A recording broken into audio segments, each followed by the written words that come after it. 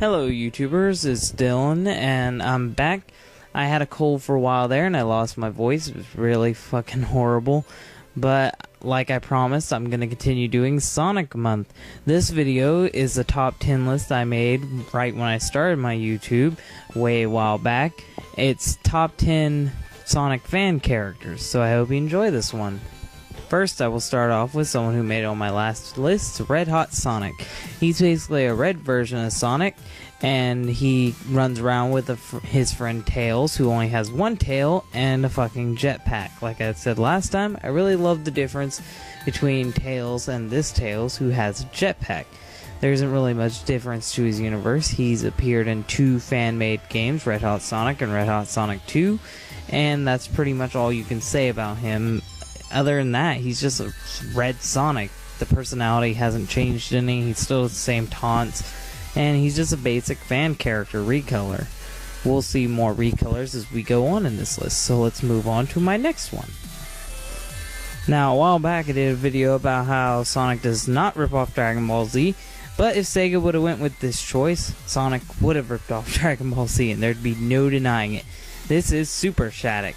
When Sonic and Shadow had to fight Nazo in a fan-made event called The Return of Nazo and Nazo, they had to fuse together. I really don't get how. I never really heard them mention that before. To turn into Super Shattuck to fight Nazo and eventually kill him. And with this, Vegito would be suing, because there's literally no difference within the personality of the hero and the anti-hero fusing together. It's basically Vegito. And that's why I really don't want to give a lot of love or shout out to this character. I actually kind of don't like him. You'll see more from that event as we go on in this list, but let's move on. And our next derptastic character is Sonic. Sonic appeared in the late 2000s, early 2010s, and he was a kid's fan drawing of Sonic. Someone took this and then made it into the derp character that parodies Sonic today. He's appeared in many memes and lulz throughout the years, and there's been several fan-made Sonic games. Sonic is literally the perfect parody of Sonic, with his catchphrase "gotta go fast," and with his friends Pingus and Nipplesy and Chalada. He will continue to make us laugh for years to come, and will continue to be a parody seen all throughout YouTube and the internet. Can you feel the sunshine? Does it brighten up your day? Well, this character sure the fuck doesn't. Another internet-made character, this time a creepypasta one, is the Tails doll. The Infinite doll character is not actually a fan character. He is from Sonic R, but his creepiness and his dark side, which is the one that hunts you down and kills you if you play the game, is. Fans have made creepy stories about this character for years on the internet, including troll pastas and creepypastas. And as for me not really seeing it that scary, a lot of people do. He's a rival to Sonic.exe and a friend to Sonic Fear. There's a lot of stuff I could go on about this character, but that's just the basic gist of it, because I plan on doing a video later on.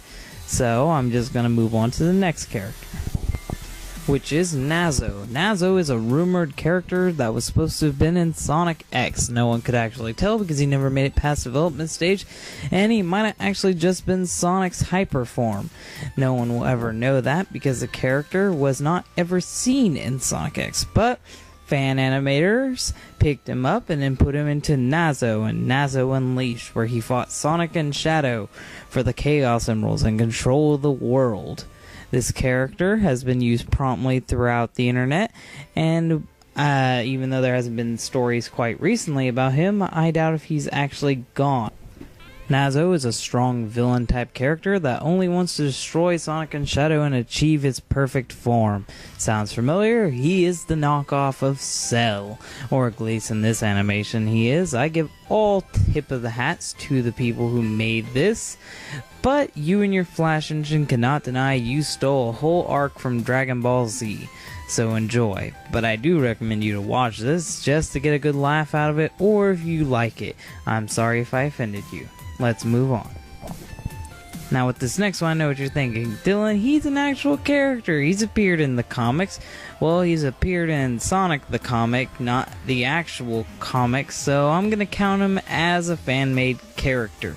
And how many of these totally original characters can you have until it's just continuity to the game, so I'm counting him as a fan character. If you don't like it, you can suck it.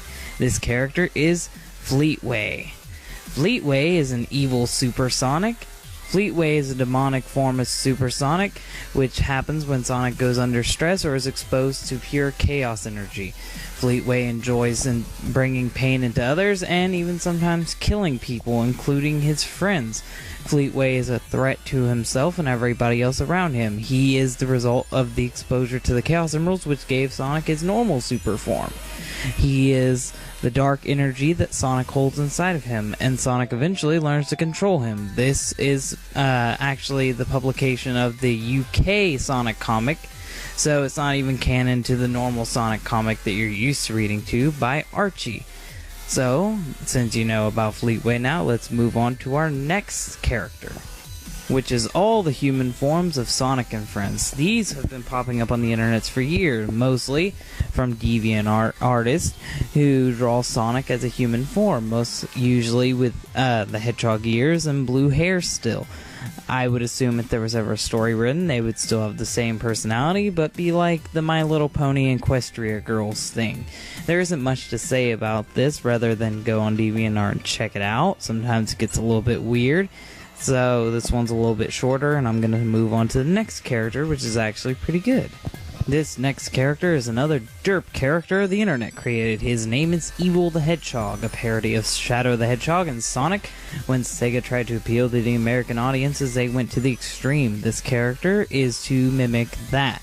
His mom is Angelina Jolie, and she sends him out on a quest to kill his brother, but first, he must kill him. She orders him to kill her.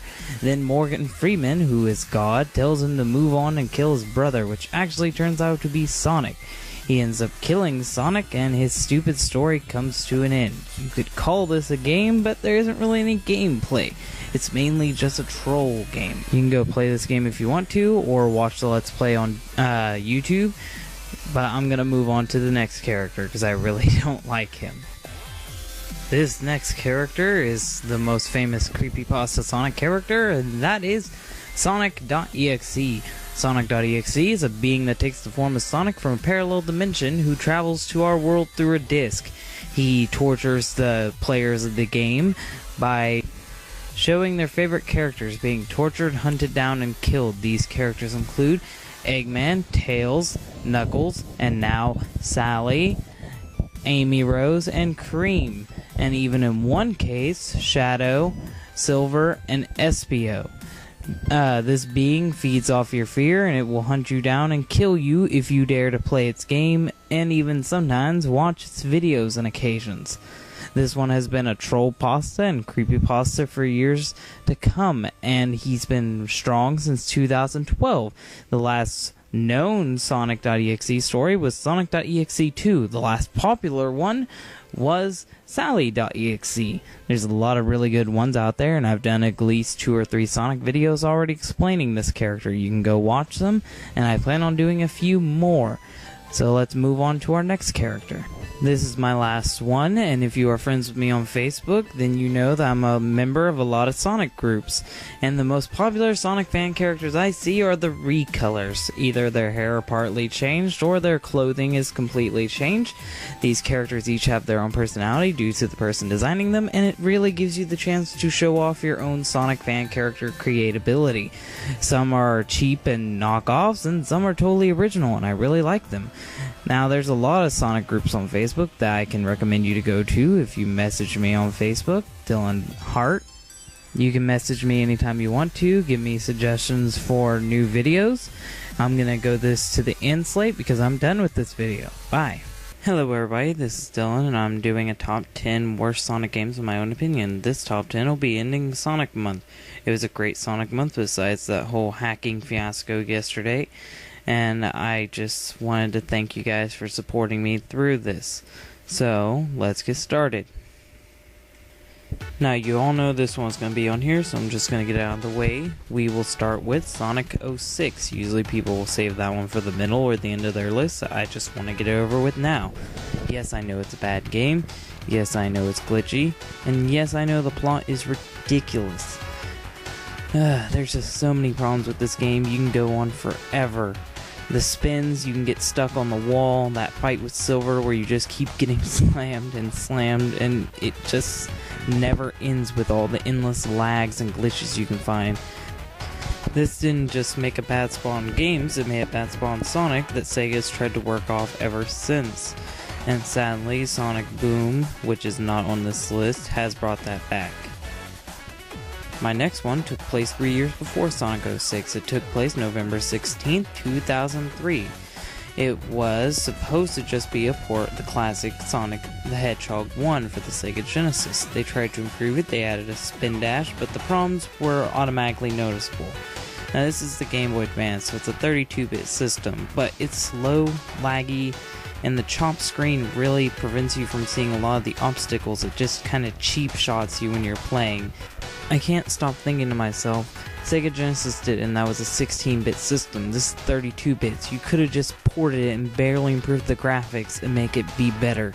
But instead you try to do whatever it is you tried to do and horribly failed. And it's just amazing to see what is just supposed to be a port not be as good as the original. Moving on, the next game I've picked is Sonic Drift 2. Now this is a Mario Kart-like game released in November of 1995. Now the problems with this is that it's a 1995 game, which means that it came out after Mario Kart. But it plays like 1980s pole position, and all you really gotta do is just turn when the signs tell you to turn, which I know Mario Kart outdid, and a lot of other GBA racing games outdid. It just feels like this one was kinda outdated from the start. Yeah, they had more characters than Sonic Drift 1 did, but that didn't save it. It was just already too late, and America didn't even get Sonic Drift 1, so I really didn't see the market besides people who already had Mario Kart.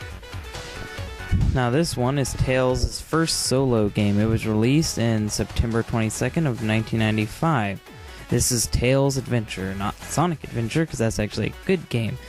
The problems are is that you don't get enough health, and you level up way too slow, and the first level is way too hard to just be thrown into. The enemies are annoying, and you have this little bomb that you can throw, and you can only throw it at a certain arc. And it's just like the Angry Video Game Nerd says, that arc will fucking torture you. You can fly for a little bit, but I couldn't really get why the momentum of the flight was so small. Not to mention, this game, Tails waddles like a freaking penguin. Now, in Sonic 2, he wasn't as fast as Sonic, and Sonic 3, he wasn't as fast as Sonic, but never was he this slow. I thought Sonic games were supposed to be all about speed, momentum, and platforming. This game is just underwhelming at most. It's not necessarily horrible, but it's a dull, bland experience with a lot of brown colors and just a boring plot altogether. Now this game is the bane of my existence. I spent $15 on this game when it was still practically new. I popped it into my Wii. I had just gotten a Wii 2 months beforehand, and then here comes the problems. Not only can Sonic only run forward and not turn around, he's freaking impossible to control with this Wiimote. It's just so difficult, and the most mundane task, like just flicking the Wiimote up, seems impossible. You have to have perfectly charged batteries, you have to have the right you have to have like a certain brand of Wii remote. Those off-brand ones won't work. The way they made this game, I can understand why the storybook series didn't last. Like, literally, you're just endlessly running forward and swinging the Wiimote like an idiot, swinging what you can call a sword. Oh, you didn't know Sonic had a sword? Well, this was one of the storybook games. Storybook games was when Sega completely ran out of ideas and decided, fuck it, we'll put them in well-known stories. They did Arabian Nights, and they did Camelot. They were going to do a third one, but this series didn't last. You can obviously understand why. Just give it a playthrough. I really advise it. People say that Sonic 06 is hard to play through. I had easier time getting through Sonic 06 than I did this game. I'd have an easier time drawing Sonic with a blindfold on while strapped to a rocket flying to outer space being gnawed at by sharks than I do playing this game. This game is awful. Not only was the idea of this game stupid, the story of this game was stupid. Sonic just gets warped in by this Merlin chick because an evil King Arthur, corrupted by his sword, has taken over her land, so now Sonic's duty is to stop him. Sonic has no right to stop him. She just popped him out of nowhere and said, "Do this. I don't know you, girl. I don't care about you." And that's just how I see the whole storyline. And other Sonic characters get brought in because I guess just happening. Kind of reminds me a lot of Sonic X in ways, because they just end up popping in the same place with hardly any explanation besides, ooh, a magical portal. I need to move on from this game before I rant for too long. The next one I won't go into much detail because it was just a Happy Meal toy, but I still expect a little bit of quality from a Happy Meal toy. These are the 2003 to 2005 Happy Meal toys that Sega released.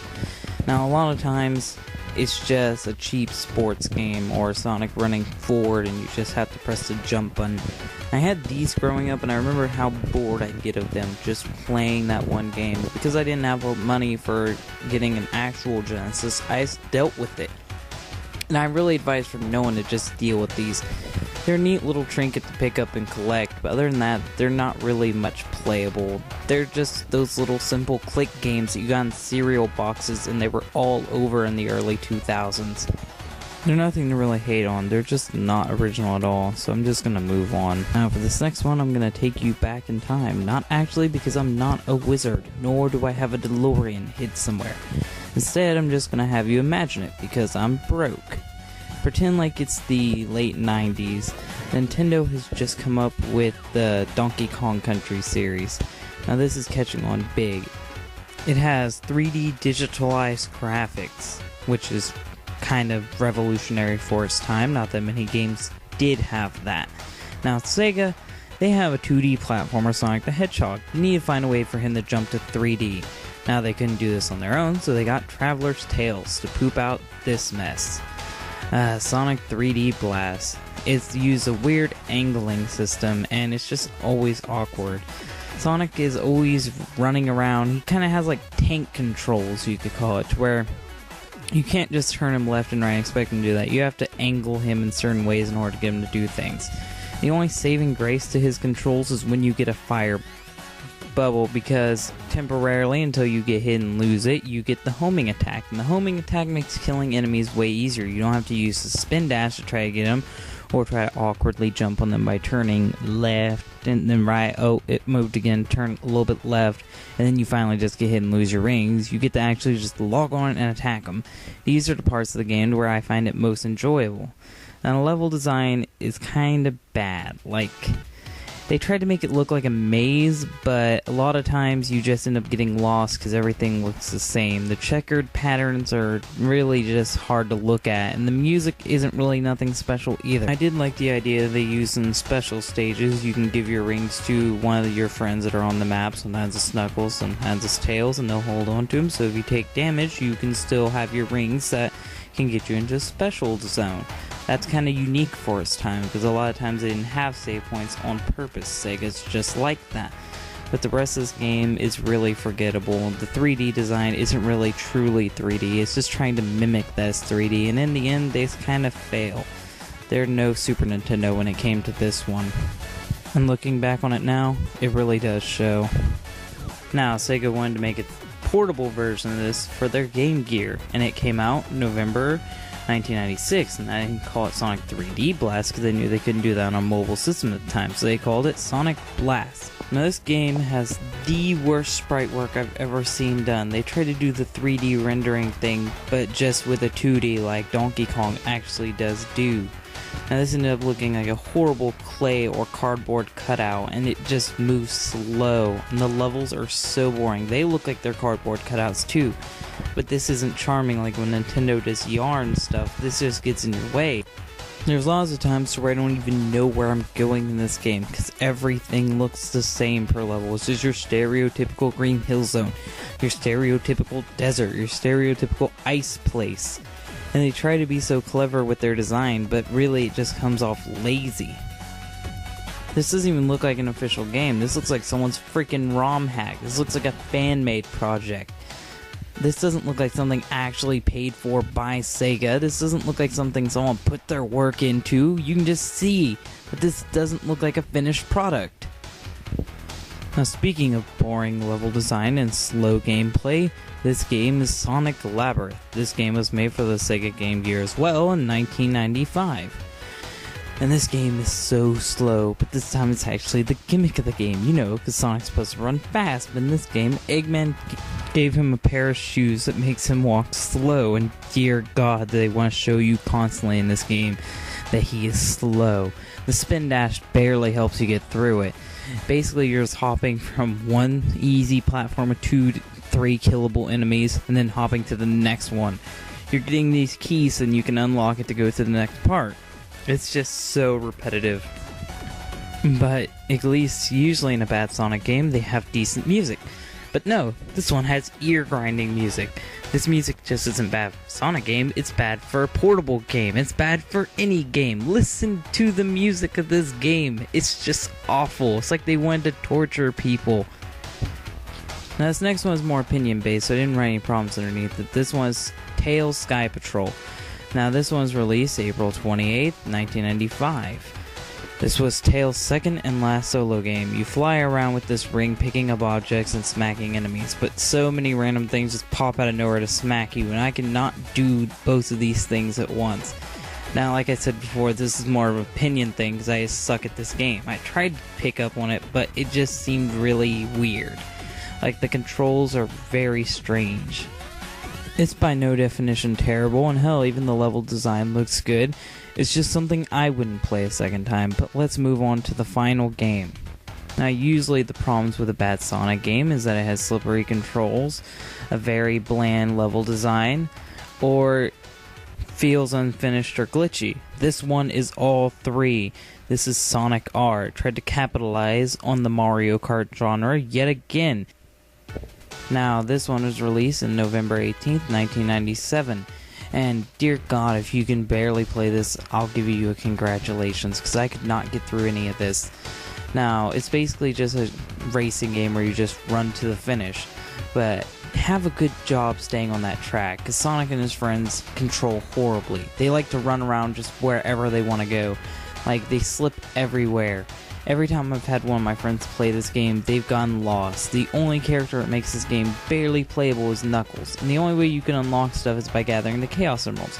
But you have to know where the Chaos Emeralds is, go find them, get them, and win the race, because if you don't win the race with the Chaos Emerald, they'll take the Emerald away from you. That is the cheapest thing ever.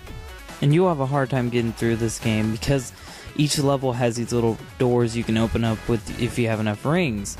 But everybody's always constantly stealing the rings, and everybody knows the level design and you don't. And no matter how many times you spend wasting on this game, you never really get much better. It's more luck than it is skill, I swear. This game is why I blame the Saturn for failing, because all they had in the Sonic category was this game and yet again Sonic's 3D Blast. Sega's made a lot of mistakes throughout the years, and maybe I'll do another top 10 soon. This has been Dylan, ending Sonic Month. Thank you guys, goodbye. Hello everybody, this is Dylan again, and I'm doing a top 10's list. It's been a while since I did one, and this top 10's list is top 10 forgotten Sonic characters.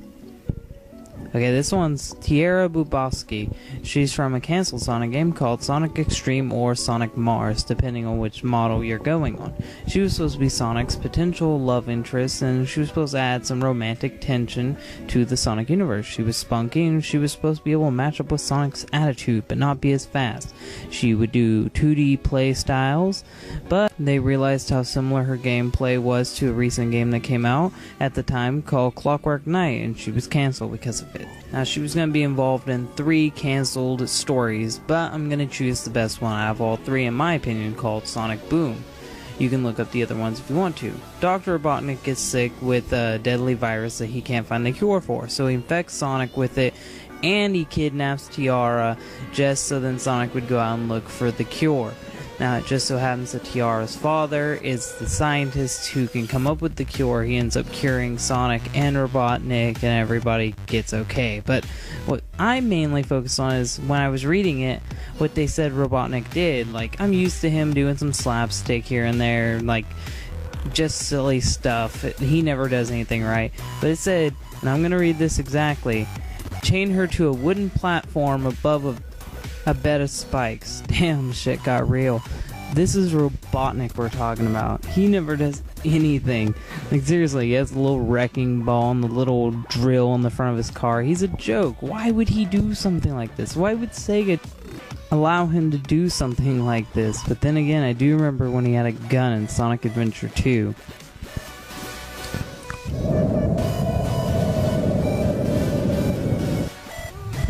Throughout the years, Sega's added plenty of cast to the Sonic roster, and unfortunately a lot of them go on to be forgotten. One of them is our next one, Bark the Polar Bear.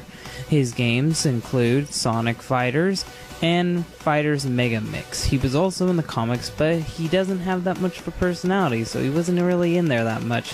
He's a tough powerhouse with really strong punches, and I hate fighting against him in the game. So that's all I can basically say about this guy, because he didn't really have a personality. He was just an arcade character.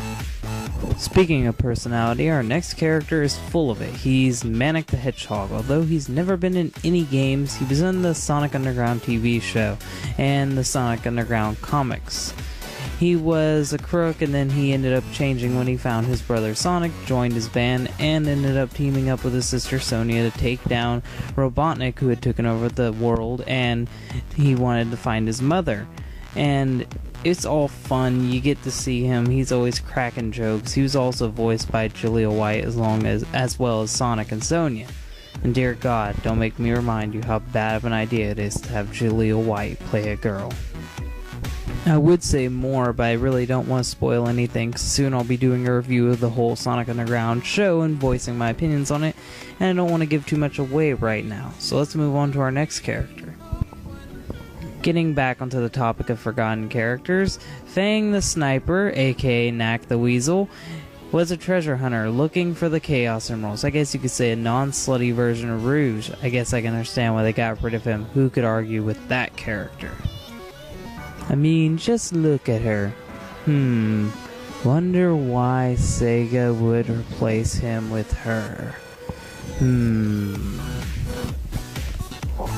Well, I have no fucking clue why, but we need to get back on to talking about Fang.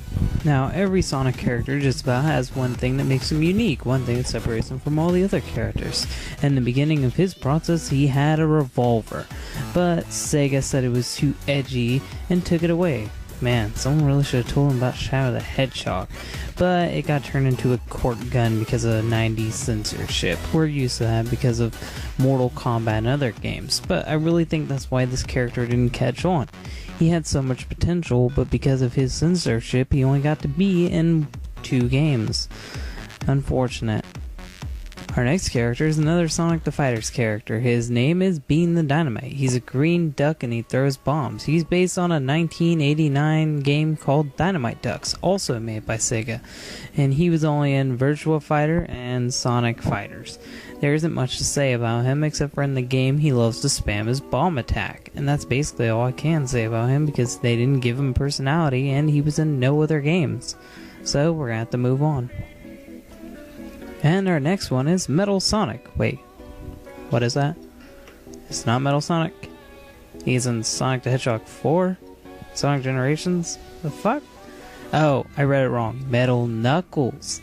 He's basically the exact same damn thing, but made by a least popular Sega character, Knuckles. And he was only in Sonic R and barely made a mention in the comics. In case for you guys who don't know, Sonic R is a crappy racing game trying to take the style of Mario Kart, and it horribly failed. So, as I said before, this character also failed. And our next one is Ray the Flying Squirrel. He was only in 1 game, no TV shows, and he's not really that important. The only game he was in was Sega Sonic, and that was an arcade game not released in America. He's only came to the public recently because of fan-made games to where he can actually be playable. He reaches his arms out in the air and he can glide. Other than that, it'd be more useful to have Tails than him around. He soon became outdated, along with Mighty. but he is seen in Sonic Generations as a missing poster. I think that's the closest he will get to having a full-length 3D appearance. And our next character comes from a game that I never played when I was little, so excuse me if I'm not that good on his detail and don't give a lot of information about him. He is Jet the Hawk. He is a 14-year-old leader of the Babylon Roads, aka the legendary Windmaster. He is the master of extreme riding. He's cocky, bash, and arrogant, and prideful of his skills. He slacks off and doesn't take his role seriously. He wants to be rich, and he hates losing, which makes his personality seem to clash with Sonic. And maybe one day I will play the Sonic Riders games, because that's the series that he's from. Other than that, I don't know much else about him. He's Green Hawk guy. That's all I know. So, sorry, but I'm gonna move on to the next one so I don't embarrass myself anymore. And our next one is Red Sonic, aka Mighty the Armadillo. I call him that because he is basically the swamp version of Sonic the Hedgehog put into Knuckles Chaotix because Sega was afraid that the game was gonna flop and it would ruin Sonic's reputation. Someone should have really told him that before they did Sonic 06 10 years later. Mighty is an explorer and a longtime friend of Sonic. He was even once thought to be the idea of the mascot for the Sega company, but only being in 2 games and Sonic stealing his spotlight, he soon became a mystery, disappearing from Sonic games altogether. People want him back, but I say what's even the point? We already have fucking Sonic. That's really one thing I get pissed about, is that there's these basically palette swapped characters and they're supposed to be all new characters.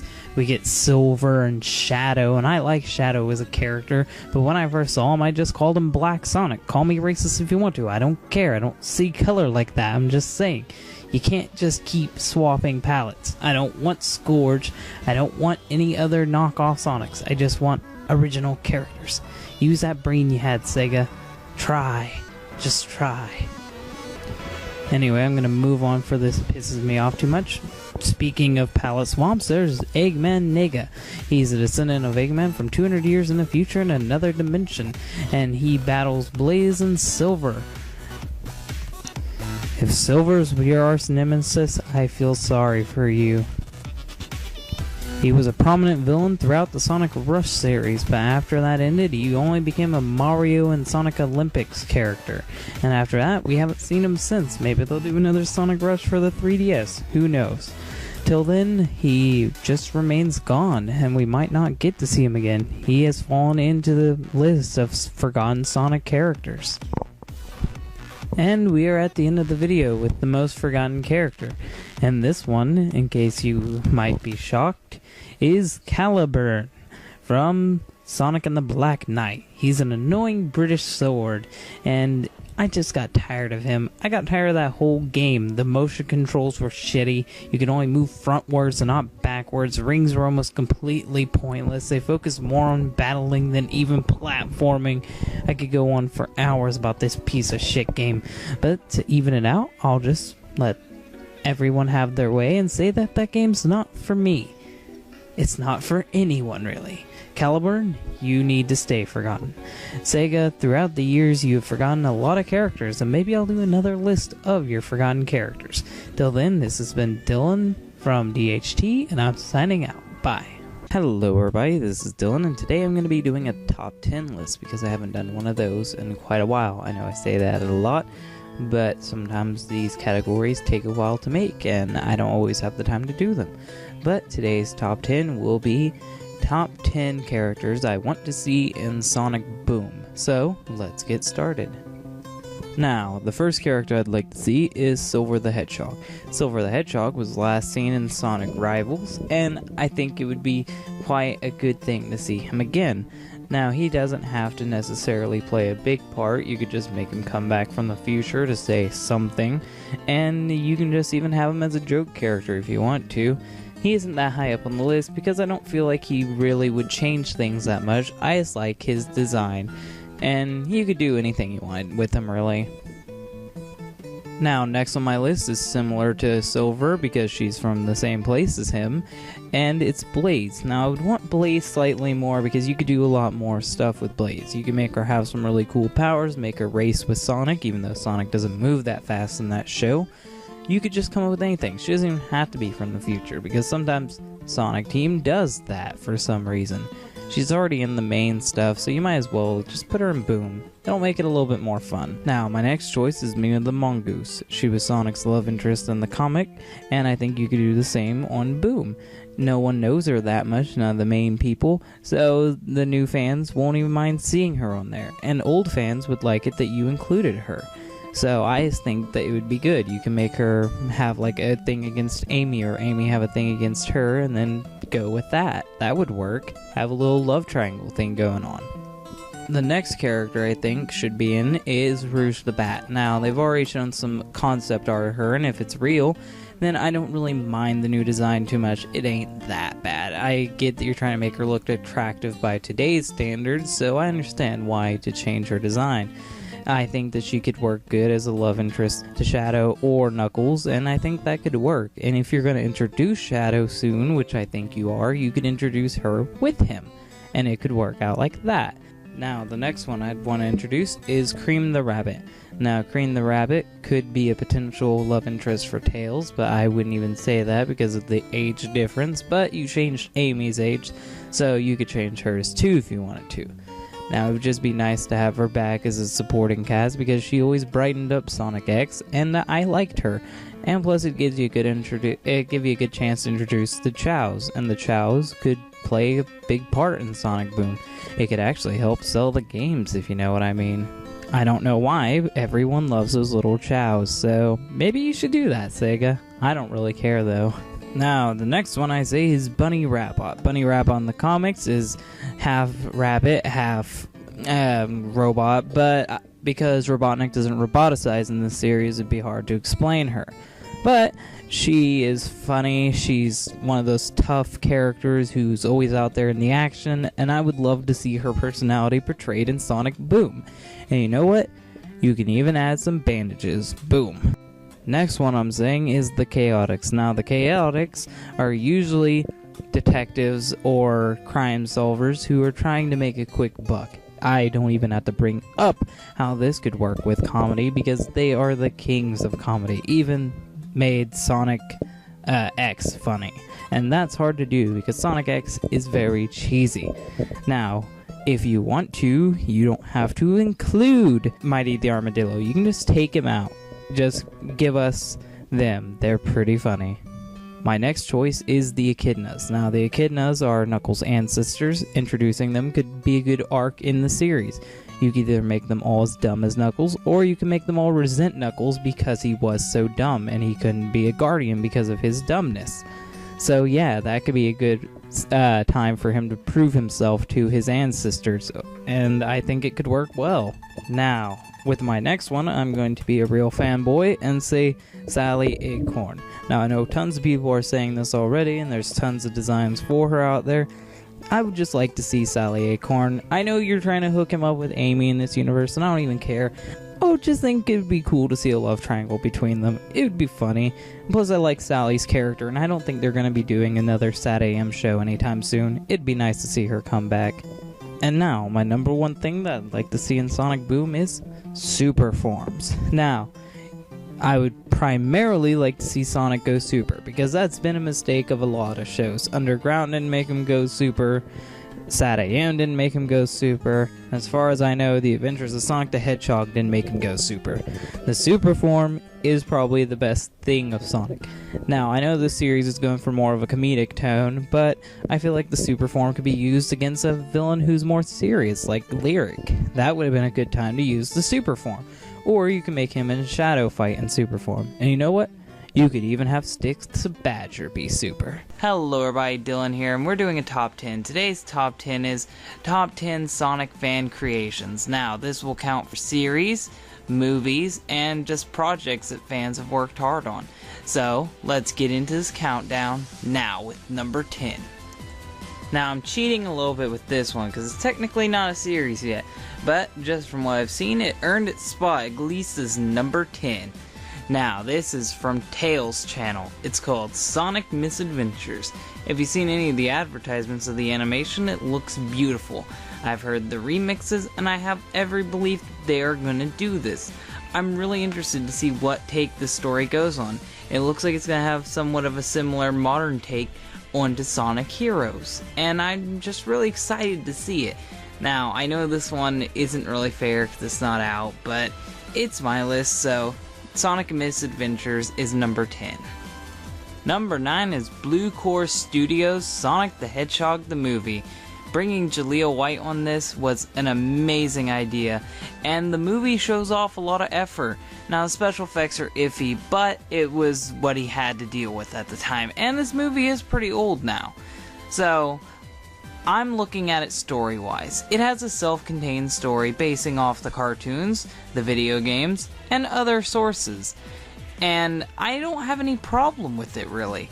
Now, I know people get all mad about the effects and how Sonic looks like, and yeah, he does need to fix how Sonic looks like, but if he was to do a sequel, I would watch it. It was actually a really good movie, and it caught the feeling of how Sonic used to act in the cartoons. It really is something for Sonic fans to watch, and if you're not a Sonic fan, just watch it for all the YouTuber cameos. Ego Raptor, Angry Video Game Nerd James Rolfe, and the Nostalgia Critic appear in this movie, and much, much more. You just gotta watch out for it. So let's move on to our number 8. Number 8 is Son of Sonic, made by Ultimate the Hedgehog 123. I just found this one this year, and so far, it's only had 3 episodes, and the episodes it's had is great. The animation is good, but you can see that he's improving still.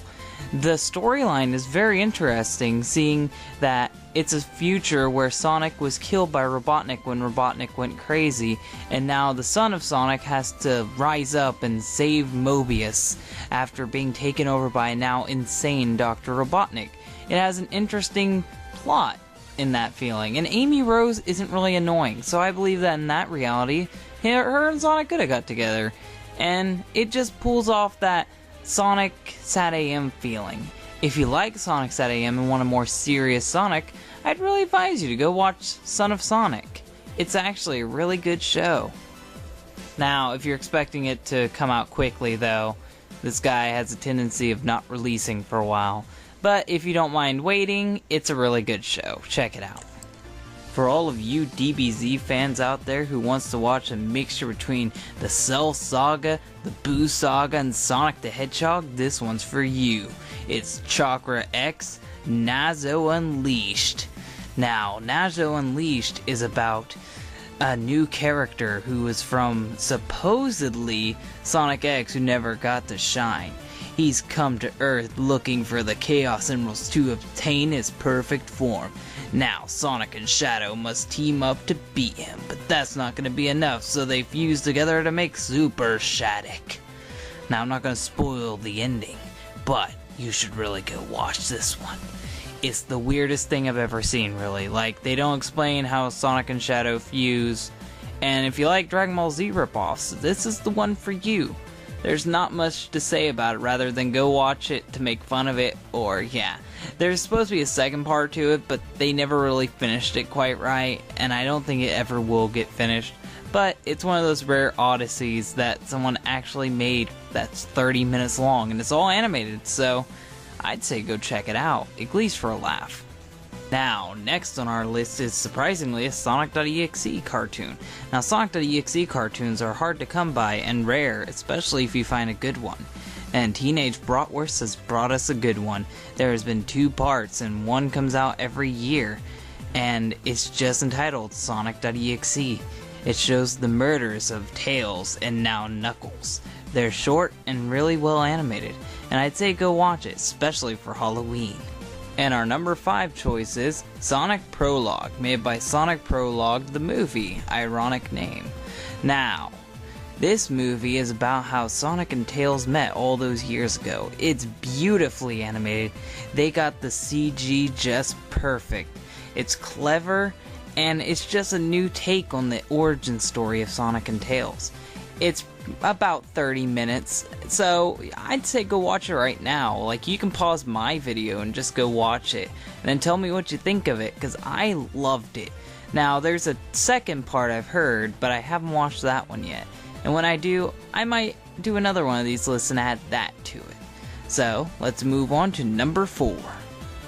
Now, I know stop motion CG has caught on with a lot of people, especially people who use Gmod, but Tails and Friends is something really to go check out.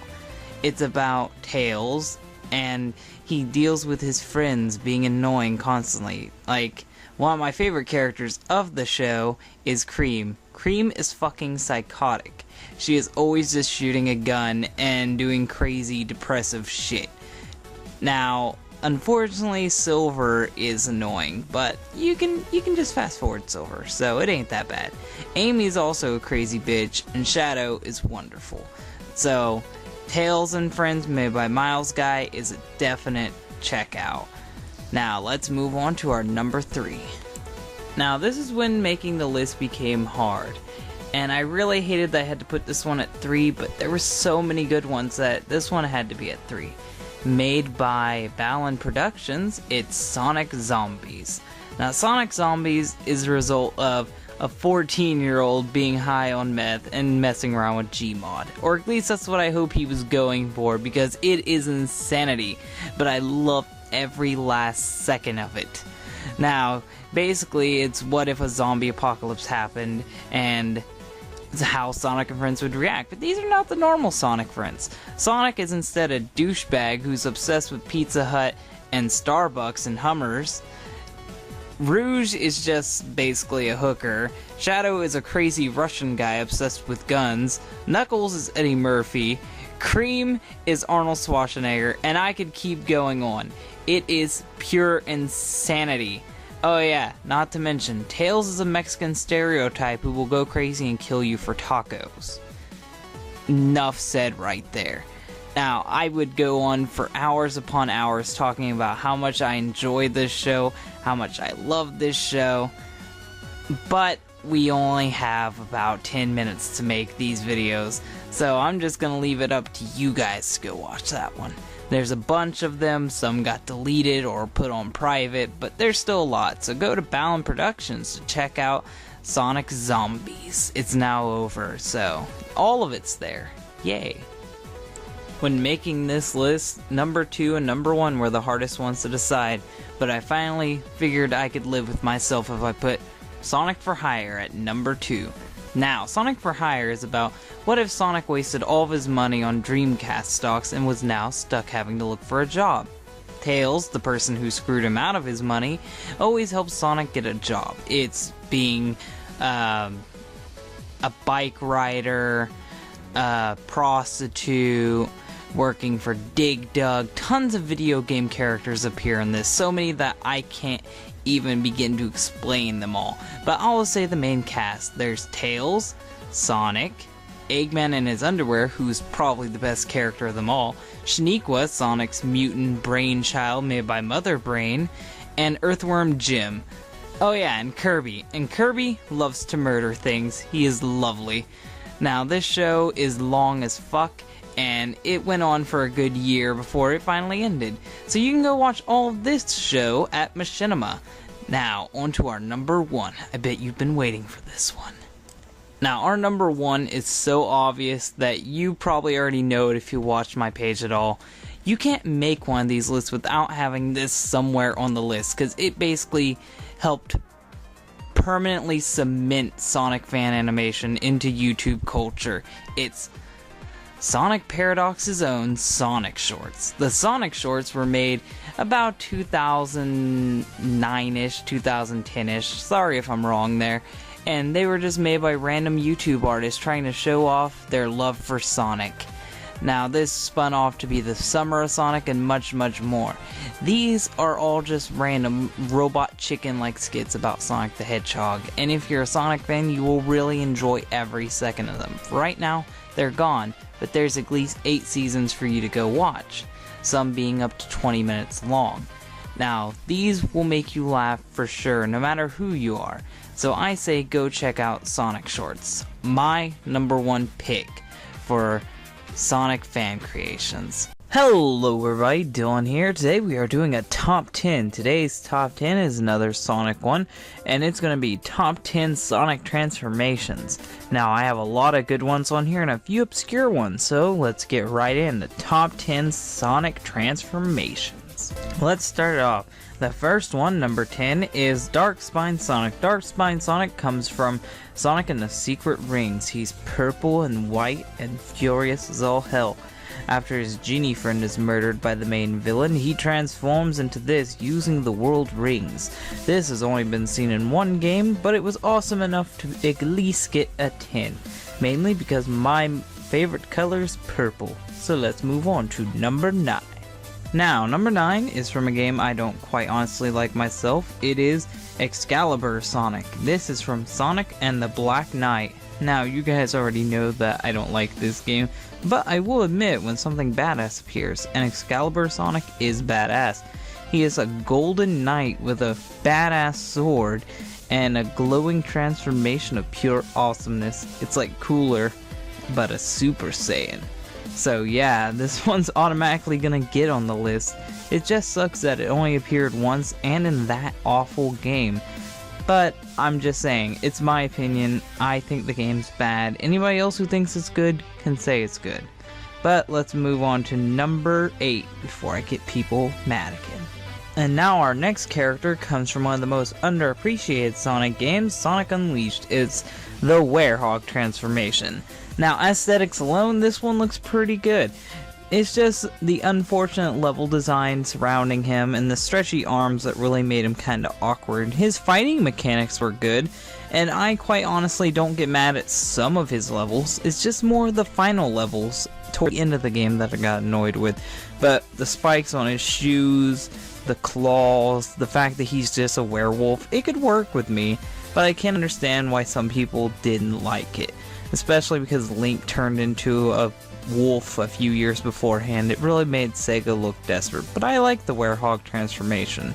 And he turns into this by absorbing Gaia energy, so it's not totally a knockoff. People just need to give this one a shot. If you haven't played Sonic Unleashed, go ahead and play it. The Werehog is a good feature, but you're more than likely just going to be there for modern Sonic. So enjoy the day stages if you do like just the day stages, and maybe you should give the night stages a shot again sometimes. He's not that bad. Anyway, on to number 7. And number 7 comes from one of my favorite Sonic games of all time, Sonic Colors. When you absorb this little alien, you turn into a giant rage monster, destroying and eating everything in your path, and it's just so fun to wreak havoc with the Frenzy Wisp. It's a really fun addition, but some people don't like it. I like it mainly because it's purple and it's just a raged monster. Anyway, let's move on to number 6. And here comes Fleetway appearing on yet again another top 10 list. This time he's on here for his transformation alone. In Sonic the Comic, the British comic, he is a dark transformation of Super Sonic. And slowly he becomes his own independent being. I love this idea of a darker Sonic, and I love his crazy eyes. Just his design alone is fun, but seeing how the character redeems himself and the way Sonic's character is affected by it is just really cool. And if you haven't read the comic, give it a shot. Fleetway is definitely a reason to read it, and he deserves the number 6 spot. Let's move on to number 5. Now, number 5 is the best thing to come out of Sonic X. It is Dark Sonic. After seeing how his friends was treated by the Meta-X, Sonic turns into a dark, chaotic form of himself. Now, this is possibly the coolest thing I've ever seen. I really wish it'd be brought over to the games. It's basically Super Sonic, but made purely of dark chaos energy. And it's just sad we never get to see it again, but in one episode of Sonic X. Anyway, that was Dark Sonic. On to number 4. Now, number 4 is one you guys probably haven't heard about. It's the Elemental Supersonic Transformations. Now, first I'm just going to give you a little bit of a backstory on this, then I'm going to explain each transformation and how they were made. Now, Nate Morgan, a character who is a scientist in the Sonic Archie comics and who looks like Morgan Freeman, created a Super Emerald and a bunch of rings that Sonic used to obtain these transformations. So, let me get into these each one. Now, the first time Sonic was running around the Earth, he ran through the polar ice caps. Now, this caused Polar Sonic to be made. His supersonic transformation changed with the type of environment he was running through, giving him ice powers, as you can see down below. This would have been a really awesome thing to see otherwise, but it only appeared in this one issue along with the other elemental transformations. So, let's move into the other two. Solar Sonic is a brown supersonic who was also affected by running through the desert. And finally, Eco Sonic. Eco Sonic ran through the rainforest and turned into a green Sonic. He is probably the lamest of all of them, because really, who would want the powers of nature? But whatever. So, created from this Super Emerald were 3 transformations: Polar, Solar, and Eco. And after that, he managed to go into his perfect transformation, which will be brought up later. After perfecting those 3 super forms, he turned into the best and perfect form, Ultra Sonic. Created from that Super Emerald, created by Nate Morgan, Sonic's new form is basically his base form, but he is made completely of magic aura. And I would love to see this Sonic come into play in any of the video games. Just those rings surrounding him and the stars, it reminds me of when he hits an invincibility box in the original games. It just looks so cool. I'd really advise you to go read this comic. It's made before the Super Genesis wave though, so you might have to look it up. We might talk about this guy later on in my other videos. So let's move on to number 2. Now, like with all of these, the hardest ones to pick is always 2 and 1. Now, these 2 are honestly my favorite transformations, but in the end, only one can be the number 1 spot. So number 2 is Hypersonic, premiering in Sonic the Hedgehog 3.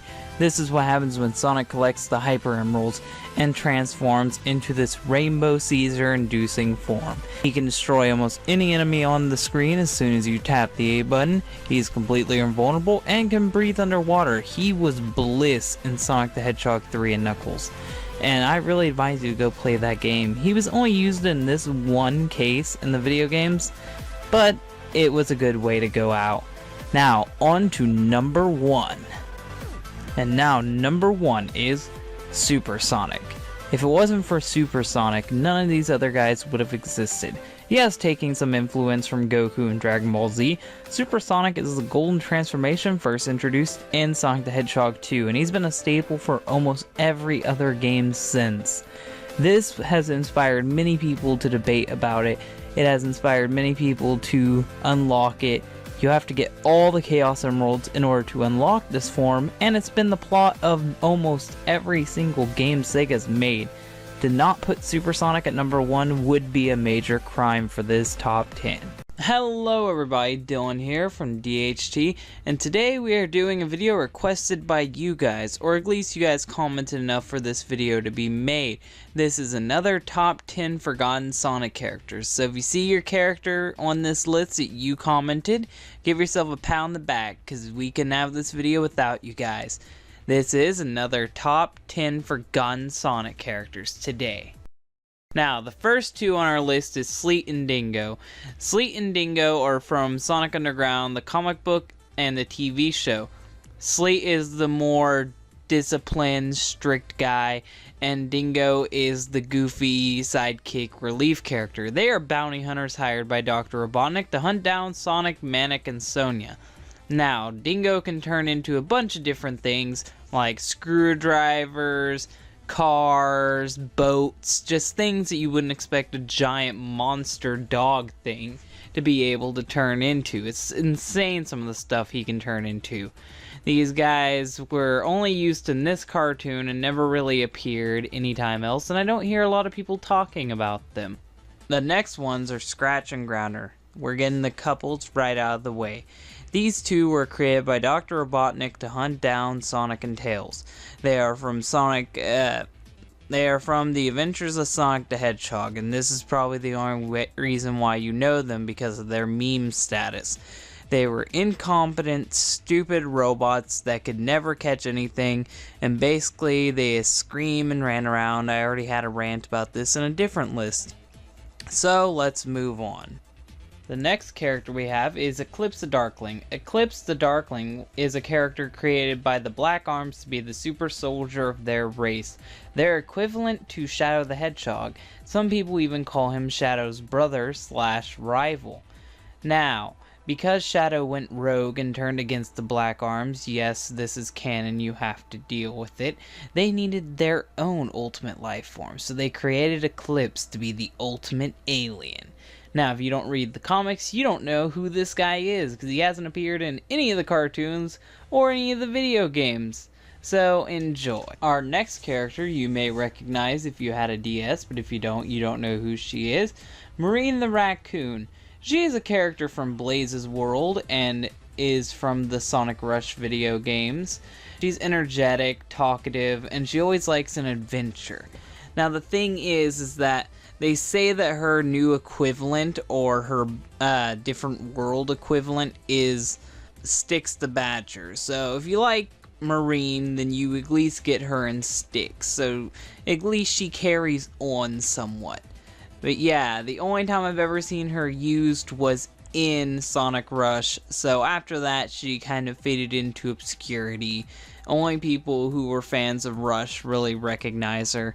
And she wasn't even in a lot of the Rush titles. She was in like maybe 1 or 2. She's a sailor and she has like different types of boats that she likes to go around exploring the waters with. I actually didn't really like those segments too well. But anyway, yeah, that was Marine the Raccoon. Our next character is Honey the Cat. Now, a lot of you might not know who Honey the Cat is. Honey the Cat appeared in the HD re-release of Sonic the Fighters, and that was the only game she ever appeared in. She wasn't even in the original Sonic the Fighters or the one that was released on the GameCube. Now, in Sonic the Fighters, she has no story because there's no real character development in that game. But in the comics, she's a CEO of Honey Clothes Company. So at least she gets that. Other than that, she's not really a major character in the comics, and they don't really build on her character that much. So yeah, we're just gonna have to accept there's not much to her, and she never really appeared that much again, so she kind of fell into obscurity. Our next character is Shade the Echidna.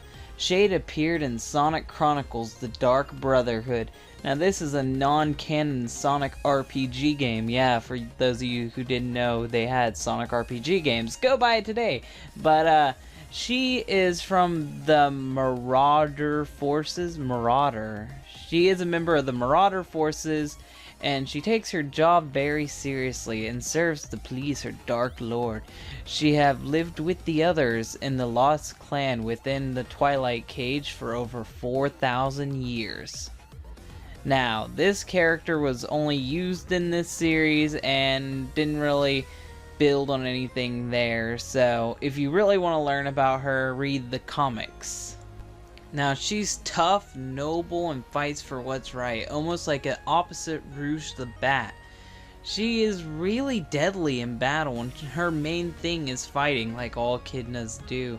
If you really want to learn more about her, I say yet again, read the comic books, because they build a lot more on her character, and way too much for me to just keep rambling on about her in this video. But yeah, other than that and her few appearances in the comics, she's really kind of obscure in her own right, which is a shame because I really like her as a character. Now, our next character is Tikal. Tikal is a 4,000-year-old spirit and a former member of the Knuckles clan. Her father was a destructive man and she always opposed him. She befriended the local Chow of the Chow Garden and Chaos. Chaos is the guardian of the Chow. Well, one day Chaos went on a rampage and tried to destroy her father, so she sacrificed herself in order to stop him. And later, when the Master Emerald was broke, she was set free and she helped Sonic and friends stop Chaos once again. After that, when Chaos calmed down, her and Chaos left and she was never seen again. So if you didn't play Sonic Adventure, which I know a lot of people still haven't, you don't really get a chance to know who she is. If you didn't play Sonic Adventure, a lot of you might not know who Tikal is, so go play Sonic Adventure so you can learn about this character and her story. Our next character is Sonia the Hedgehog. Sonia the Hedgehog is from the Sonic Underground comics and cartoon show.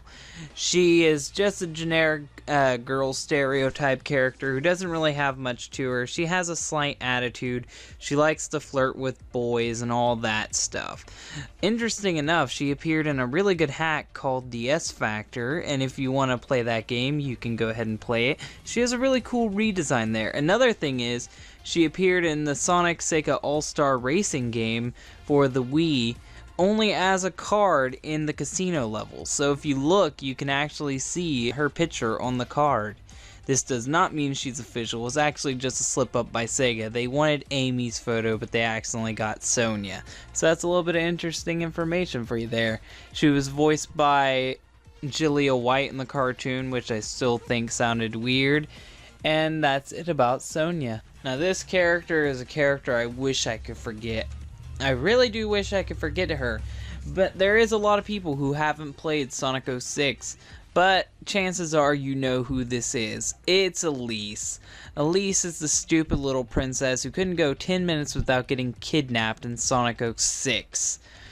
Her and Sonic are more friends than a relationship in my opinion, but even with knowing that in advance, it's creepy. I don't like Sonic 06, I don't like the kiss Elise gave to Sonic, and her whole purpose in the plot was pointless when everything got reversed in the end. So Elise, you're kind of forgotten because people want to forget Sonic 06, and really people want to and should forget you. So let's move on to our final character. Now, our final character is one you probably never really would have guessed because she didn't appear in any of the games.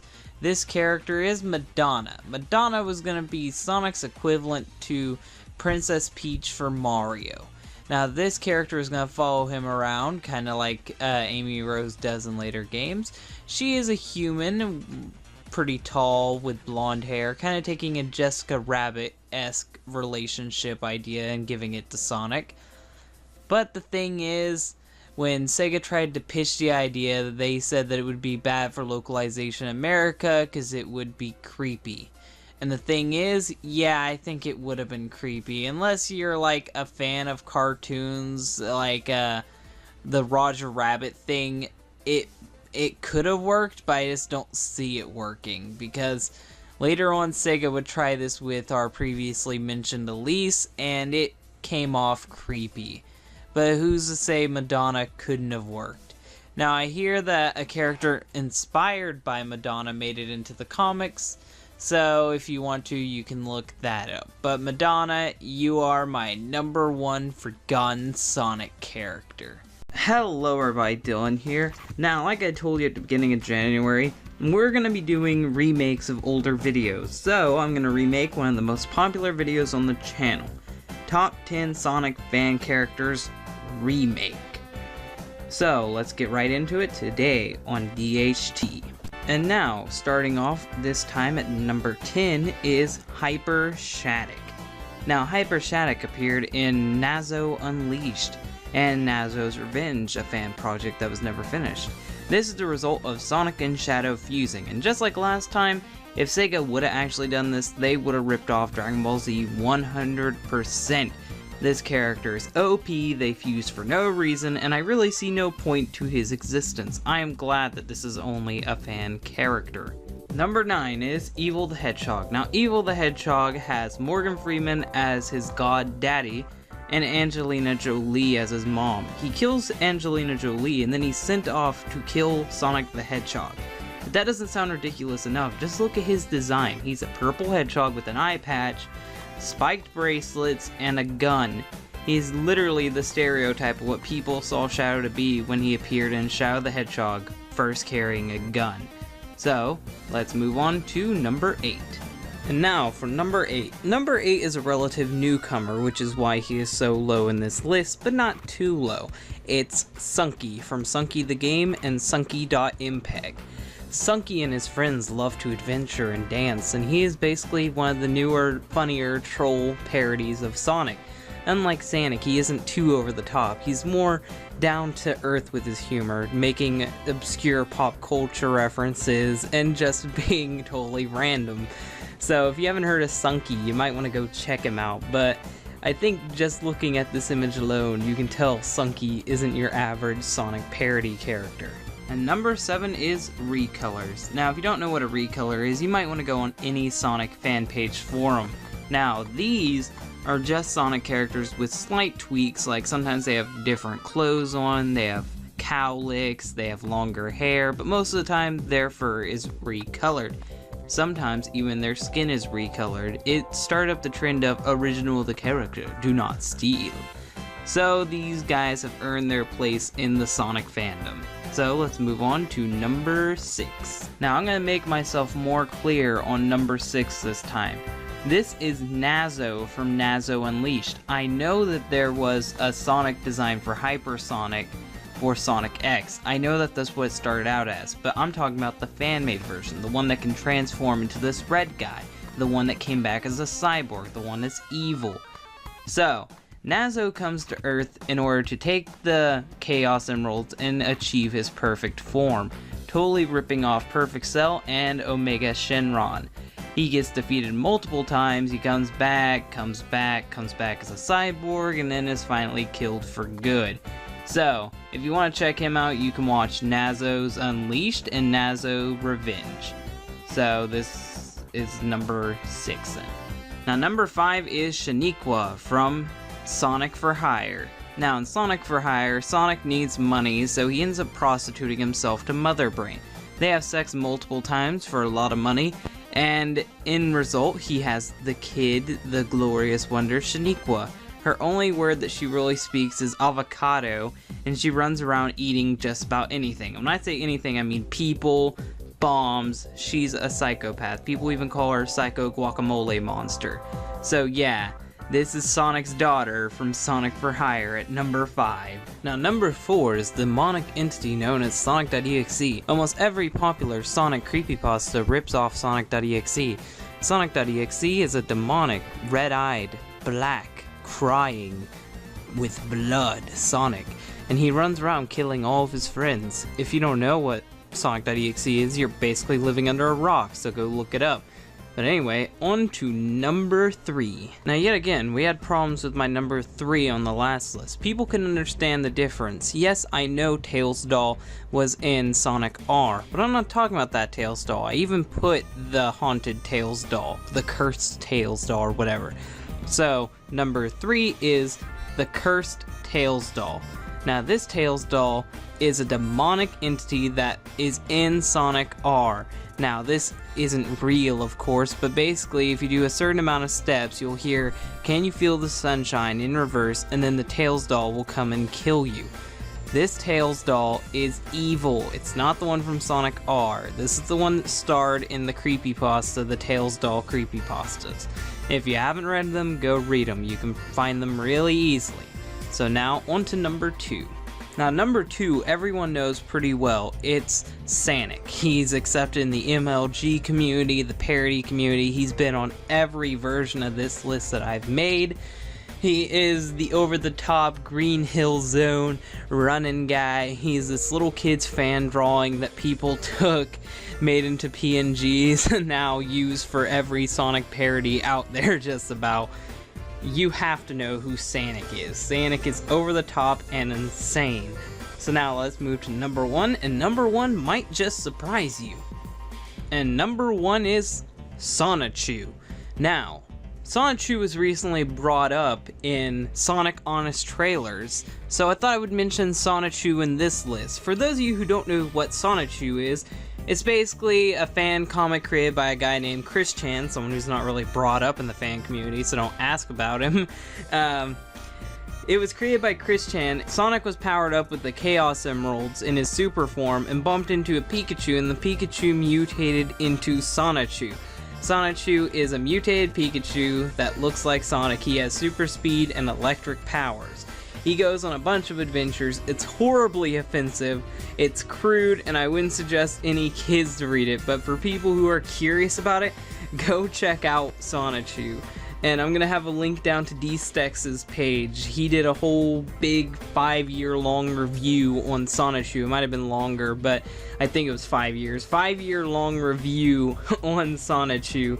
So you can go watch every issue. He'll read them right then and there. He'll tell you everything you need to know about Sonichu. But Sonichu is my #1 fan character of Sonic because I had so much fun reading Sonichu and reading its ridiculousness and reading the parodies of Sonichu, learning about the trolling, the Chris Chan stuff. It's just all awful, but yet fascinating. And I might be doing some more stuff about Sonichu later. So yeah, Sonichu gets my #1 Sonic fan character this time. Hello everybody, Dylan here today. There's been plenty of good Robotnik sidekicks or Dr. Eggman sidekicks throughout the years. Some very clever and creative, and some not so much, and some you just wish would go in a corner and die. Today we are going to be talking about my top 10 of those. So let's get into top 10 Dr. Robotnik / Eggman sidekicks today on DHT. Number 10, coming straight out of Sonic Sat AM, the cartoon show, Cluck. Cluck is more of a pet to Dr. Robotnik. Dr. Robotnik has him on his shoulder. Cluck sometimes try to peck at Snively and other people who break into Dr. Robotnik's lair. Cluck is the chicken that appears in Sonic Spinball that flies around and tries to damage you. Cluck is menacing and doesn't really do much to the show, but it's always kind of funny to see him hopping around doing mean stuff. So let's move on to number 9. Number 9, they've been on here before, Scratch and Grounder. I'm just gonna say they're from The Adventures of Sonic the Hedgehog, they're annoying, blah blah blah, let's move on. Number 8. Sleet and Dingo. Sleet and Dingo are Dr. Robotnik's hired goons in Sonic Underground. Dingo can turn into just about any man-made object he wants to, like boats and possibly even a chainsaw if he wanted to, with making him probably one of the most deadly things that Robotnik has working for him. And Sleet is a sly, cunning, manipulative type guy, and he'll catch you off guard and try to trick you every bit of the way. These two are very interesting from character designs to their attitudes themselves, and they're fully fleshed out characters.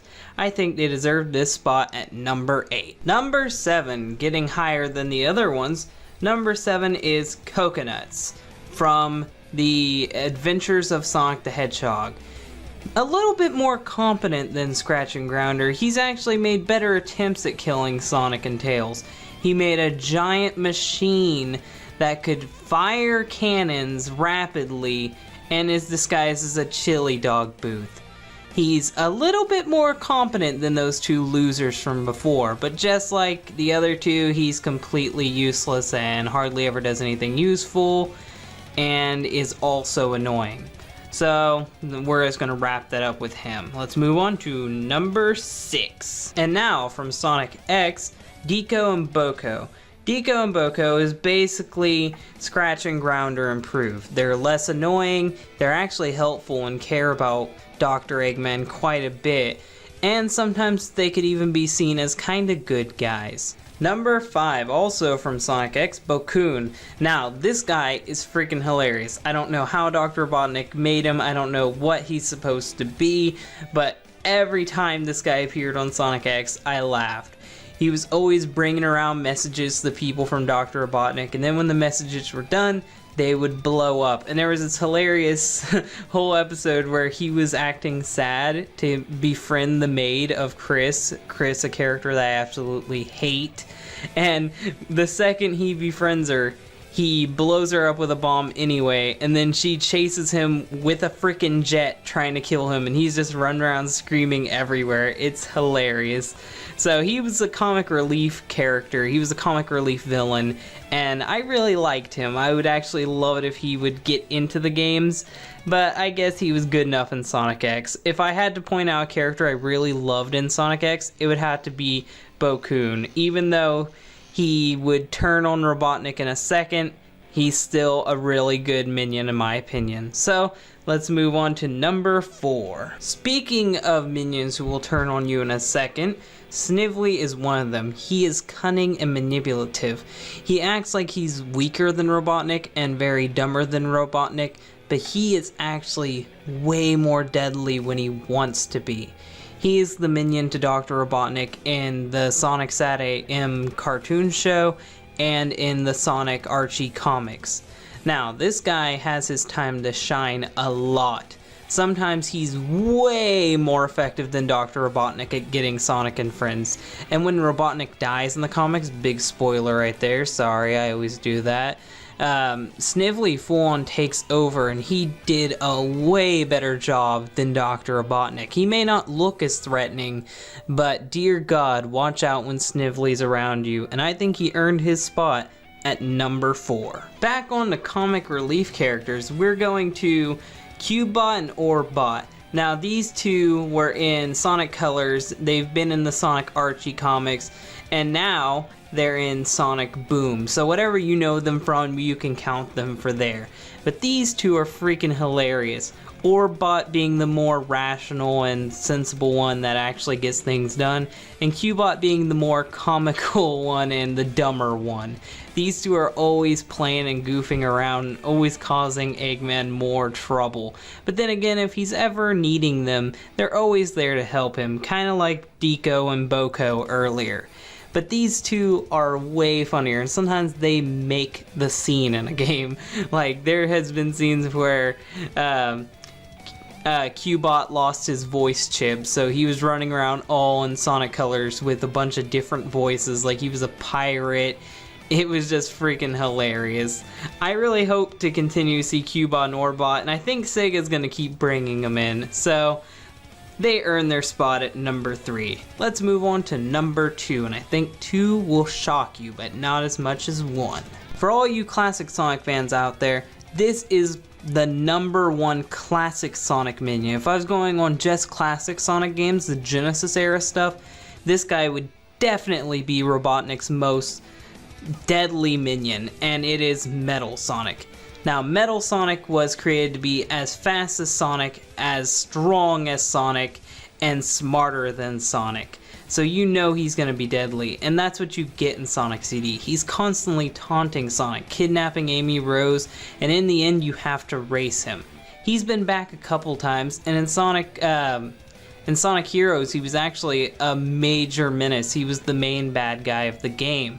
He's been reduced down to lower in the more recent games, but he's come back in Sonic the Hedgehog 4, Sonic Generations, and Sonic Boom. So it's glad to see that he's still a mainstay sidekick in today's shows. So let's move on to number 1. And number 1, he's been possibly one of the most deadliest Sonic foes since Sonic Adventure 2, it's Shadow the Hedgehog. Now, he may have not been Robotnik's minion or sidekick for long, but for the little bit of time that he was possibly the most deadly and overpowered thing in existence.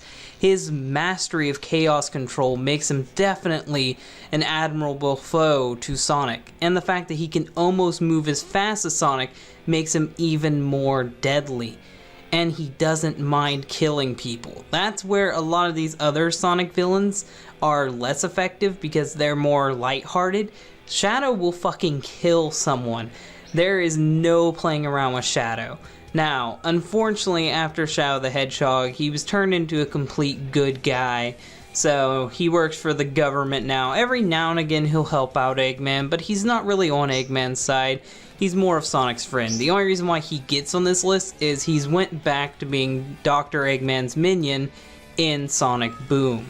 Hello everybody, Dylan here today, and last time I did my top 10 least favorite Sonic characters. Now, some people took the video a little bit personally. I was just mainly doing the video to get my opinion out there. I don't hate any of the characters. They were just characters I didn't like so much. Well, this time I am doing my top 10 favorite Sonic characters, and the same disclaimer can be put here. I'm not saying that you have to like these characters, they're just my favorite characters. So let's jump right right into my top 10 favorite Sonic characters today on DHT. Now number 10 is my favorite out of the Chaotix. It's Vector the Crocodile. Now Vector the Crocodile is a sly con man who just wants to make money. He's not really a good guy, he's not really a bad guy, he's on whoever's side that's paying, and that's why I like him. He's an annoying character, but not too annoying. I like that he's always rocking headphones and not even really paying attention to anything. He wasn't in a lot of games, but the games that he was in, I really enjoyed him in, and he never stayed around too long, meaning that he was a comic relief character, but not an annoying one. That's how you do comic relief characters. So let's move on to number 9. Now, number 9 is a character you don't really expect me to like, but I do.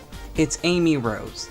Now Amy Rose, I like her as a character. She's always trying to get with Sonic. She's like Sonic's fangirl, but we all know she's never gonna get with Sonic. But that doesn't deny the fact that it's really cute that she tries to, and sometimes her being psychotic and chasing him actually helps him out, like when he gets trapped somewhere and she just so happens to be there to free him because she was stalking him. I like the little thing they have going on where he runs away from her and she keeps chasing him even though he doesn't like her. I wouldn't want this to change anytime soon, and I really want her character to have a bigger role in games, because it seems like since Sonic Adventure 2 and Sonic Heroes, we haven't really had her as like a main role. She's only just kind of been there. And one thing I always noticed about her is she never really knows who Sonic is. She just tackles any hedgehog nearby. Like she tackled Shadow, she tackled Silver, and she even tackled the Werehog, which is Sonic but looked nothing like him. So yeah, I think she earned her spot at number 9. Now number 8 is one of my favorite Eggman sidekick-like characters. He is Metal Sonic.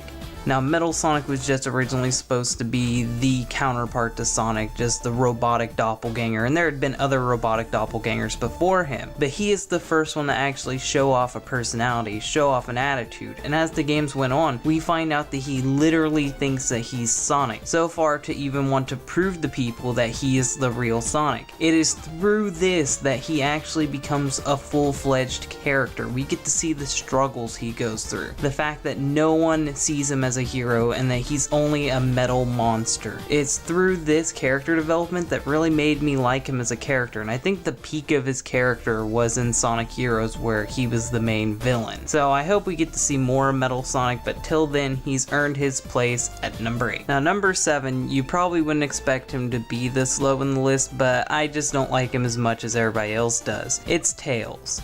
Now, Tails is a really good Sonic character. He's been there since Sonic 2, being Sonic's friend and always helping out, and he's contributed major things to the plot of every Sonic game. It's just I feel like his character has taken a toll from just being Sonic's best friend and helping out to being more of a wisecracking smartass who always has to point out how smart he is. This is mainly shown off in Sonic Colors and Sonic Lost World, but it does add some more development to their friendship. Like, it shows that their friendship is more real world friendship. Like, they argue sometimes, but they're still best friends. It's just sometimes I can find him annoying, and him not being a playable character that often, it really makes me start to not like his character that much, because I would really like him to be playable, but it's just the fact that he's not really exposed to being a playable character. The last time we got him as a playable character was in Sonic 4 Part 2, and I really liked that game because the teamwork mechanics work perfectly and actually make him useful.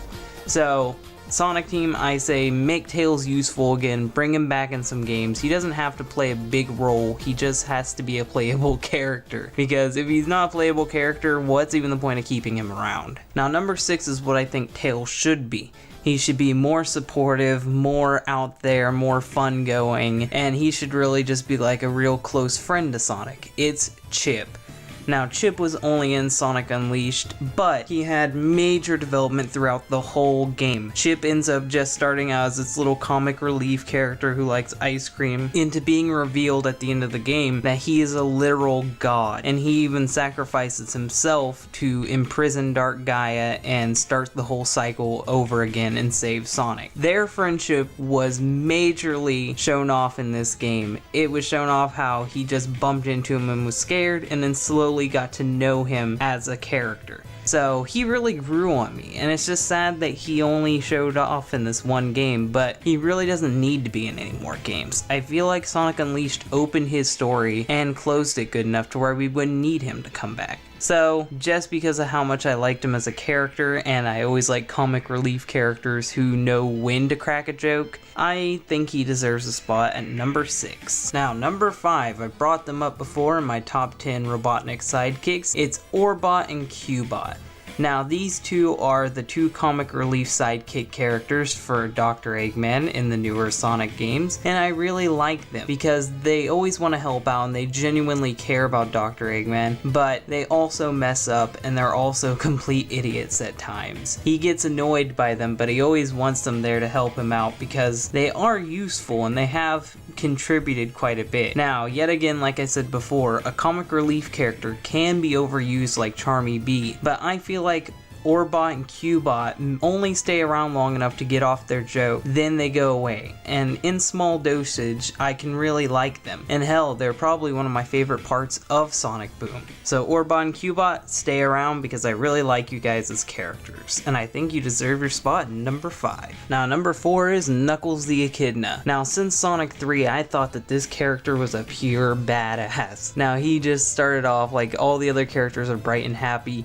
He's sitting there frowning, ready to punch something. And that's one of my favorite character aspects about him. Sonic could run fast, Tails could fly. Knuckles was the fighting character. And I really hate that they took this away from him in Sonic Adventure, how they just had him looking for treasure and digging underground. Because I would have really liked him more as a fighting type character. Instead of giving him that gameplay, I feel like they should have given him gameplay more like the Werehog in Sonic Unleashed. And if they do bring back Knuckles, I would actually prefer if we got some brawling sections with combos and many different stuff like that rather than the treasure hunting stages, because in my opinion I feel like the treasure hunting stages are annoying, but if you really wanted to you could mix the two together. Either way, I really like Knuckles' character, how he's short-tempered but he's also really smart and really powerful. He has a connection to the chaos energy and can manipulate it any way that he wants to, so if he really wanted to he could use the Master Emerald to shut off the Chaos Emeralds. He can also turn the Chaos Emeralds into Super Emeralds, which is a very important thing and really makes him one of the strongest characters in the Sonic series. So yeah, I feel like Knuckles is a really underused character. He's mainly only been used to slap around here lately. I really hope that in the next Sonic game he gets a bigger role and they actually emphasize more on his character, his short temper, and his fighting abilities rather than just the treasure hunting people are familiar with in Sonic Adventure. Now, number 3 is Shadow the Hedgehog. Now, I was first exposed to Shadow the Hedgehog by the Sonic X cartoon show, and when I played his game Shadow the Hedgehog, I actually didn't hate it. A lot of people do, but I actually like it because Sonic has speed on his side, Tails can fly, Knuckles can glide and fight, Shadow had guns and machinery. Now, I do believe that this could have been better implemented in the games that he was in, like Sonic 06 and Shadow the Hedgehog, and I do believe they should continue it because without those he's kind of just a black Sonic, but I believe that they kind of went a little bit overboard with the Shadow the Hedgehog game. They tried to be a little bit too edgy and forgot to be more cartoony and over the top, and the swear words kind of put me off. It did give me some of my favorite memes, so I'm not gonna be too mad about it. Where's that damn 4th Chaos Emerald? Fucking love that. So yeah, Shadow the Hedgehog was supposed to be like the anti-hero character, and I feel like they kind of gave up on that after Sonic 06, and I believe that they should try that again. Make Shadow be the character working for Gun, team him up with Rouge again, and just continue with that story arc. Just because Sonic 06 failed does not mean that him as a character failed. You can do Shadow some more, and hell, even give him more of a role with Rouge and Omega, because I really liked how they worked together in Shadow the Hedgehog and Sonic 06. Just try to make him less edgy. So onward to number 2. Now, I had a long drawn out audio for number 2, which is Eggman, but the audio got corrupted, so I'm just going to tell you it in an abbreviated way so I don't have to go on and on. Eggman is my number 2 favorite Sonic character because when Mike Pollock took over, which is about when I got into the Sonic franchise during Sonic X and Shadow the Hedgehog and Sonic 06, I found him to be hilarious, and I still find him to be hilarious, and I really hope that they continue to use him as Eggman as long as they can, because he's my favorite part in Sonic X, he's my favorite part in the modern Sonic games, and he is my favorite part in Sonic Boom. So yeah, Eggman is more incompetent villain now. He tries to be evil, but most of the time his plans are just silly and goofy, and that's why I love him. So let's move on to number 1. Now, number 1 should be obvious. It's Sonic the Hedgehog. Now, Sonic the Hedgehog's my favorite character because he's a cocky little smart aleck hedgehog who likes to run fast. And I really believe that he was the icon of my childhood. He was the main video game character. He's always had a cartoon show out, no matter which generation you've been in. He's had several really good games throughout the years, and despite the few bad games, he always comes back on top. And I believe that Sega's really working on something to bring back his character, because even if he hasn't had a really good game recently, he still had some good mobile games coming out, and they always try to keep him out there. So yeah, Sonic, you're always going to be my favorite character in your franchise, and I hope that the series continues to make games. Hello everybody, Dylan here today on DHT, and we are doing a top 10 video. But this top 10 video is different. It's not Sonic related. Now this has been my first top 10 video in a long time that hasn't been Sonic related. So what's the top 10 gonna be on? Well, in case you didn't read the title already, we're doing top 10 failed video game mascots. Now by no means are these mascots bad in any way, and I enjoy a lot of their games. They're just mascots that didn't work out. So with that little disclaimer aside, let's get into top 10 failed video game mascots today on DHT. Number 10, it's Crash Bandicoot. Now, Crash Bandicoot was roaring off to success in the early 2000s. Crash was everywhere. He was dominating. He was rivaling both Sonic and Mario in popularity. He was the icon of Sony. But after Naughty Dog left Crash just kind of fell into irrelevancy. Like, Activision tried to make some games, and Traveler's Tales tried to make some games, but none of them were as good as the originals. And we've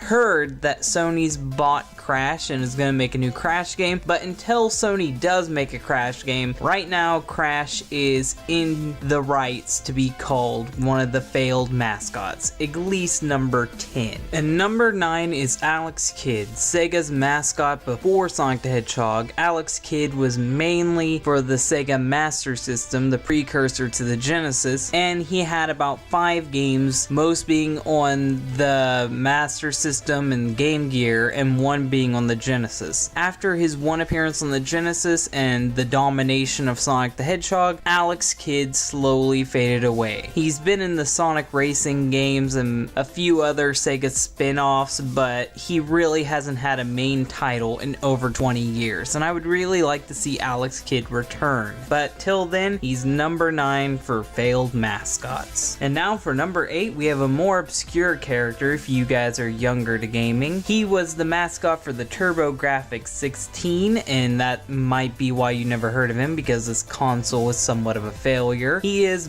Bonk. Bonk's main gimmick is that he's a caveman who's off on adventures saving the world, and he saves the world by using his head as a weapon. So yeah, it's a baby caveman using his head as a weapon to fight enemies with. He travels throughout time. It's a really weird Japanese game. It's really fun, so if you have a TurboGrafx 16 emulator, go ahead and play this game. But yeah, after his console failed, he mainly just went into obscurity, and we haven't really seen him since. I would like to see Bonk have a comeback, but I really doubt if he will. And number 7 is Sackboy from the Little Big Planet games. Now, this is a series that was the face of PlayStation for the PlayStation 3 cycle and the PS Vita. But after the Vita and the PS3 basically went along and the new console console came in, nobody really knows who Sackboy is anymore. He's not really getting the attention of being Sony's mascot, and he's mainly only around to be in games like PlayStation All-Stars. So as a mascot, he's just not up there on the level, and I could mainly credit this to his design. He's literally just a basic brown Sackboy, and there's nothing really appealing about his design. He has a smile, but that's just about it. So yeah, Sackboy, you earn your spot at number 7. Number 6 is Vector Man. Now, I don't want a bunch of failed Sega mascots being on here, but Vector Man was made to show off the Sega Genesis's 3D capabilities. When the Super Nintendo released Donkey Kong Country, it showed off pre-rendered 3D graphics, so Sega wanted to show that they could do that. And to show that they could do that, they made a guy out of circles who is a robot, and he shoots like Mega Man, and it's kind of like a Mega Man style game. His game is really fun, and I recommend you get it if you haven't got it, if you're like a Sega Genesis collector, or just play it on ROMs. Like, it's a really fun game. But Vector Man himself, he's really forgettable. He's just a basic green color, and he's a bunch of circles. So after the Genesis went along and 3D graphics weren't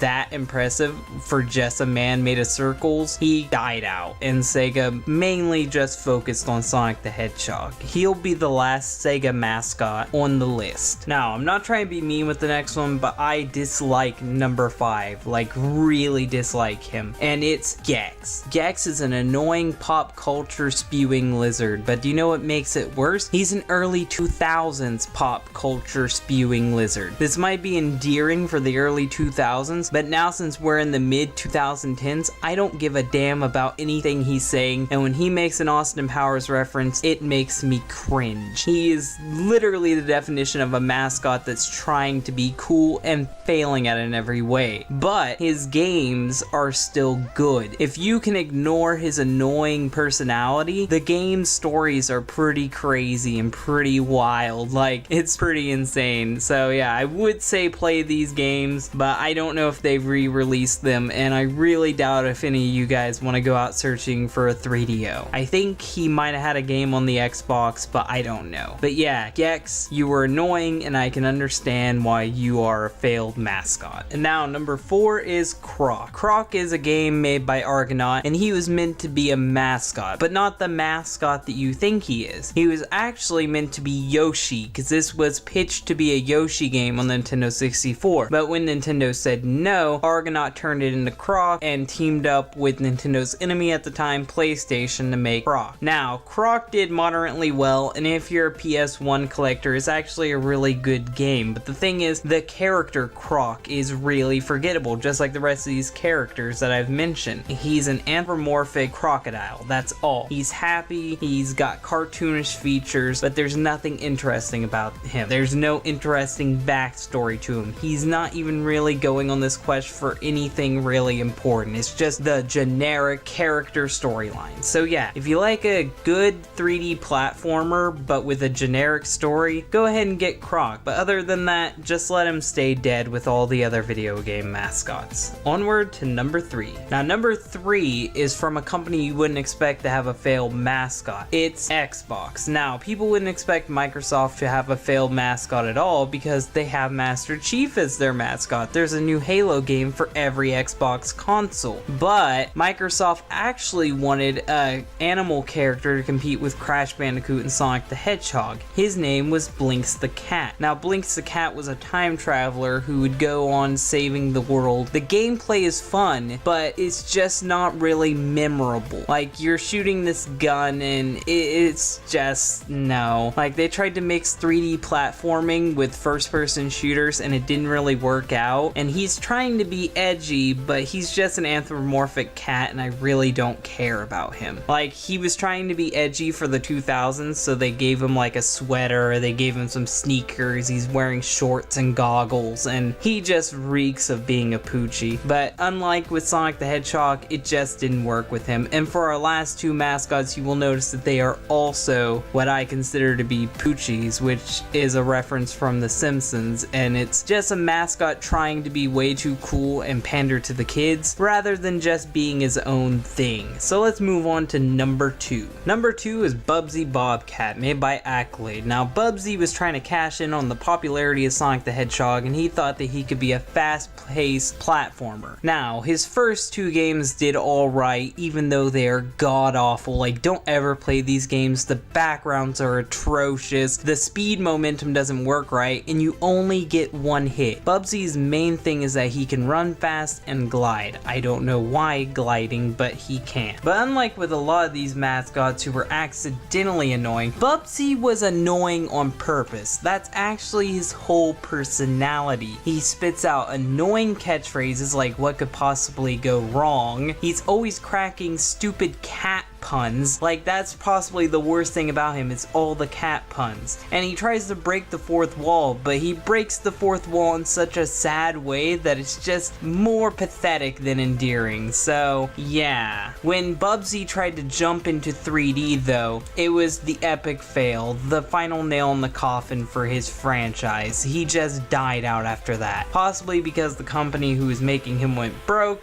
or they just didn't want to lose more money investing in him. But funny enough, they tried to get a cartoon show out, and you can go watch the pilot still. I think they actually did sell the pilots on tape. So yeah, if you can go find the pilot, go watch it. It's pretty bad. It's very similar to the Adventures of Sonic the Hedgehog, and I might be doing a cartoon review of it one day if you guys actually wanted me to. But yeah, Bubsy the Bobcat. He's annoying, he's stupid, and I can understand why he's failed, and I really hope that he never comes back. And now our number 1 is another character who tried to cash in on the popularity of Sonic the Hedgehog, but took away all the subtlety. It's Awesome Possum. Awesome Possum is so fucking stupid. Like, first of all, entitling that he is awesome already makes him not cool. You're trying to reach out to the 90s kids. Stating that he's awesome is not gonna make people think that he's awesome. You have to prove that he's awesome. Like, if he would have been riding a skateboard or something, he wouldn't have been any less cringy than what he is already. His whole main thing is that he likes to recycle. Like, you can even tell in the title screen where there's a freaking giant recycling sign. A lot of people don't catch on the environmental things with Sonic the Hedgehog, the environmental messages. With Awesome Possum, it's just shoved in your face over and over again, lacking all subtlety and just being flat out stupid. Nobody liked this character, and he didn't even have good gameplay to go with it. He is a joke amongst all of the other failed mascots. So congratulations, Awesome Possum. Your game sucked, you suck, and now you are my number 1 failed video game mascot. Congratulations. Hello everybody, Dylan here today. Today's top 10 is going to be top 10 Sonic the Hedgehog ripoffs. Now in the 90s, there were plenty of companies that wanted to cash in on the radicalness of Sonic the Hedgehog and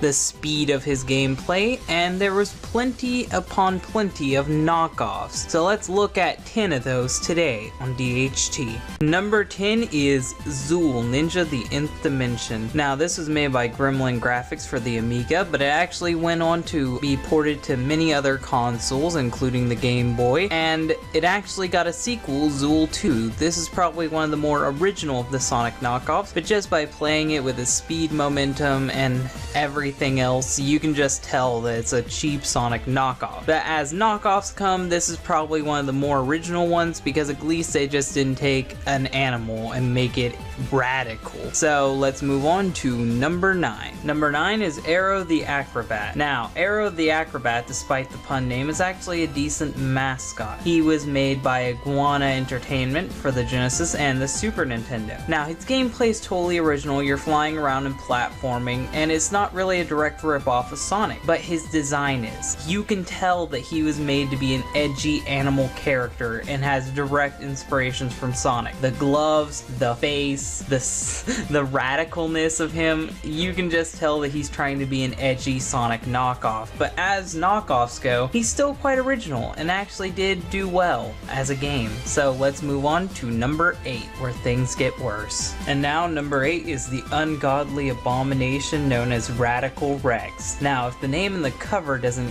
hint off that he's a Sonic the Hedgehog knockoff, seeing that he's riding a skateboard and has cartoon features, when you start to play the game, you will realize that it's just a carbon copy of Sonic the Hedgehog. The only original things that he brings to the table is a skateboard, some something to which Sonic was already doing, being snowboarding on levels, and his flame ability, which I'll give him that is totally original, but other than that, he's an obnoxious, annoying character who's trying way too hard to be cool. His fast-paced gameplay is also a direct sign that he's a Sonic the Hedgehog knockoff, and he's a dime a dozen. Nobody remembered him. He just didn't connect well with the audience, because it's one thing to be cool and then it's another thing to just try to be cool, and kids aren't stupid. They can tell what's cool and what's not cool, and Radical Rex wasn't cool, and Activision, you really should have known better than to bring us this god-awful piece of junk of a game. Next on our list is returning again, Crash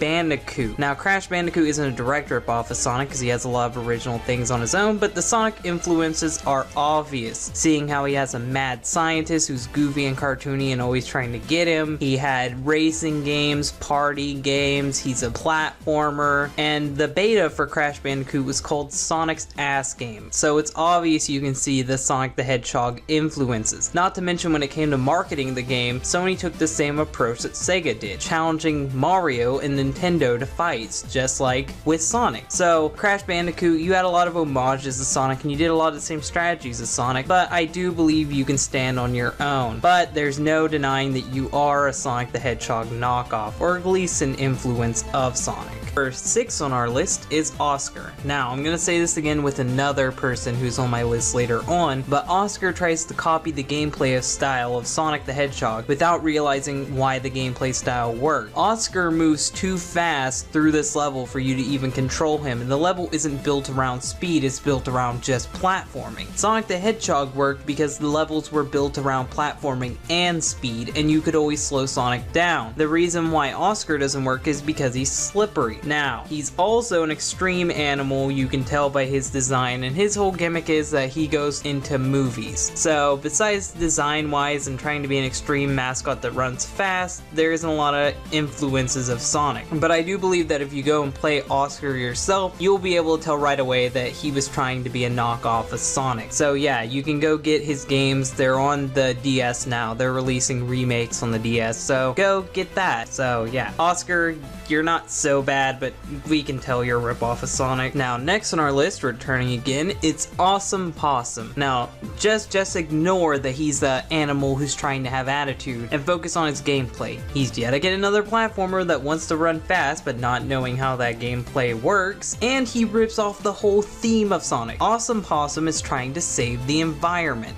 What more can I say? He's running fast and trying to save the environment. He's a fucking Sonic clone, and he's not even a good one. No one fucking likes him. Like, his gameplay is hated, and he was way too preachy with his message. If you're going to preach something, be sure to do it subtly. He did not. So that's why Awesome Possum is a failed mascot and a Sonic knockoff. Next, we have Zero the Kamikaze Squirrel. Yes, that name is exactly the way you heard it. He is trying to be an adventurer, and besides his design just being a direct ripoff of Sonic, he has the balls to not only copy his gameplay, but copy his attack style. Zero spins into people to kill them. He spins into his enemies to kill them. Like, can there be any more of a direct Sonic knockoff? If you showed me the box art of Zero and told me that he was a member of the Sonic the Hedgehog universe, I would believe you if I didn't know about Sonic already. Zero, you're just not even trying. You're probably one of the most obvious of Sonic knockoffs, but there's plenty more going onto the list. Number 3, we have made by Ocean Studio, Mr. Nuts. Now, besides his name being completely ridiculous, his gameplay is so bland and generic. Besides his design and basic gameplay style being like Sonic, he doesn't even run like Sonic, so it really makes his gameplay boring and repetitive. You can tell this one was just made to cash in on the edginess of Sonic. Other than that, he really doesn't have anything to offer. He's just a generic platformer. But I think he is enough of a ripoff to be up here at number 3. And now, number 2, Rocky Rodent. Now, Rocky Rodent would be at number number 1 if it wasn't for the fact that he has some original power-ups, and it's a pretty neat concept on its own. You're chasing after a bad guy, and you get this weird hairdo to help you projectile yourself up into the sky and land on different areas that would be normally inaccessible.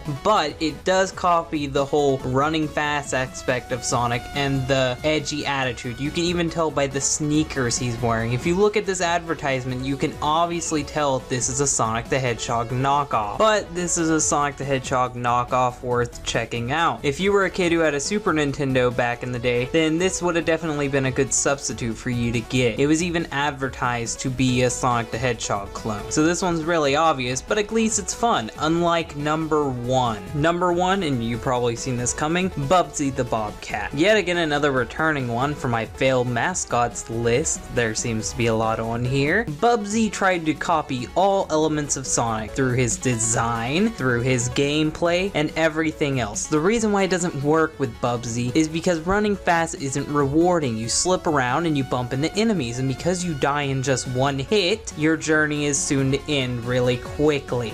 And another major problem is there is falling damage. That's one thing that if it was in Sonic, it would be a really hard thing to do. There's even a hack where they put Bubsy in Sonic and gave Bubsy his gameplay style, and it is hell. Bubsy is a knockoff of Sonic, but he is an unfun knockoff. You can play Bubsy if you want to. I say go check Bubsy out, but he is awful. His gameplay is terrible. His concept is annoying. He's always spewing out pop culture references every 10 seconds. He's just really not even worth it, and I'm glad that he died as soon as he went to 3D on the PlayStation. Hello everybody, welcome to DHT, games, comics, theories, and more. Today we are going to be doing a top 10. Today's top 10 isn't going to be any specific order because I couldn't think of an order for a list like this. This list is going to be 10 things Sega got wrong in Sonic the Hedgehog. Now, this could be Sega of America, Sega Europe, Sega Japan. I'm counting them all as one. So let's go over 10 mistakes Sega made in Sonic the Hedgehog. Now, this first one comes directly from the US manual for Sonic the Hedgehog 1, and it's that they say Sonic's speed comes from his shoes. Yes, you hear that right. Let me read it directly from the manual. It's Sonic, the real cool hedgehog with the spiked haircut and the power sneakers that give him his super speed. See? They literally credit his shoes to him going fast. Now, I can understand why they made this mistake because in the game you hit boxes with shoes on them to go faster. But if they would have just communicated better with Sega Japan, this mistake could have been avoided. It's only brought up in this one manual, but to think that some kids out there grew up thinking that Sonic was only fast because of his shoes. Now, number 9 comes from Sonic the Fighter, Sega fighting game. So, this one is them mislabeling Amy Rose as Rosie the Rascal. Now, I know Rosie would go on to be a character in the Archie comics, but she started off as just a little bit of a mistranslation in Sonic the Fighters. This won't be the last time Sega gets Amy Rose's name wrong on this list. Now, for those of us in the US, England, and Japan, we know that the character Sally Acorn isn't canon, despite her name being placed everywhere and Sega keep messing it up. That will be in the list too. But in Australia, apparently Australia didn't get the memo because she was quite canon in Australia. She wasn't in any of the main series games, but she was all over promotional art, especially Sega World in Australia. Like, I'm gonna show you some of the merchandise up here. It was insane. She had cups. She even had a statue outside with Sonic. Australians really considered this character to be canon because Sega just didn't tell anybody. This was before the internet, so nobody seemed to really care. This would only be a problem after the internet came around. Now, this one, I even did a whole video on myself, and it's Sega getting Sonic's age wrong. Now, in the classic games, Sonic was 15. In the modern games, he was 15, but the thing that led me to assume that his age was wrong, besides the fact of him having a birthday, is that in a game called Sonic Jam, which is a compilation, they say Sonic is 16. I'm even showing you it now. So Sonic went from being 15 to 16, then being 15 again. Sega needs to just release Sonic's official age already and explain what happened with this little bit of a mess up. Number 6. Now, number 6 is in the US version of Sonic's Ultimate Genesis Collection, and I think this only applies to the US one, one because I asked my friends from the UK and they said this isn't on their box. But look on the back where it shows off some of the games, and Sonic the Hedgehog 3 is shown off, but it's labeled as Sonic the Hedgehog 2. How this one got by Sega will always amaze me, because Sonic the Hedgehog 2 and Sonic the Hedgehog 3 look nothing alike. They can't even label their own games correctly now. Now, in Sonic Adventure 2, the moon gets blown up. Then we see in Shadow the Hedgehog, the moon is back and fine. Now, they actually asked the game developers this at a convention, and they said that the moon is just turned around. If the moon did get blown in half, it would be knocked off its axis and it couldn't spin correctly, most likely. So this excuse doesn't make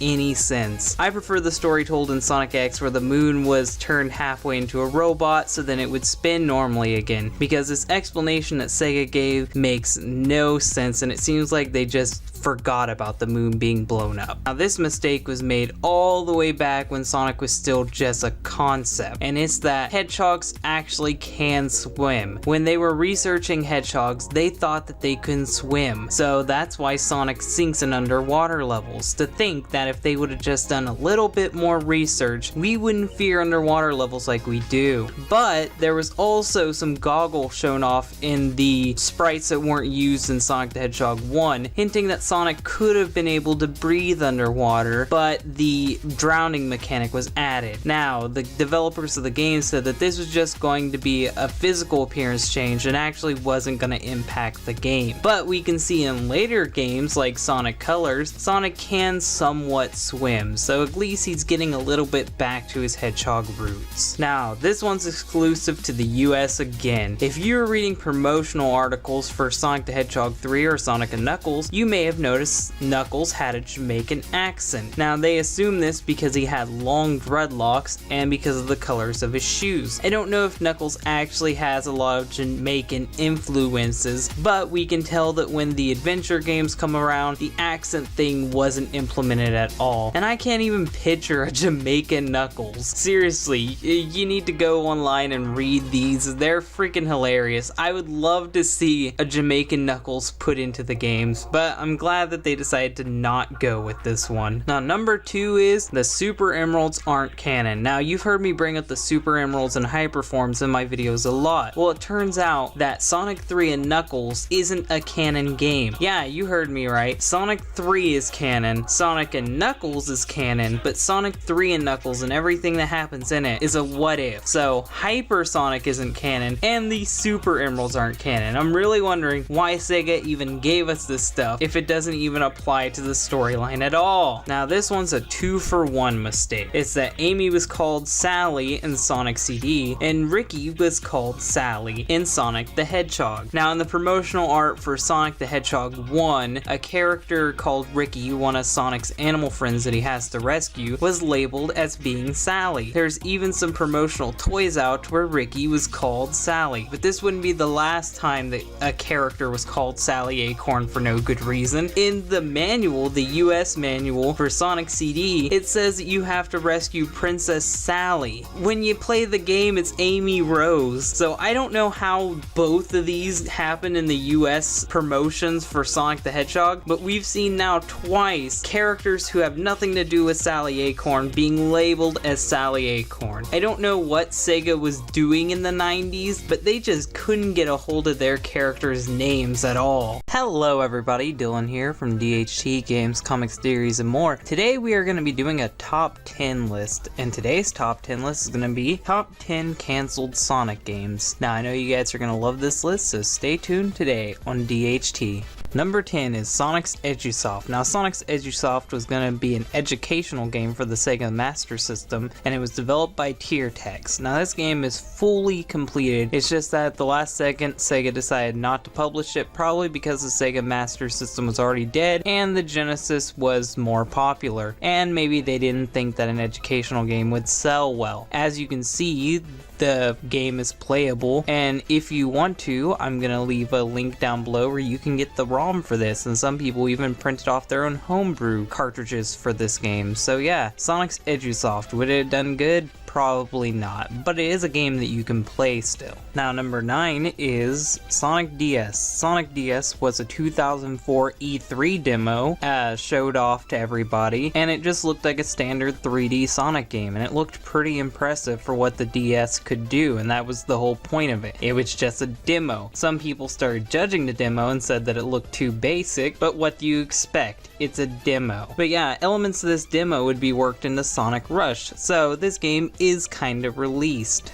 Now, coming in at number 8 is Sonic Sports. Sonic Sports was a game said to be worked on for the 32X in 1995, and Sega claimed that it was going to be similar to Acme All-Stars, and it was going to be using Sega characters instead. The characters included was Sonic, Tails, and Rystar. Now, the games that were said to be on it was basketball, volleyball, and soccer. Would this game have done good? Because the Sega 32X was iffy, and Sega really hadn't done this before, I would say probably not. It would be looked back on like Mega Man Soccer. I don't think this game would have done well. But it would have been good to have another game with Rystar in it, seeing how Sega doesn't want to use him and everyone else has no idea who Rystar is anymore. Number 7 on our list is Sonic Ride. Now, Sonic Ride is 3D footage created by Sega of Sonic running level to level in 1994. Now, this is believed to be used for some Sega Sonic ride that was planned to be made, but the footage went unused until it was included in Sonic Jam as part of the promotional single, They Call Me Sonic. And what do I think of it? Well, for being 1994, the 3D modeling looked decent, and that part at the end where Robotnik gets squished to death was pretty funny.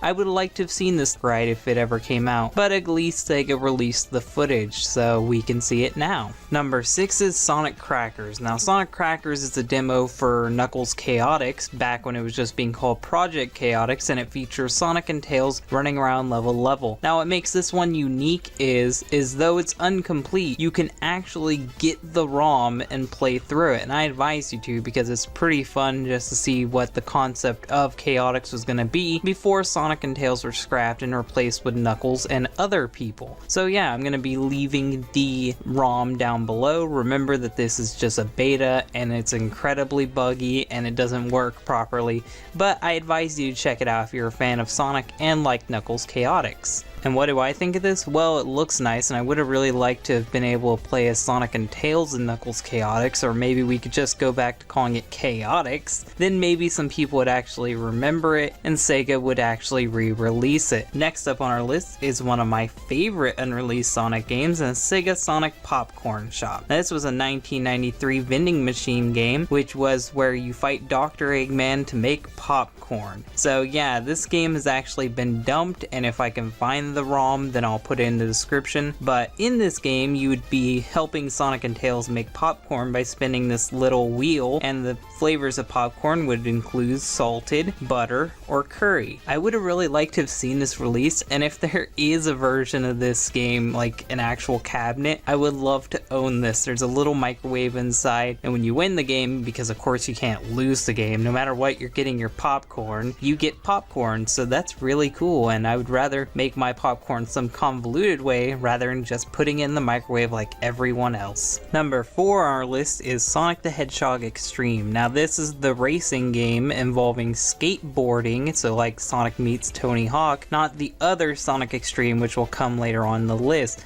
Now, this game was found in an Xbox developer kit, and it was gonna be a game where you play as either Sonic and Shadow, and you're skating around this generic theme park, and you can do combos, and it looked really interesting. I would have liked to have seen this. Now, just like with one of the earlier entries, people saw this test footage and just started criticizing it, acting like this was gonna be a legitimate game. This was just footage shown to Sega. It was not a game that was being worked on by Sega. It was being worked on by totally different people. People need to quit judging this stuff. It's just a prototype. Now, some people say that this footage was to be worked into Sonic Riders later, and as you can see, some of the stuff does match up, like Sonic riding on a skateboard-like thing, but Sonic Riders goes for a more straightforward approach where you're racing forward. Meanwhile, Sonic Extreme, or Sonic the Hedgehog Extreme, was more based on Tony Hawk, where there's just like a big hub world where you skate around in. So I think there's enough differences differences between the two to where I can say that Sonic Riders isn't a direct rip-off of Sonic the Hedgehog Extreme, but you can see some of the influences in the two.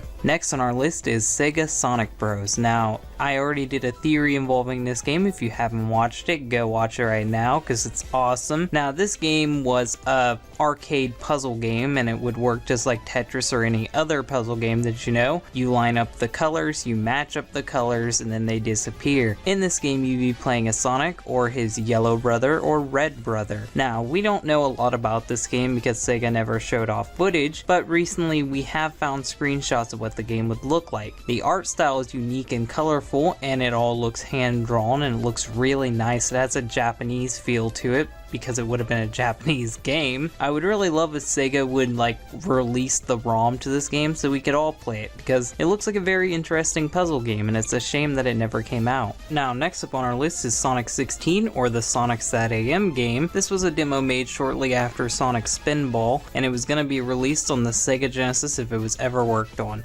The footage was shown to Yuji Naka, and he gave it 2 thumbs down, and it was cancelled right on the spot. This game was going to be a more slower game compared to the previous games, and Sonic was going to be focusing more on stealth. He could turn his back against the walls, he could climb up on ledges. The attacks plan for this game was going to be the standard hopping on enemies like you could in any other Sonic game. The new ones was going to be the ring toss, where you throw your rings you've been collecting at enemies to kill them, the spike blast, where you shoot out the needles on your back in all directions to kill enemies, and finally the saw blade. And the saw blade would cut through obstacles so you could forward progress in the game. These attacks are very unique, and I would love to see some of them worked into other Sonic games. The saw blade one was going to be worked in the Sonic Extreme, and you'll see that when it's mentioned in the next one, our number 1. Now, what do I think of this game? Because we don't have any playable ROM, I can't really make a full conclusion on what I think of it, but from what's shown off, it looks really unique and different than most Sonic games.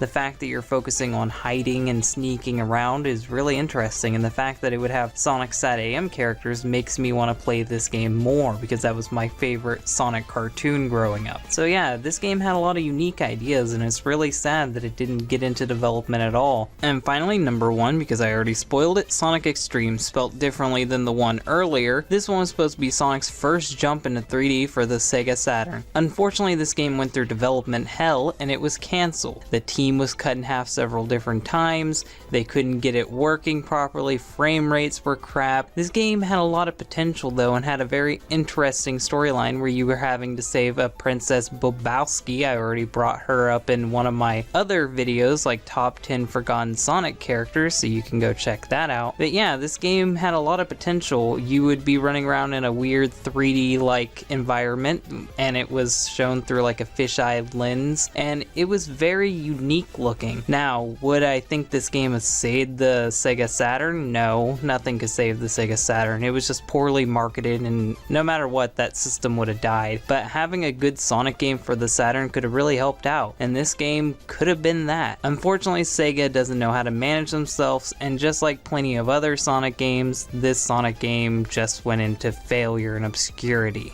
Because of this game not being released, Sega had to re-release Sonic 3D Blast with a slightly better look to it, and they had to rename the upcoming Christmas special and Extremely Sonic Christmas to Sonic Christmas Blast. Now, am I disappointed about this game not being released? Yeah, it looked promising, but in the end, if Sega would have been forced to rush development, it probably would have ended up just like another Sonic 06. And I'd rather have no Sonic game than an extremely bad one for the Sega Saturn, like Sonic R. And that was top 10 canceled Sonic games. If you guys liked this video, then go check out Sonic Retro. It's where I got a lot of the information from to make this list, because they always find the most obscure things about Sonic the Hedgehog and catalog it. So if you just want to find out some obscure information about Sonic, or just standard information, go check out Sonic Retro. Hello everybody, Dylan here today from DHT, Games, Comics, Series, and more. Today we are going to be doing a top 10, and today's top 10 is going to be top 10 Sonic the Hedgehog prototype characters. These are character designs that Sega had for characters, but then ended up ditching them for the designs we have today. So let's get right into this today on DHT. Now the first one we have is Mr. Needle Mouse. Mr. Needle Mouse was a prototype design for Sonic the Hedgehog, and as you can see, he's a short stubby little thing with two googly the eyes. Now this is mostly just a joke sketch, and Sonic went on to be the design that we know today, but I do find this design very entertaining to look at. He's cute and bubbly, and he's become kind of a meme character amongst the Sonic the Hedgehog fan base. Do I think he should have been the design for Sonic? No. I enjoy the design we got today, and I think this character should just stay as the joke prototype design we know him as today. Now the next one is Silver's prototype character, Venice the Hedgehog, or Venice the Minx, whatever he was originally. Now this character looks very similar to Silver, that's because he is, and the only main difference he has is that he has a little bit more of an edgy look to him, like he's seen some shit, and his hair goes down until he uses his telekinetic powers, then it spikes up. I think that's a really cool feature, and Sega should have left that in because it shows how much his telekinesis affects his surroundings. It even affects his hair. So do I think this would have been a really cool design for Silver? Yes I do, and I would have loved to have seen this worked into Silver's actual design. Now number 8 is Cream the Cat. She really looks similar to Cream the Rabbit, but the main thing is that she's a cat. Now would I have really loved to have seen this design? No, there isn't a lot to say about it because it's literally just Cream the Rabbit if she's a cat. It would kind of mess with her gameplay though, because her whole thing is that she can use her ears to fly. She can't really do that now since she's a cat, so I think this would really limit her. It's a cool design to look at and a cool design to think about, but it's really impractical seeing how we already had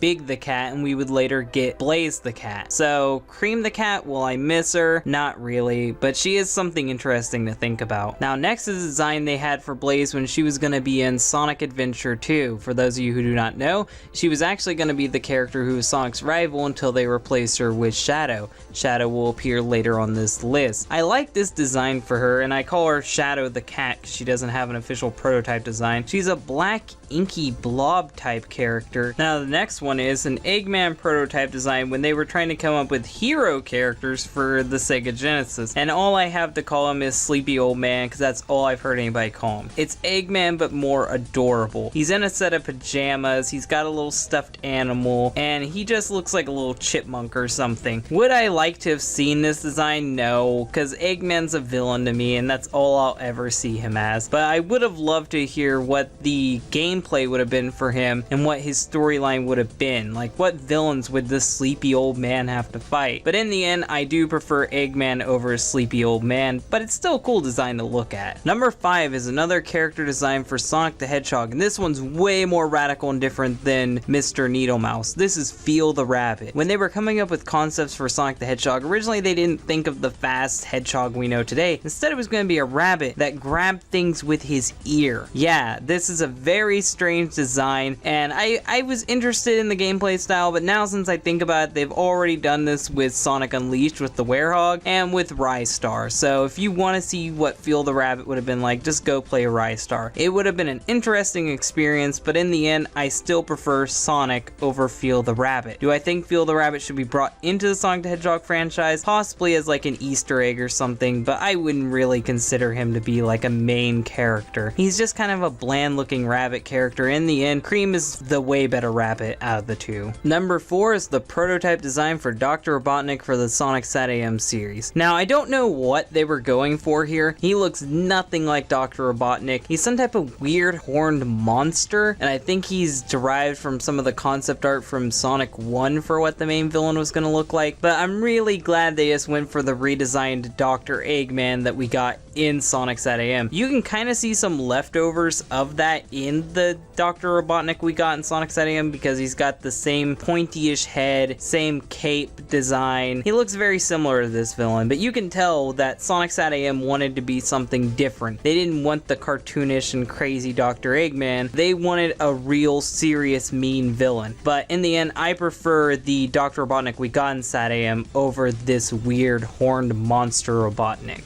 Now for number 3, we got yet again another Sonic SatAM character, and this time it's Princess Sally. She's not Sally Acorn. She would either be Sally the cat or just Princess Sally. Now this one was going to be far different personality wise than the Sally we got. She was still going to have the same attitude and still be the leader of the group, but she was going to be more teasing with her flirting. Instead of letting Sonic kiss her on the cheek, instead she like slaps a fish in his face. She was going to be more cartoony with it, more playful with it. Would I like to have seen this character? No. I think she'd be annoying and just a typical cartoon girl for back then. I'm glad with the Princess Sally Acorn we got today. Now, number 2 is yet again another Blaze prototype, but this one I really love, and its name is, I'm gonna try to say this, but I'm gonna butcher it, Silo the Wildcat. Now, Silo looks very similar to Sonic. She's different shades of blue, she has some bright reds popping out, and her hair looks like Sonic spikes, but it's flames. I would have loved for her to have the exact same power set as Blaze, but still be able to run as fast as Sonic, and it would really show off that she's supposed to be the Soul Dimensions version of Sonic the Hedgehog. Would I have loved to have seen this character? Yes, I would have loved to her been in there instead of Blaze. I would have loved to have seen her. She really would have made a good counterpart to Sonic in the Soul Dimension, but I still really like Blaze, and I can't really say I want Blaze to be replaced now because I'm already so used to her. But Silo the Wildcat, your design's amazing, your colors are bright and vibrant, and I would have really loved to have seen you in the games. And number 1, I have to give it to Shadow the Hedgehog's prototype design for being so different, Terios the Hedgehog. Now, I don't know if he would have the same power set, but he went through a lot of redesigns. He had a scar on one side, he had weird goggles, he was really buff, he went through a lot, and even name changes. I would have really loved to have seen this guy in the games. I would have really loved to have seen his character, how he would act, and to be honest, I think he was scrapped very late in development because it makes a lot of sense if you think about it. In Sonic the Hedgehog Adventure 2, Gun mistakes Sonic for Shadow. If Shadow was still Terios and basically a black looking Sonic, it makes way more sense. He has the same spikes going down, he has a very similar look and a very similar body structure. If he was in the shadows when they seen him, no pun intended, they could have easily mistaken him for Sonic. But now since we have Shadow in that scene, it's really hard to see why they would think that he's Sonic. He looks nothing like Sonic. They just both happen to be hedgehogs. So would I really love to have seen this character? Yes. But just like I said with all the other characters, I like Shadow. I've already grown attached to Shadow. He's the edgy hedgehog that I know and love, and I really wouldn't like to see him replaced at all. So Terios the Hedgehog, you're my favorite prototype design character, but just like with everyone else, I prefer the main design they went with. Hello everybody, Dylan here from DHT, Games, Comics, Theories, and more. I'm back from my little break. I just needed some time off. I was feeling really sick, and I'm really grateful that so many people asked if I was okay, and thank you to everyone who filled in for me while I was gone. But now since I'm back, I'm gonna hop straight into the usual videos. Today's video is gonna be a top 10. Today's top 10 is gonna be top 10 Sonic the Hedgehog bootlegs. Now, this is gonna be characters that steal the likeness of any Sonic the Hedgehog character. Now, since you know the boundaries of this top 10, let's get into it today on DHT. Number 10, we have a bootleg Sonic Angry Bird. Now, the art I'm showing you is sometimes affiliated with these bootleg games. They don't stay on the app stores too long, so they get taken down. So this game that I'm showing has a different art style, but I'm pretty sure this one's going to be gone soon anyway, if it's not already gone. This game was called Sonic Bird Run Adventure. You gotta love that broken English that this game has. Now, you think it's going to be a typical Angry Birds knockoff with you flicking Sonic. No, it's just a typical cheap 2D platformer that all these fucking app stores make. There's nothing unique about it, nothing special about it. It's just complete shit. So yeah, they took an Angry Bird, made it blue, gave it spikes, gave it ears, and then boom, Sonic. And there's not much more to say about this, just unoriginal. This game actually has a few sequels. This is called Spider Sonic Skating Free, and it's a Blaze Spider-Man mix. I don't know why these two franchises should cross over. There was actually a Spider-Man Sonic in the comics, but for some reason this character started off on DeviantArt, and then some bootleggers decided to make some shitty app games of it. This one was fucking horrible. I hated this app game. I can't record the tablet or else I'd show you gameplay footage of it, but you're riding around this skateboard and it's hard as fuck to steer this thing, and it's the laziest app game I've ever fucking seen. These screenshots on the screen are totally fucking deceiving. They're not, this isn't what the game fucking looks like. They're just fucking tricky tricking you. All it is a fucking PNG on a skateboard. Skateboard's wheels don't even move. They slide the PNG across the fucking game. It's that fucking lazy, and it got sequels too. This game got sequels. Out of all the shitty bootleg things to get a sequel, Spider Sonic Skating Free had to get a sequel. And yet again, you really showed that you don't know English game developers. So yeah, if this game is still available, go get it. It's a piece of shit, but you'll get a laugh out of it at least. Now, this next one is from an arcade, and it had a weird Sonic Tails hybrid. It's got Tails' fur on his cheek, and it's got Tails' two tails, but it has no spikes. So I'm guessing this is supposed to be Sonic the Fox. I would be more willing to believe this if he had like a white face, but instead he only has like weird scruff on the tip of his cheek. So he's still got the hedgehog face, he's still got the hedgehog belly. It's all he's got is some of Tails' features. This is really lazy, and it looks like they somehow used Photoshop way back then. This is like from a 90s arcade in some foreign country. So just enjoy the off-brand generic fucking art that is this monstrosity. I call it Son Tails. I know it's some type of shipping name, but it just seems appropriate for this weird fusion of Sonic and Tails. And now, speaking of Sonic and Tails hybrids, this next one is horrifying, and it comes from Super Mario and Sonic 2, and for some reason it has Chip and Dale on the cover. Mario from Super Mario Land, because he's got the bunny ears. Tails, and for some reason, Blue Tails, which is actually just an edited Sonic, and the original art looks creepy as all hell, but the resolution was total fucking shit, so I had to remake the art, and thankfully, to help you guys, I made the art less terrifying. Just look at that thing. It's fucking gross.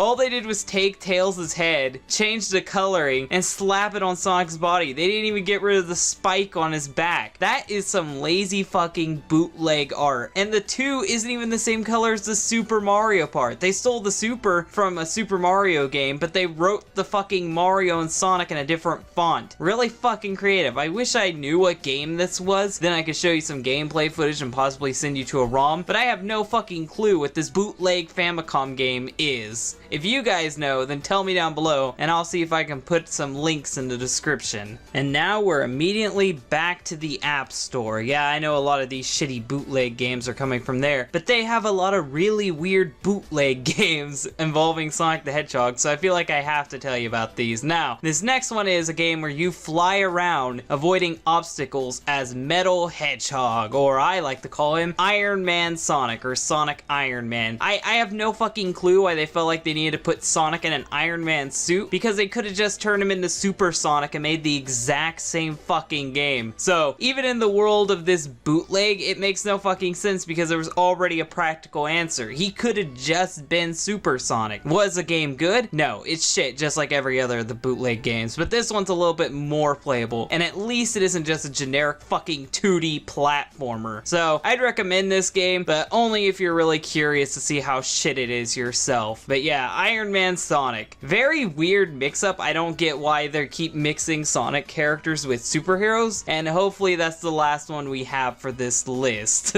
And now, for number 5, we have a total fucking badass character. It's called Super Sonic 2, and this Sonic has a K in it. I don't know if this is from a card game, or if this is from some type of bootleg game. I couldn't find any info on it, but Super Sonic himself looks fucking badass. He looks like Hypersonic, kind of, how his hair's spiking up like that, but he has pure black eyes that kind of look like it's supposed to be a visor, so that's really fucking cool, and he has like one piece of hair going down to show that he's a complete fucking badass. If I had to nitpick, I would wonder why they're using Sonic Adventure art for everybody else, but that's classic Sonic with a K. It's just a little bit of a nitpick, but other than that, he's a pretty badass fucking bootleg. When it comes to bootleg characters, you don't get any cooler than Sonic. So let's move on to number 4. Okay, number 4. Now this one is not a video game mascot trying to rip off the likeness of Sonic. This time it's a food mascot. A ravioli mascot to be exact. This orange cat is identical to Sonic. It's even doing the exact same pose as him. It's clearly a knockoff of Sonic. I'll give them points for creativity. They gave it a tail. They gave it a chef hat. They changed somewhat of the appearance of Sonic. But if you took all that shit off, it's Sonic. And if they're cheap enough to rip off, say, Sega's mascot, I'm pretty sure the raviolis aren't that good. So let's move on to number 3. And now on to number 3. I know you think that's just Mario, but no, that's not Mario. That's Somari the plumber. Now I know what you're thinking, what makes him different than Mario? He's on the NES. Oh wait, Mario's on the NES too. Well, he's actually just fucking Sonic. When you play the game itself, you see that he runs through loop-de-loops in the exact same world as Sonic, and his legs do the little fucking circle movement when he's running. He's clearly fucking Sonic. He can even roll up into a ball like Sonic. It's sad that Somari the plumber was this much of a fucking ripoff. It got to the point where companies bootleg this bootleg to make an actual Sonic game for the NES. All they did was change the Somari sprite to a Sonic sprite. So there's a bootleg of a bootleg of a bootleg that looks like Mario in a Sonic game. Now this character has become a meme as of late, and now the Sonic community just embraces him. There's even a hack with Somari the plumber. There's one original level created by the hacker himself, and then the rest is just Sonic 1 like Somari does. So if you want to go play that, go to Sonic Retro. It's there. It's a pretty good hack if you really like that first level. So onward to number 2. And now number 2, one of the most famous Sonic the Hedgehog bootleg characters. This one comes from Ogorky Pickles. This is a weird green Sonic that looks high off his ass with how fucking big his pupils are. Look at how big his pupils are, but other than that, he's identical to Sonic. He has like a few extra spikes on his head and a few extra spikes going down his back, but he's doing the exact same pose as Sonic, and they literally just colored him green. It's so fucking lazy. I have no clue if this company is still using green Sonic as their mascot, but he is so fucking weird. This character has recently started to become a meme, and people retweet this photo a lot, but I would like it if it was more of like a Somari level meme, because look at that fucking thing. It's creepy as all hell, and it's just fucking lazy. So yeah, that's number 2. Let's move on to number 1. I don't even have to introduce number 1 because everyone should know what number 1 is. It's Obama Harry Potter Sonic 10. Coming from a backpack in some backwards country, this bootleg character gets his name because randomly written on the backpack is Obama in rainbow colors, Harry Potter at the top like this is some type of brand, and it shows Sonic with a 10 on his chest. Now, one thing you'll notice about this Sonic is it looks like a fucking 10-year-old drew it. The colors make no sense. He has yellow eyes like he has some type of fucking disease. He looks like he has a yellow Hitler stash. He has one red glove, one yellow arm, one red arm, and one of his spines are randomly yellow while the rest are blue, and all of his outlines appear to be gone for most of his areas. It's just really lazy, and if I could, I would get this backpack. I've seen plenty of fan art of this, and I don't know if there's an official hack, but I have seen sprite sheets of Obama Harry Potter Sonic 10, but I think that he's well deserving of his spot on this list because of how many memes he's created, how many times we've laughed at this character. He's even made it on multiple other bootleg lists, so if you see him, then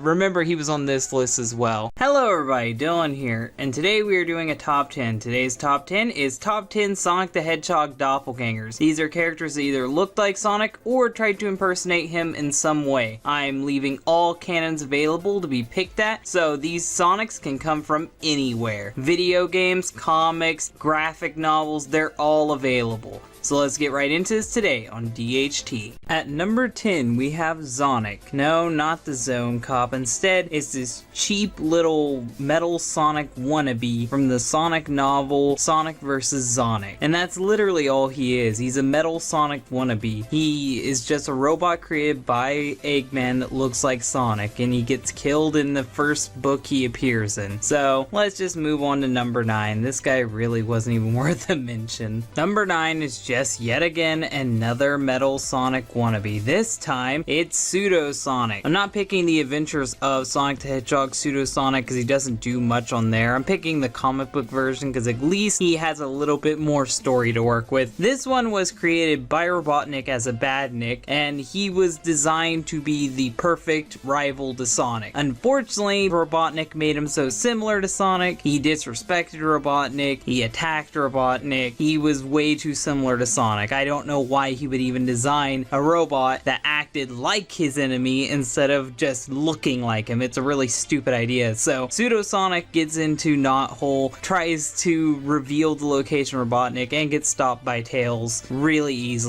After that, he gets sent to the Misfit Badnik Island, and that's basically where he stayed at. He didn't do a lot, but I do like the design of him. He's a more bulky looking Metal Sonic, and he has fully colorized features, and for once he doesn't have those black eyes with red pupils. He has like weird razor teeth, and he's kind of threatening, but he's also really goofy looking. Now, this next character you're gonna think I pulled straight off a DeviantArt, but no. He is a real character from the Archie comics, King Robert O. Hedge, better known as Robbo the Hedge. He is the cousin of Amy Rose, and he is the leader of the Crazy Critter Freedom Fighters. He helps Amy Rose out a lot and helps Sonic out, fight against Robotnik in the Archie comics. This guy looks almost identical to Sonic, and it's really creepy that Amy kind of has like a crush on Sonic when her cousin looks like almost identical. I know they're all hedgehogs, but it's really weird. He's a slightly lighter shade of blue. I don't know if you can tell from the photos I'm showing off, but he's a lighter shade of blue, and his eyes are a lighter shade of green. I do wish they would have been more creative with his design by like making him a different color. Like I get that teal is cool, but you could have made him like green, purple, anything would have done better than just blue, because now it's creepy, makes me think of cousin loving. But yeah, Robert the Hedge, he's a freedom fighter, Amy Rose's cousin, and brings up a lot of weird things with the Archie Sonic universe. This next one is Badnik Sonic. He comes from the Sonic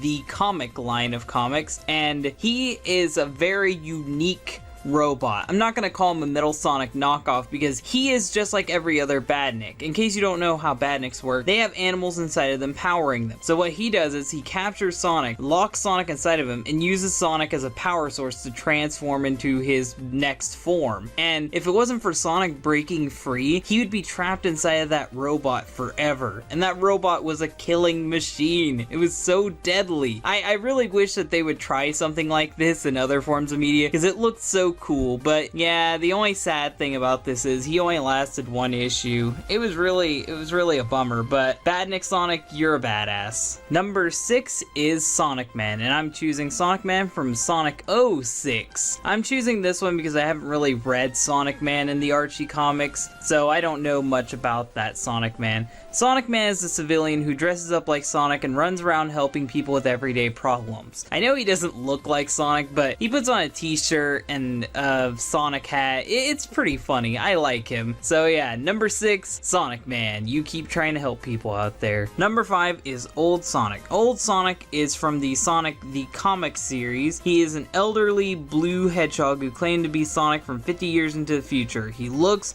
sounds, and acts just like the much younger Sonic. Although he has white whiskers under his chin, he wears glasses, and has slippers instead of Sonic's iconic sneakers. Old Sonic claimed to come from a dystopian future in which the freedom fighters had been killed and Robotnik's tyrannical rule over Mobius had become much worse, when in actuality, Old Sonic was a clone created by Dr. Robotnik from Sonic's DNA as a part of a scheme to defeat the freedom fighters. Old Sonic truly believed that he had time traveled from the future due to implanted memories, but when he discovered truth that he was not the real Sonic, he turned against Robotnik. Old Sonic had all the same abilities as the regular Sonic. He was just as fast, although using his super speed exhausted him and caused his body to age at an increased rate. He ended up turning into energy and died the same issue he was introduced. Number 4 is yet again another clone from the Sonic the Comic series. They had a bad problem with clones in that series, and as you know, clones never work out good in comics. Extra Life is a clone of Sonic the Hedgehog created by Dr. Kento Bar before he became Dr. Robotnik. It only appeared in Sonic the Comic issue 13. It's unknown exactly how this Extra Life was created, nor why it turned evil, or how it became imprisoned. It was left abandoned in Emerald Hill Zone for some time until it was found by Tails while playing football. Believing it to be Sonic, Tails activated the monitor device that contained it. The duplicate was released and went on a rampage across Emerald Hill Zone, destroying the village and starting a forest fire. Wow, he's a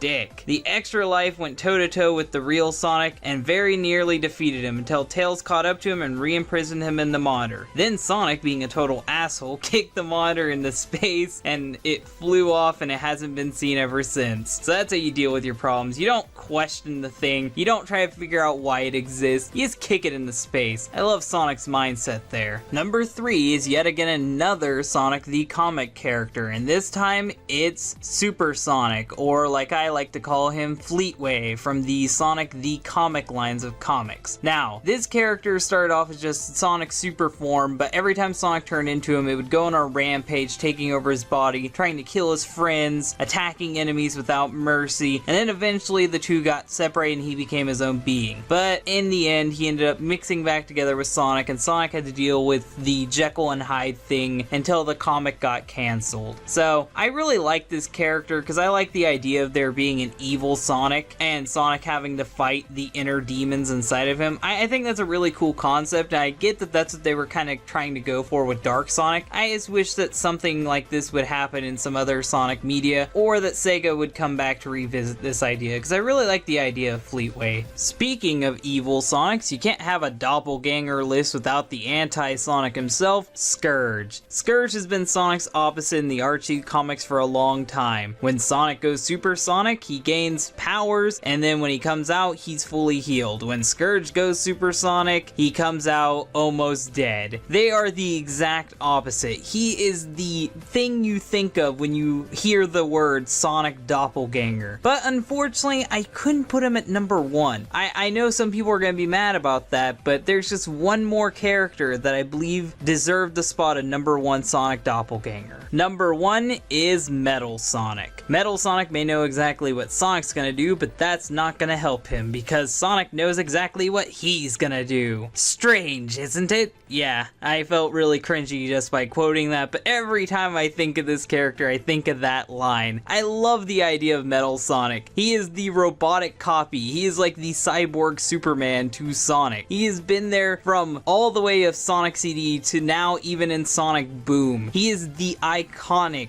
Metal Sonic. Even though we got Mecha Sonic in Sonic 3, Metal Sonic returned. Even though Silver Sonic came before Metal Sonic still came back. He was even the main villain in Sonic Heroes, taking on a whole new form and showing everyone how powerful he is by being able to tap into Chaos Control. There's just no one who deserves this spot more than Metal Sonic. Hello everybody, Dylan here from DHT, and today we are going to be doing a top 10. Today's top 10 is going to be 10 more Sonic the Hedgehog prototype designs. Now, what we're going to do here is we're going to be looking at concepts for characters or just characters that were completely scrapped altogether. This covers video games, comic books, and cartoons, so expect a wide variety of characters. So let's get into this today on DHT. Number 10 is Princess Sally. This Princess Sally looks radically different than any other design for Princess Sally I've ever seen. This Princess Sally is a human. She looks more like your stereotypical princess, and she has pink skin for some reason, so they were still drawn on the whole pink thing.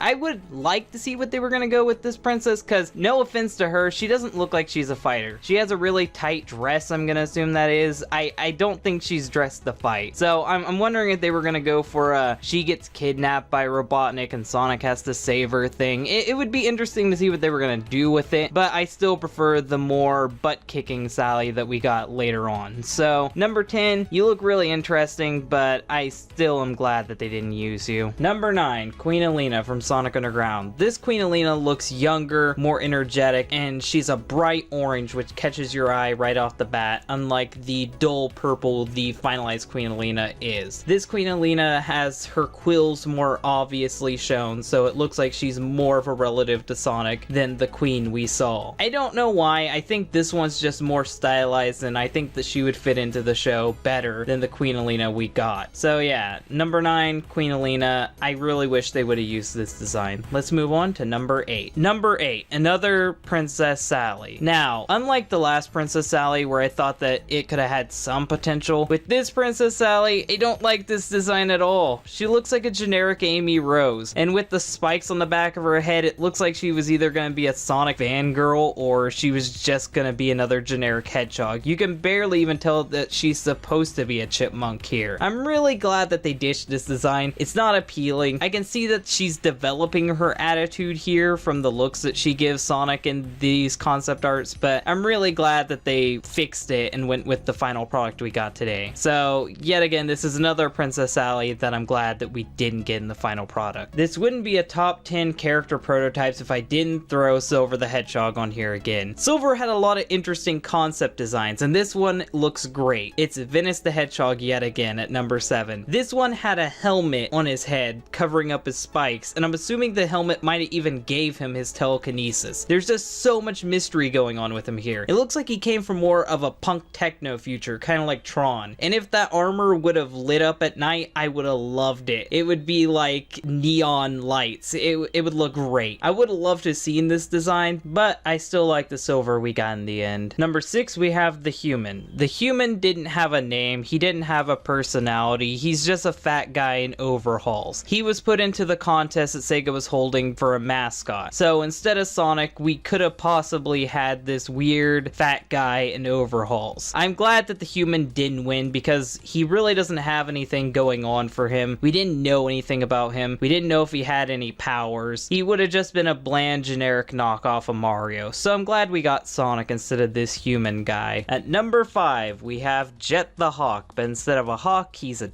dog. A fox? I can't really tell. He's got ears like a fox. He's got a tail like a dog. I don't know which one he's supposed to be. Other than his questionable species, I noticed that a lot of his design is the same. He's got chest fluff like Shadow the Hedgehog does. That's something that's interesting. He's got like a mohawk going on. And I don't know what that spike of hair in the back is supposed to be. I don't know what animal he is supposed to be. I have no clue. But in the end, I like that we got the hawk because I know what type of animal it is. The Babylon rogues came from the sky. There's a lot of symbolism going on there, especially with what culture they're supposed to be representing. I just prefer the birds compared to whatever this thing is. Number 4 is a Big the Cat prototype. Now, this Big the Cat looks more Japanese influenced. I don't know what it is. Maybe it's the fact that he's shorter and more chibi looking. I really can't tell you. But I don't know that we'd get the same from this Big the Cat. He doesn't give the same blank, pointless stare, so maybe this Big the Cat would be more adorable. Maybe this Big the Cat would be more lovable. I can't really tell you which direction they would go with this character, but I prefer this design compared to the soulless stares of the idiot that we got. Now, number 3 is a character from a scrapped game I talked about before, and the father of a scrapped character I talked about before. This is Dr. Cyberewski or Bobowski, whichever one you want to go with. He's Tiara's father, and the game he would have been in is Sonic Extreme or Sonic Mars, whichever name you want to go for the scrapped game. Now, in one version of the story, he was a scientist that came up with a cure for a disease that Sonic and Eggman had contracted. So, he's a genius on that hand, and in the other version of the story, he is the ruler of Cyber Mobius. We didn't get a lot of information on either of these, but no matter which way it was, he was very important to the plot of Sonic Mars or Sonic Extreme. I hate that both him and the game had to be canceled because I feel like that game was an important piece of the Sonic lore and it's just something that we won't get. So Dr. Cyberewski, I wish we could have known more about you. You're a very intriguing character. Let's move on to number 2. Now, number 2 are some very important characters. They're badniks from concept art of Sonic 1. No explanation was given to these characters, but they clearly don't look like badniks. These are little monsters. This one's a hand with wings growing out of its back, and the other one's like a little gremlin with giant hands and tiny feet. They worked for some evil hooded figure that I didn't put in this list because there really is no information on him at all, and I couldn't find a good recreation of him. But I don't know what storyline this game would have had originally. It looked like that Eggman might have just been a pawn for a greater evil. This is back when Sonic had his girlfriend Madonna as well, so I would really love for Sega to clear up the story of the original Sonic the Hedgehog 1. Who are these badniks? Who was the big bad guy that we didn't get to know anything about? What role did Madonna even play in this story? Is Eggman a pawn, or is he secretly willing to turn against the even more evil villain that we know nothing about? These are all questions that turn around in my head when I see this concept art, and I know it's questions that Sega probably won't ever answer. So that's why I found these two badniks, quote unquote, interesting enough to put at number 2. Number 1 is Knuckles the Echidna. Now, I put this Knuckles the Echidna at number 1 because I have a really interesting story to tell about this. This is one of the original concepts for Knuckles the Echidna before Sega tried to get a deal with Nike. So as you can tell, he doesn't have the logo on his chest. And it's very interesting to see which route they were taking with this character. He looks hardly anything like the Echidna we have today. His spines are more like popping out of his skull rather than being dreadlocks. The Jamaican influence is still there because of the colors of the shoe, and he just doesn't really fit in with the art style of Sonic. He looks weird. He's very out of place when compared to the Sonic designs at the time. I find this character really interesting, and I'm wondering if he'd still be the cunning Echidna that we would get. I love that the deal with Nike falling through is what gave us the iconic Knuckles that we got today, but this Knuckles is very interesting to look at. Knuckles has a lot of history behind him in the development stage that is very interesting. I've talked about this before in my top 10 Sonic misconceptions, and it goes into the whole Knuckles being Jamaican thing, so watch that video. I'll plug that video at the end of this. Hello everybody, Dylan here from DHT, Games, Comics, Theories, and more. Today we are going to be doing a top 10. Today's top 10 is going to be Top 10 Sonic the Hedgehog Character Prototypes, Part 3. If you haven't seen Part 2 and 1, be sure to go watch them before this, because I cover a lot of characters in those, and I want to be sure that you don't recommend characters I've already covered after the video's over. So, let's get right into this today on DHT. Number 10 is Bunny Rabbit. Now, with this Bunny Rabbit, she looks a lot different than the Bunny Rabbit we know. Instead of a robotic arm, she has these weird robot shoulder plates. It looks really odd on her. She also has like an energy crystal in the middle of her chest. It might be a reactor like Tony Stark's suit has. And her robotic legs look less detailed, but that could be the fact that it's just a rough sketch. One thing that I don't like about this design is her ears. She has really small ears, and I just prefer the long floppy-eared look on her. Overall, with the lipstick, the nose, the ears, the weird chest design, I prefer the Bunny Rabbit we got. But that's why this is number 10. Let's move on to number 9. Number 9 is Dr. Eggman from Sonic Boom. Now, the funny thing is, I always thought that his outfit was supposed to be inspired by a military outfit, like a captain of the Navy or something in that regard. But looking at this concept art of him, he was so clearly inspired by the Beatles. You can tell by the sunglasses, the shorter mustache, and the obvious marching band uniform and the gloves. This is a Beatles-inspired getup, and I get why. Because the name The Eggman is a pun to the Beatles, so I get what they were doing here. They were revolving it all back around to the Beatles, and I think that's a really cool concept, and it really puts in some insight to Eggman. I like this more chilled and laid back look for Eggman because it would kind of work with how he acts in Sonic Boom, but I don't mind the look that we got, so that's why this one's at number 9. Now, number 8. This one's a confusing one, but it has an interesting story to it. Honey the Cat. Now, I know what you're saying. Honey the Cat isn't a canceled character. She's been in the Sonic comics, and she was in Sonic the Fighters on the Xbox 360 and PlayStation 3. And to that, I have to say, yes, she did get in Sonic the Fighters, but only the re-release, and she has been in the comics. But originally, she was supposed to be in Sonic the Fighters, and she was yoinked out. She was inspired by another Sega character, and she was mainly only used during the development of Sonic the Fighters. I don't know if they actually intended her to be in the final game, but when people found out about her existence, they really wanted her. So eventually, when they went to port the video game over to HD for Xbox 360 and PlayStation 3, they added her back in.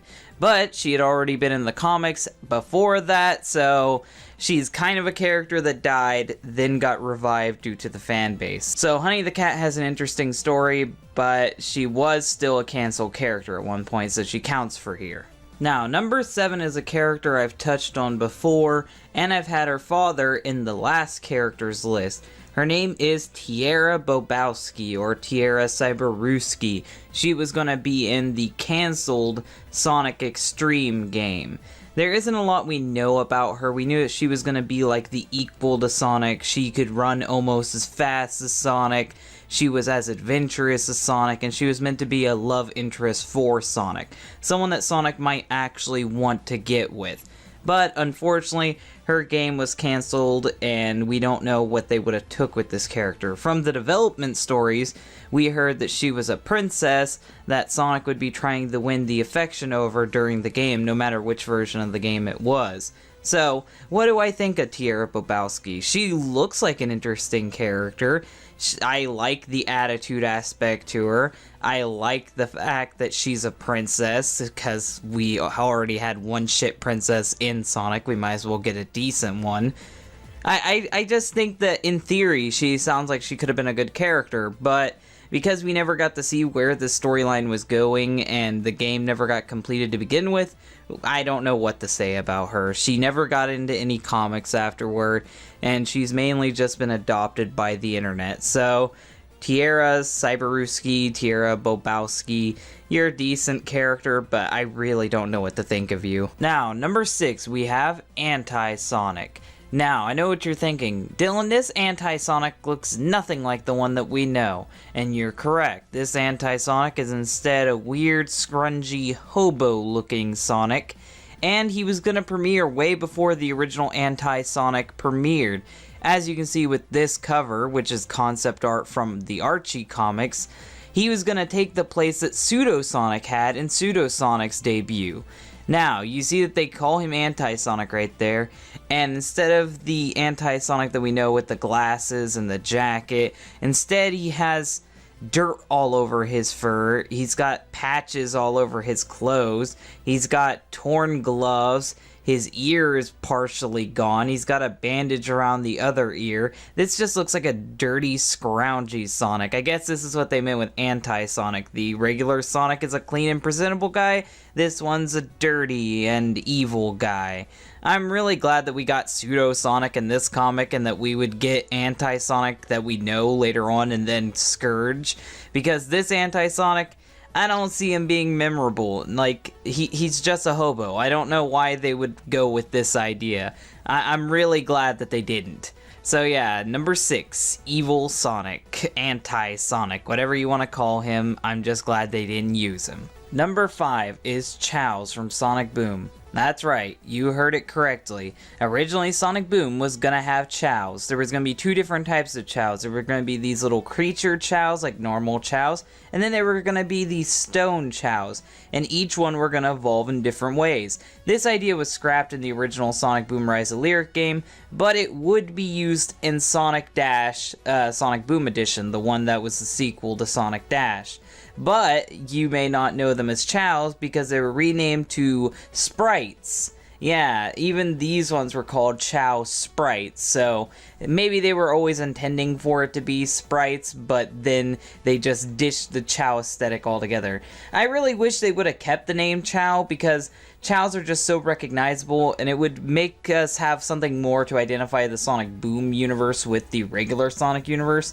Plus, if there's Chow, then there's usually Chaos Emeralds around, and I'm not fully convinced that the Sonic Boom universe doesn't have their own mystical gems. So, I really wish that Sonic Boom would have kept these creatures around, but I can understand why they got rid of them for the sprites.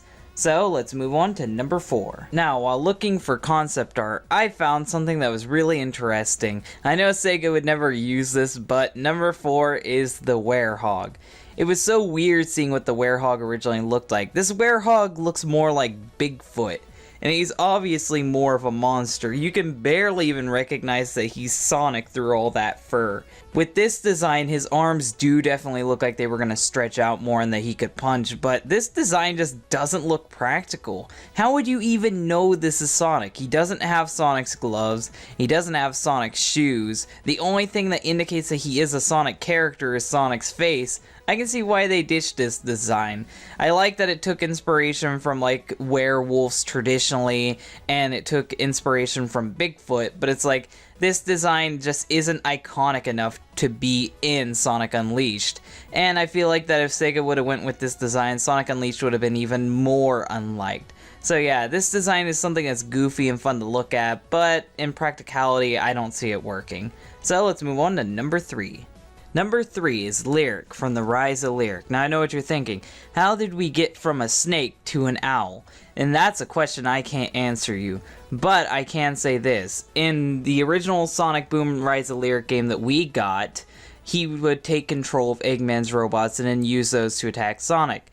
This Lyric had his own specialized owl robots, so maybe he was like a scientist for the ancients and then he turned on them, or he just didn't see eye to eye with them, or he was trying to take power for himself.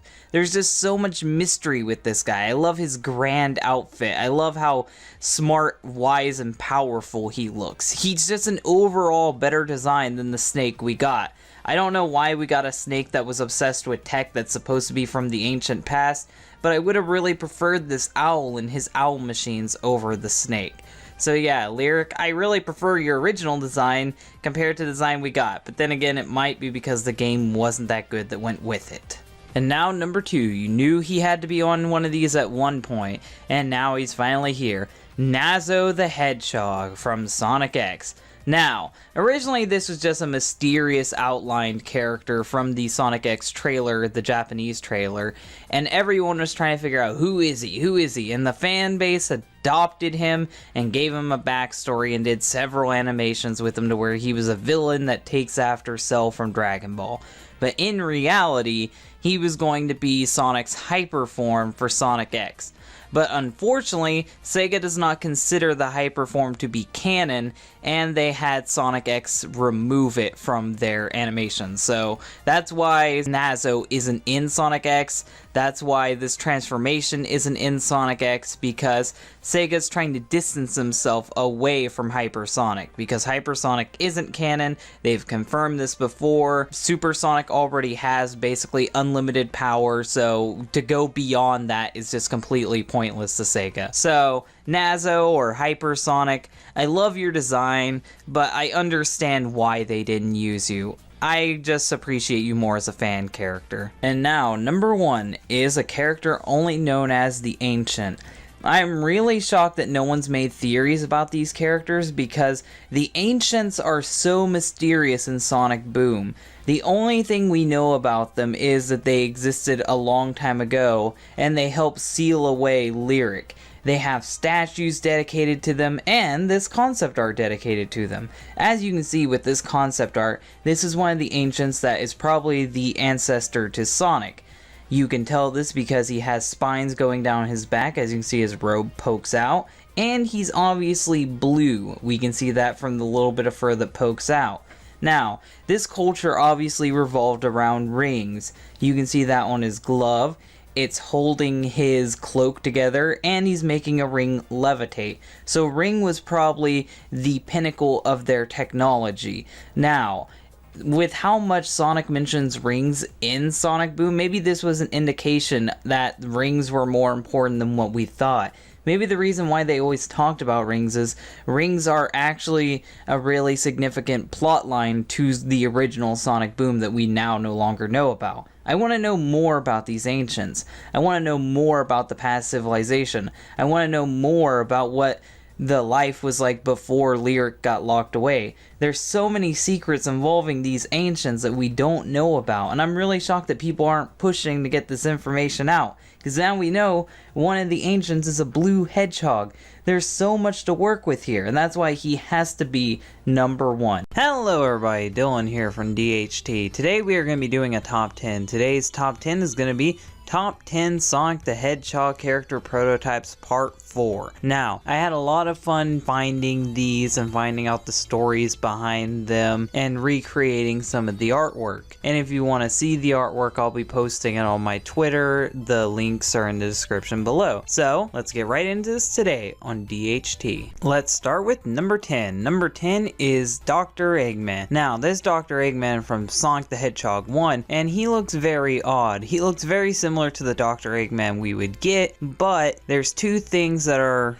quite strange with him. For one, he has like a one-piece bodysuit with a collar when normally he wears pants with this suit. The suit has a weird bumblebee look to it, but the collar is blue. These colors seem really odd together, but it does make his getup very unique. Now, the main thing that's odd with this Dr. Eggman is there's a bigger bad guy behind him just staring over him. So is Eggman his lackey? Are these two villains working together or competing against each other? I'm just really interested to see where this Eggman was going, because it really doesn't seem like that this guy is the main villain here. So from his weird bumblebee getup to the fact that we can't confirm he's the main villain, this weird prototype Eggman is really interesting, but because his design looks similar to the original Eggman, I thought he'd be great at number 10. So let's move on to number 9. Number 9 is Blaze the Cat. Now, this Blaze the Cat, just like the Eggman before her, has a body practically identical to her official counterpart. What makes her different is the small details like her clothing. Now, this Blaze has clothing more similar to Indian culture. Why is Indian culture important? Blaze is inspired by Indian culture, as you can tell by the dot on her forehead. Now, this Blaze the Cat, I love the color scheme that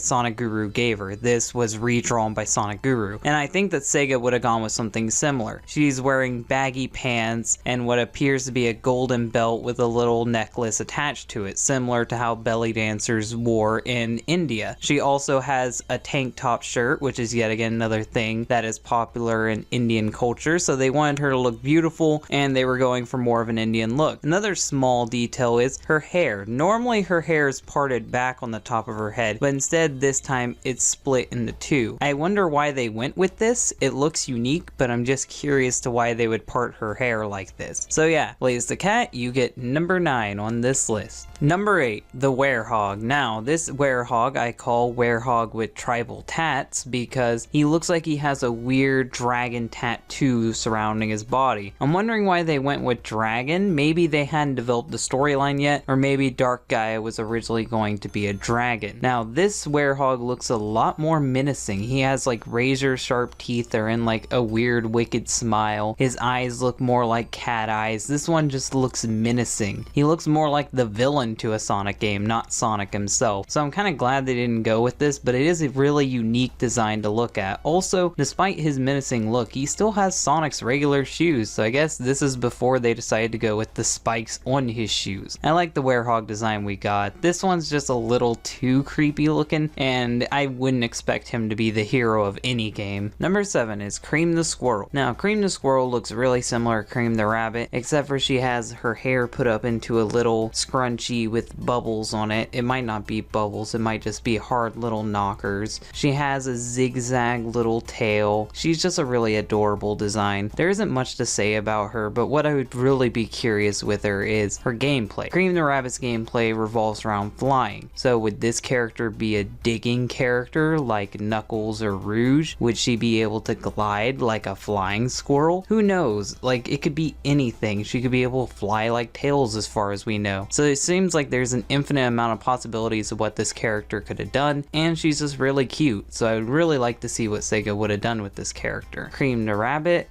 I would prefer Cream the Squirrel. Let's move on to number 6. Number 6, Splats the Rabbit. Now, Splats the Rabbit is a badnik that was scrapped from Sonic the Hedgehog 1. He would have a little spring on his body and he would hop around trying to stop Sonic. This seems all good. Why didn't he get in the game? Well, that's the complicated part. He did get in the game. Sega coded him. He had a sprite. It's in the game, and you can even put it in with debug mode, but for some reason, they just decided he didn't need to be in the final product. And what's even stranger is they put him in promotional material, the comics, and they even made a toy of him in Japan.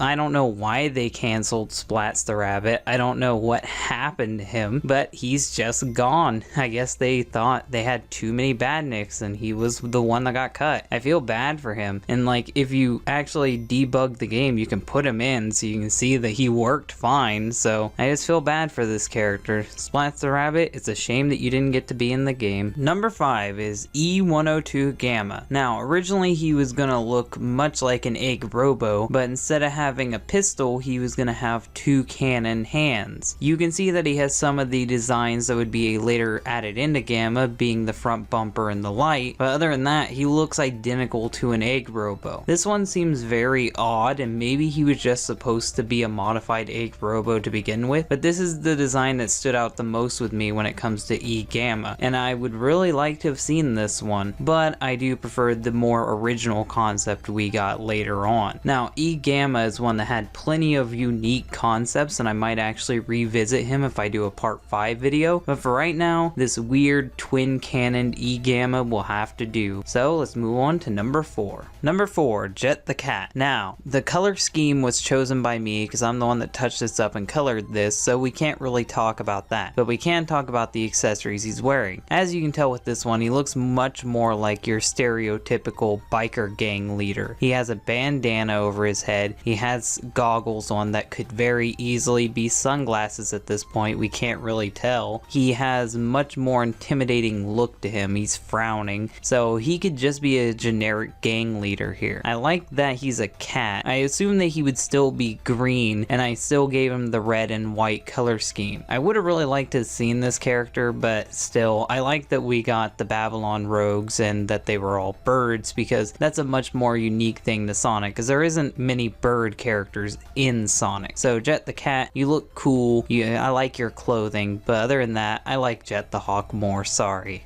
Number 3, Rouge the Bat. Now this Rouge the Bat looks radically different than the one that we're used to. This Rouge the Bat was redone by Nibrock, so if you want to go check him out, go look him up. He makes great 3D renders. This pose is why I decided to make this part 4 video. Now she looks really different compared to her main counterpart. She has an earring in her ear, she has little spikes of hair coming down in front of her face, she has a much more punk look to her, and I really like that look. Her wings are also jagged and spiky, and it has little spikes on the tips. It looks really cute for her. She doesn't have as big of boobs as normal, and that seems odd to me, but it does look like she's going for much more of a punk or tomboy look to her. She's wearing like a weird Lara Croft get up, how she has like a tank top shirt and short pants and boots. I would have really liked to see where this character was going. I like the Rouge that we got, but I don't know. I'm willing to consider taking this Rouge. She just looks a lot more unique than the Rouge that we got, but oh well, I'm happy with what we have. Let's move on to number 2. Now number 2 is Metal Sonic from Sonic Extreme. Now this Metal Sonic, the reason why I like him is he takes influence from all 3 robot Sonics that came before him. He has the spiky look to him like Silver Sonic from Sonic the Hedgehog 2, he has the visor Mecha Sonic from Sonic 3, and he has the overall feeling of Metal Sonic from Sonic CD. Now this one was definitely intended to be a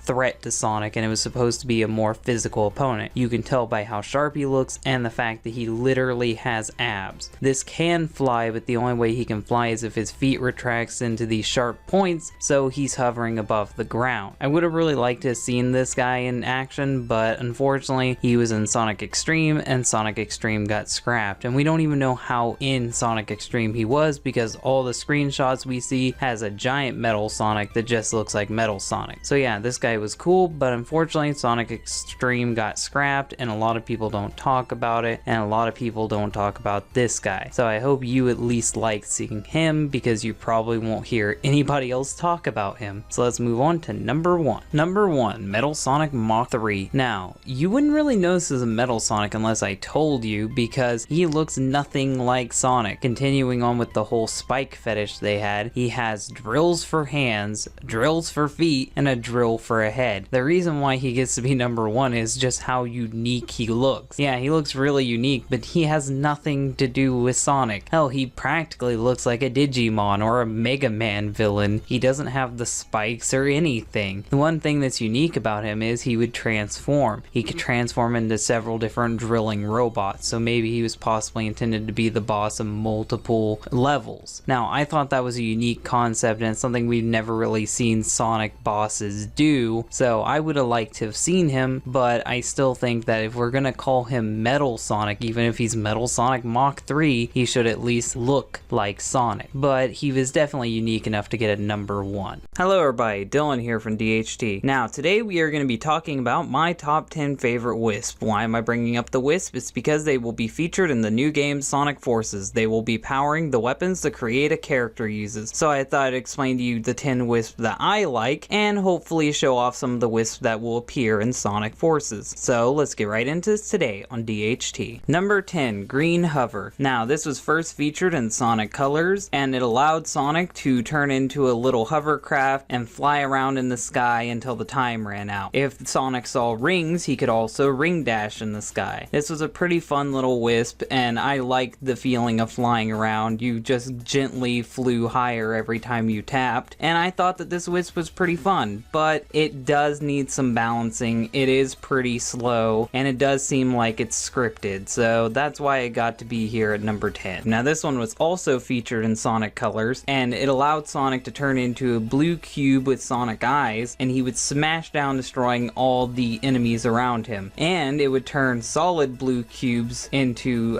transparent blue cubes, and it would turn transparent blue cubes into solid ones. This was a pretty cool gimmick for platforming, and it really changed up how Sonic played in Sonic Colors, and I really liked this Wisp because you could just smash down, destroying a bunch of enemies around you. It really made you feel powerful, and it was a neat little gimmick to change up the platforming of Sonic Colors. But there's a lot of great Wisps beyond this one, so I had to put it at number 9. Let's move on to number 8. Now, you know how I just explained why I like the blue cube, the fact that you could smash and destroy everything around you? Well, that moves on to our number 8 selection, the Gray Quake. The Gray Quake turns Sonic into an iron ball that generates shockwaves and destroys all enemies and obstacles around it. This really makes you feel powerful because you just see everything falling apart around you. And it's just basically the blue cube, but even more destructive and even more powerful. This Wisp was featured in Sonic Lost World 3DS, how very unfortunate for it, and the reason why I featured it on here is it's just a better cube, and people might not know it because not everybody played Sonic Lost Worlds for the 3DS. So let's move on to number 7. Number 7, the Orange Rocket Wisp. Now this Wisp turns Sonic into a literal rocket, and he flies up into the sky and then explodes. When he explodes, he pops into his normal form and then comes gliding down, and you can guide him and grab rings that way. Now, the one downside of this transformation is you can only shoot straight up. If you could actually change the direction the rocket ship was flying, then this would definitely be higher in the list. But other than that, I love everything about this transformation. I love the power you feel when you fly up in the sky. I love the announcer saying the Rocket Wisp name. It's just all wonderful. But unfortunately, because you can only go straight, it gets a number 7 spot. So let's move on to number 6. You know how I said the downside to the Rocket Wisp is you can only fly straight up? Well, the Crimson Eagle is here to help you. The Crimson Eagle turns Sonic into a literal eagle,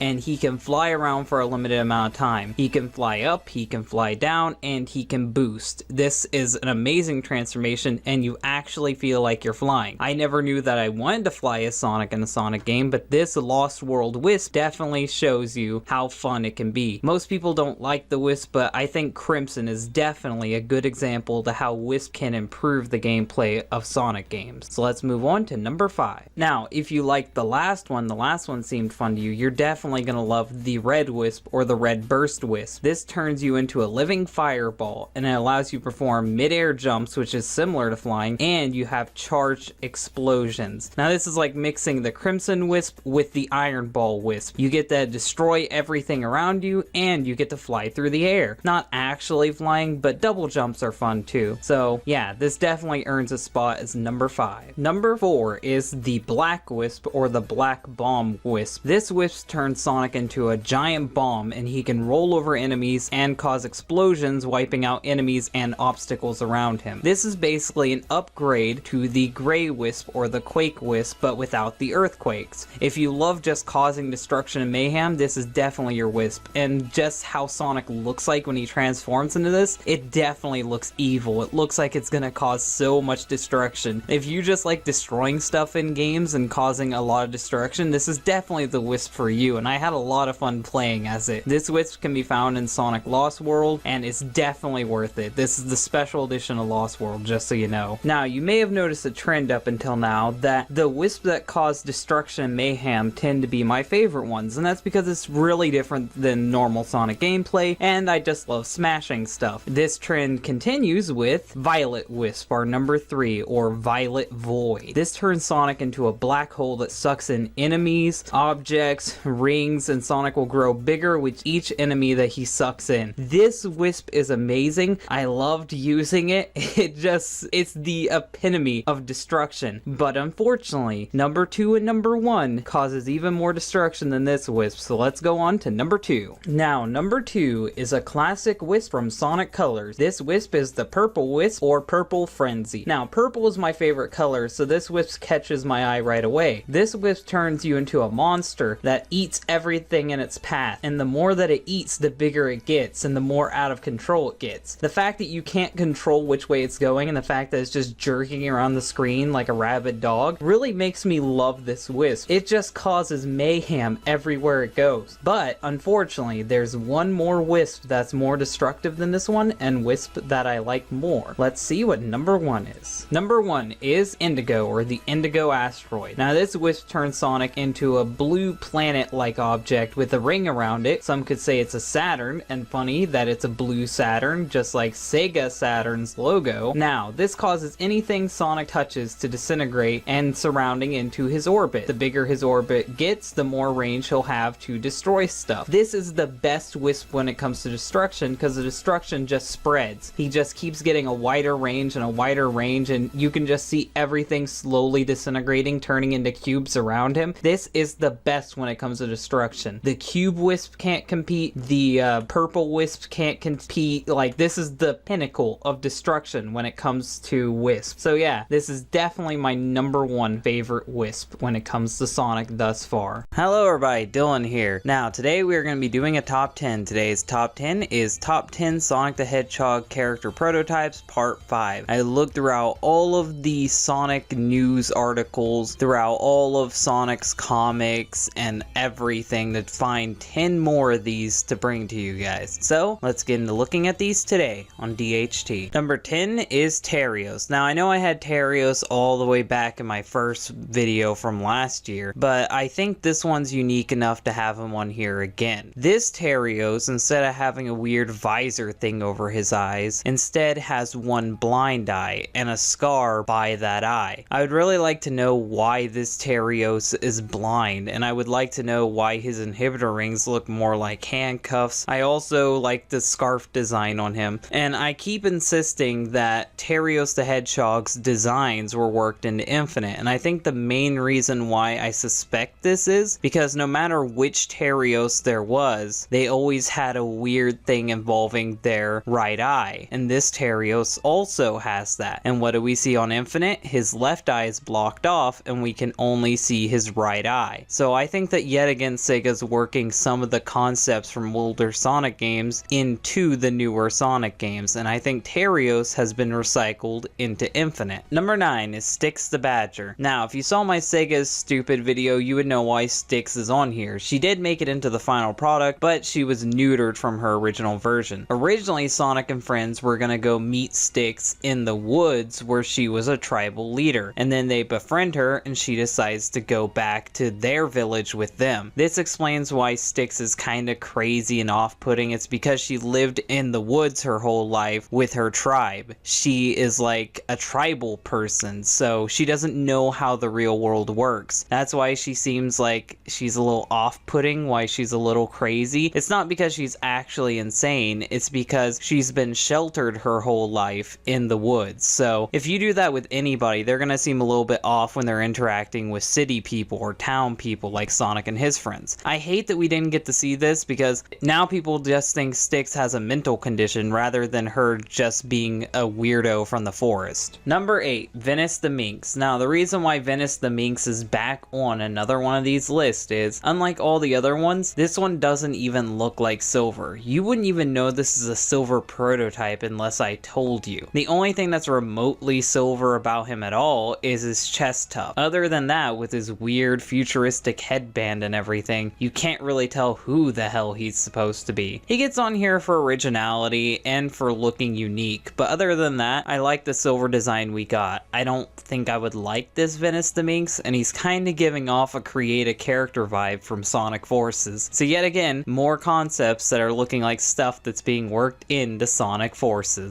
Lovely. Number 7 is Charmy Bee. This Charmy Bee comes from the Sonic the Hedgehog manga, the very same manga where a hedgehog named Nikki turns into Sonic the Hedgehog. There isn't much known about this Charmy Bee because unfortunately the manga he premiered in is now lost. If you can find that manga, give it to me on Twitter because I would love to be able to read it and review it. But right now, all I can say is he was some type of bee that appeared in the Sonic manga. I'm sorry, there isn't much info on this at all. Number 6 is yet again another Gamma prototype. Now, in the last video I did, we had a Gamma prototype that looked just like an Egg Robo. This one still kinda looks like an Egg Robo, but you can see that he's developing some Gamma features. His gun is an exact copy of what Gamma's gun would be. This robot also has some weird Eggman-like features, seeing how he has Eggman's pants, buttons, collar, and overall design of Eggman. I would have liked to have seen this one, but yet again, I still prefer the one we got. If they want to work this little guy in as some other enemy in some future game like Sonic Mania 2, I wouldn't mind seeing him. Seeing how he has the classic Eggman logo, he would fit in with all the other classic enemies if we do get a Sonic Mania 2. Number 5, we have Sonic the Werehog. This Sonic the Werehog, unlike the last one I showed off, looks closer to the final product that we got, except for this one is very luchador looking. He has flame designs all over him. His arms go into flame design, his face has flames on it looks really cool, but the problem is the Werehog has no fire abilities, so it seems like these flame designs would really throw people off when you find out he doesn't actually have any fire abilities. I like this look, but I still prefer the one that we got. What's weird about this look is he actually has Sonic the Hedgehog's regular shoes in this design, which is also something that's really weird because a lot of the other Werehog designs still have the spiky shoes. So from the non-spiky shoes to the weird flames, I'd have to say I prefer the Werehog we got, but this one is really cool looking. Number 4, we have Metal Sonic from Sonic Extreme. Now, if you've seen any of the other Metal Sonics that I've shown off from Sonic Extreme, you would know that the Extreme team for some reason had a vendetta towards this character because practically every single design they tried to give him was absolutely terrible. This one is no different. This guy looks like he should be in Kirby, not Sonic the Hedgehog. He doesn't even look like Metal Sonic. He has weird orange eyes and he looks more like a shark than he does Sonic at all. I'm really glad that they didn't use this design, and I'm really glad that the game got canceled if this was going to be the main villain. Does this guy scream out main villain to you? No.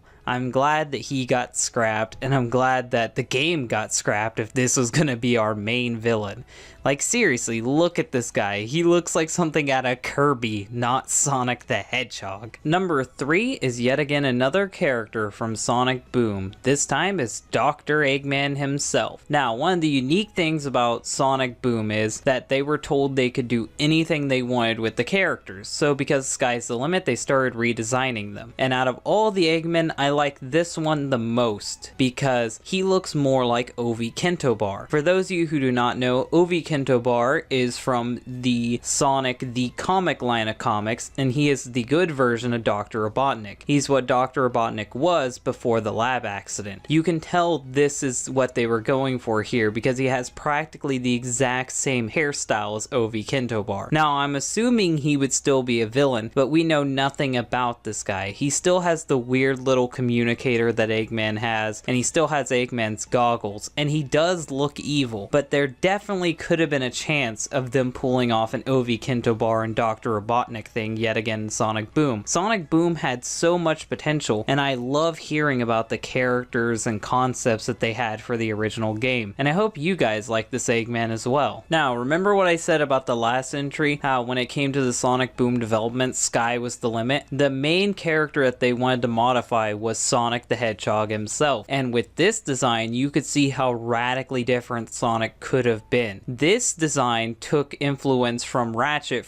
and Clank. You can tell that with the different looking eyes and his overall body structure. I like that this game was inspired by Ratchet and Clank and that they're willing to say it, because it explains a lot of the design choices and a lot of the level choices and a lot of the gameplay choices they chose to implement Sonic Boom. You could tell that a lot of the puzzle elements was taken from Ratchet and Clank, and I'm glad that we can see the developer notes and see the character concepts so we can come to this conclusion and figure out why this game looks the way it does. Now, do I like this design for Sonic? Yeah, I do like this design for Sonic a lot, but I prefer him to be someone's DeviantArt project rather than an official version of Sonic the Hedgehog. I always like different interpretations of Sonic, but this is just a little too strange. And the fact that now his blue tape is also accompanied by tribal tats, I don't know, it just seems a little too off-putting for me. But I still like this design for Sonic the Hedgehog, which is why it gets up here at number 2. Number 1 is Amy the Hedgehog's prototype from the Sonic manga, the very same manga that has Nikki and Charmy B in it. Now, what makes Amy different this time is she's more of an orangish color, she has a completely different hairstyle, and she's actually Nikki's girlfriend, and she still admires Sonic. So in a way, Sonic and Amy are actually together in this manga. Now, you're wondering to yourself, why does she have an E on her shirt if she's Amy? Nikki has a giant N on his shirt because that's his name. The reason why she has an E is because her name is actually spelled Imi, E-I-M-I. When it's translated into English, it's Amy. So this is just yet again another interesting thing about Amy. Amy did premiere in the manga first, so this is technically her character prototype. The Amy Rose we would get in Sonic CD is based off of this one. In the manga, Amy was Sonic's girlfriend, and she was always getting kidnapped by local bullies, and Sonic would have to go save her. So it's very interesting to see this totally different interpretation of Amy, and it's weird to see that Amy was originally designed to be Sonic's girlfriend, and then when it came to the video games, they just decided to make her a love interest instead. It's really weird seeing how far she's changed from this initial concept design to her video game counterpart nowadays. But overall, I would say that I still prefer the Amy Rose we got today. Hello everybody, Dylan here. Now, today we are going to be doing a top 10. I know I haven't done a top 10 in a couple months, and my top 10s have been kind of sporadic for the past year, but the reason for this is there's not a lot of top 10s you can do with Sonic the Hedgehog without heavily looking into the information. There's another top 10 channel that's been doing Sonic top 10s, but they just take stuff from everywhere. Meanwhile, I prefer to take stuff strictly from canon. I like to stick to somewhat of a canon to any of the Sonic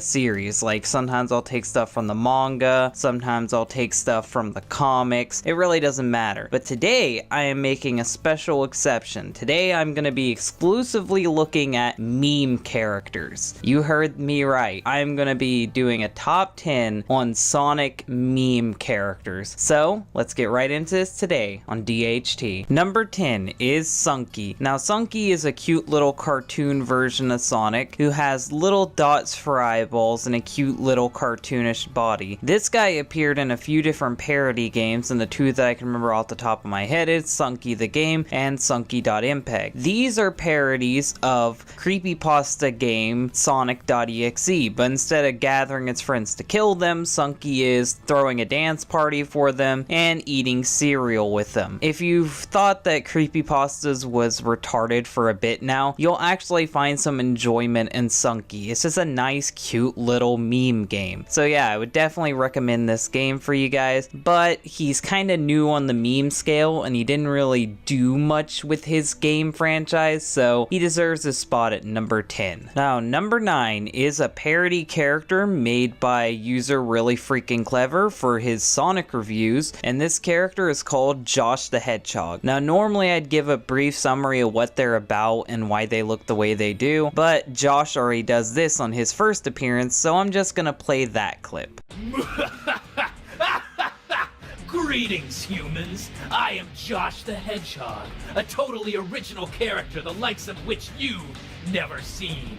I may have lost my arms in the war for the Insanity Sapphires. They're twice as strong as the Chaos Emeralds. But using the power of the Sapphires, I have the special ability to control the comments section. In one fell swoop, I can let angry Sonic fans know that this series is just a work of parody and is not to be taken seriously. So please, don't leave foolish death threats or other angry nonsense in the comments section below, or be prepared to face my wrath. Seriously though, don't be a dick. As you can tell, Josh is a brown cyborg looking hedgehog. He's just really freaking clever with a voice modifier, and instead of Chaos Emeralds, he wants Insanity Sapphires, which are supposed to be even stronger. His character design looks like a mixture of Gotta Go Fast and Sonic. It's just really poor artwork, and it's made to look bad on purpose to make fun of OCs and fan characters, and I really like his self-awareness and the fact that he's just one big parody of the fan base. He's a big parody of people who comment, well, Sonic 06 is bad, but Sonic Forces is worse, or in reverse, you know, those people. So I find a lot of enjoyment in Josh the Hedgehog, especially because of my opinions on the Sonic fan base and the comments I receive in my videos, so I can relate a lot with Josh, I really can. Number 8 is Cardboard Silver, or as he would later on be known as Sliver. This character is made by YouTuber Peter Canetter, and he does reviews with Peter. Now, originally Silver was just a parody of the Sonic 06 Silver, but slowly he ended up also becoming a parody of the Sonic fan base itself. He's really defensive of Sonic 06, he's really defensive of the fan base, and he's kind of pathetic and geeky. He started out as being an annoying character, but slowly he's become endearing, and he's even become the mascot of Peter's channel. I really love seeing all of the moments with Cardboard Silver, and there's a good reason why he is still around, but people like Cardboard Shadow and Cardboard Sonic have just disappeared. He's a good representation of the fan base, and he's a nice little meme character for Peter Netter's channel, and soon I think people will be able to identify Cardboard Silver as soon as they see his outline. So I really like this character. It's just there's not too much to say about him because he's only existed for a couple years now, but I think he definitely deserved this spot at number 8. Number 7 is yet again another YouTube Sonic fan character, but this time it didn't start off as a YouTube Sonic fan character, and there's actually a good story to tell behind this. There's this user called Courtney that runs this channel called Project S&T. People were asking her why it was called S&T, what was S&T. She ended up revealing that she did a fan comic years back involving her OC, S&T. S&T is a creation of Dr. Eggman, and she's some type of weird genetic modification of a hedgehog and a fox. She has tails, 2 tails, she can fly. She's a really Mary Sue character, and the comics are really cringy, but she read through them all. She got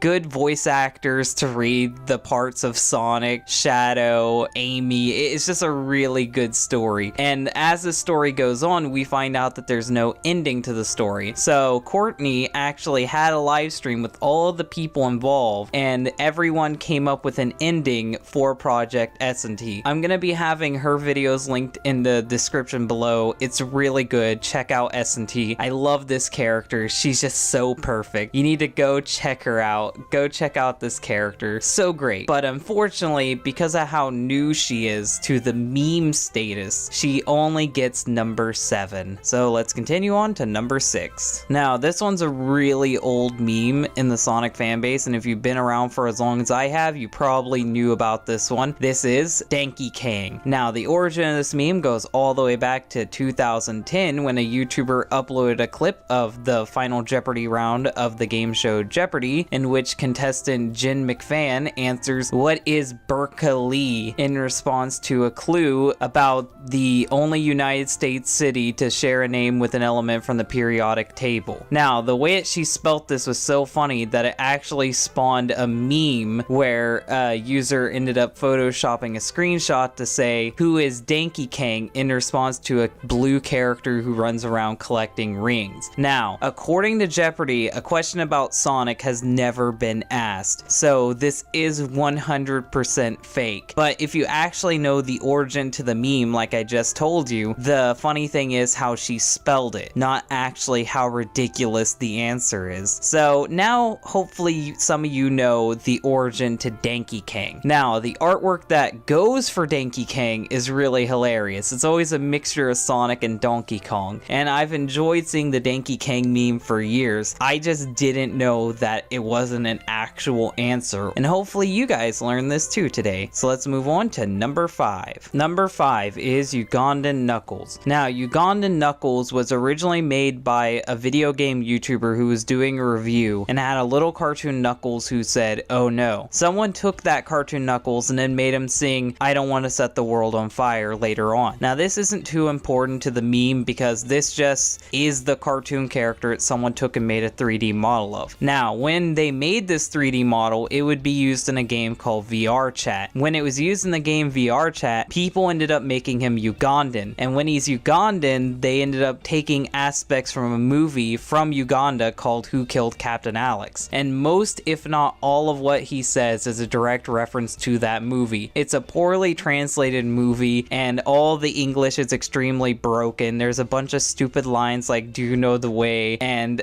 it's just really silly, really dumb, and it's an innocent meme. Now, some people are claiming that this meme is racist. Yes, there are racist variations of this meme, and some people can see it as racist with the clicking noise, but I would say that this is a caricature, and it's done out of just the sake of a meme. It's not done in the attempts to hurt anyone or to make black people look lesser than white people. It's just a nice, wholesome meme. Even the creator of Who Killed Captain Alex likes this meme and has been tweeting it out left and right. I think some people are looking too into it. Now, there are some racist versions of this meme, just like with Pepe, that being the watermelon Knuckles that is completely black with a watermelon on his chest, but I wouldn't let these variations ruin the meme for you. If you want to go on VR Chat and put this skin on and pretend to be Ugandan, you go right ahead, but I would assume that later on this might get banned because VR Chat is going to want to try to protect its image, so enjoy it while you can. If this meme ends up taking its racist status like people are trying to push it as, I could easily see Ugandan Knuckles being the Sonic fan base's Pepe in a few years, if he isn't already. So he definitely earned his spot in this list despite how new of a meme he is. Number 4 is Sonichu. Sonichu was made as a sincere comic by Kristen Weston Chandler, and it's supposed to be a mixture of Sonic and Pikachu, and he goes on wacky adventures with Chris Chan. It's just a really dumb, offensive, and sexual comic, and I wouldn't recommend any children read this comic because it's really vulgar and really inappropriate. But because of places like 4chan and Something Awful taking this comic and exposing it to everyone, and the Sonic fan base just memeing the hell out of it, it's gained popularity throughout the years, and now people know who Kristen Weston Chandler is, and they know of this comic despite it being absolutely terrible. There's been multiple parody comics, that being the real Sonichu, Asperchu, and Rosachu story, that have all picked at this character. There's been tons of fan art of this character. There's been jokes like saying that Sonichu was gonna be in Sonic Forces, people making games like Sonichu Kart. I think it's safe to say that Sonichu is a big Sonic fan base meme. Even the Sonic Twitter has made references to Sonichu. This is how we know that this meme is here to stay. Not to mention Kristen Weston Chandler is still making new comics as Christine Chandler, so I could see this meme gaining popularity in maybe another year or so, but right now it is definitely a cult classic meme. Speaking of Sonic fan characters, you can't have a list talking about fan characters without bringing up one of the best parodic Sonic fan characters, that being Cold Steel the Hedgehog. Cold Steel the Hedgehog has been a meme since way back in 2013 when user Granfalanga, sorry if I fucked up your name, posted an illustration of Cold Steel the Hedgehog with a copy pasta containing his bio, his likes, and his dislike. Now, this was a great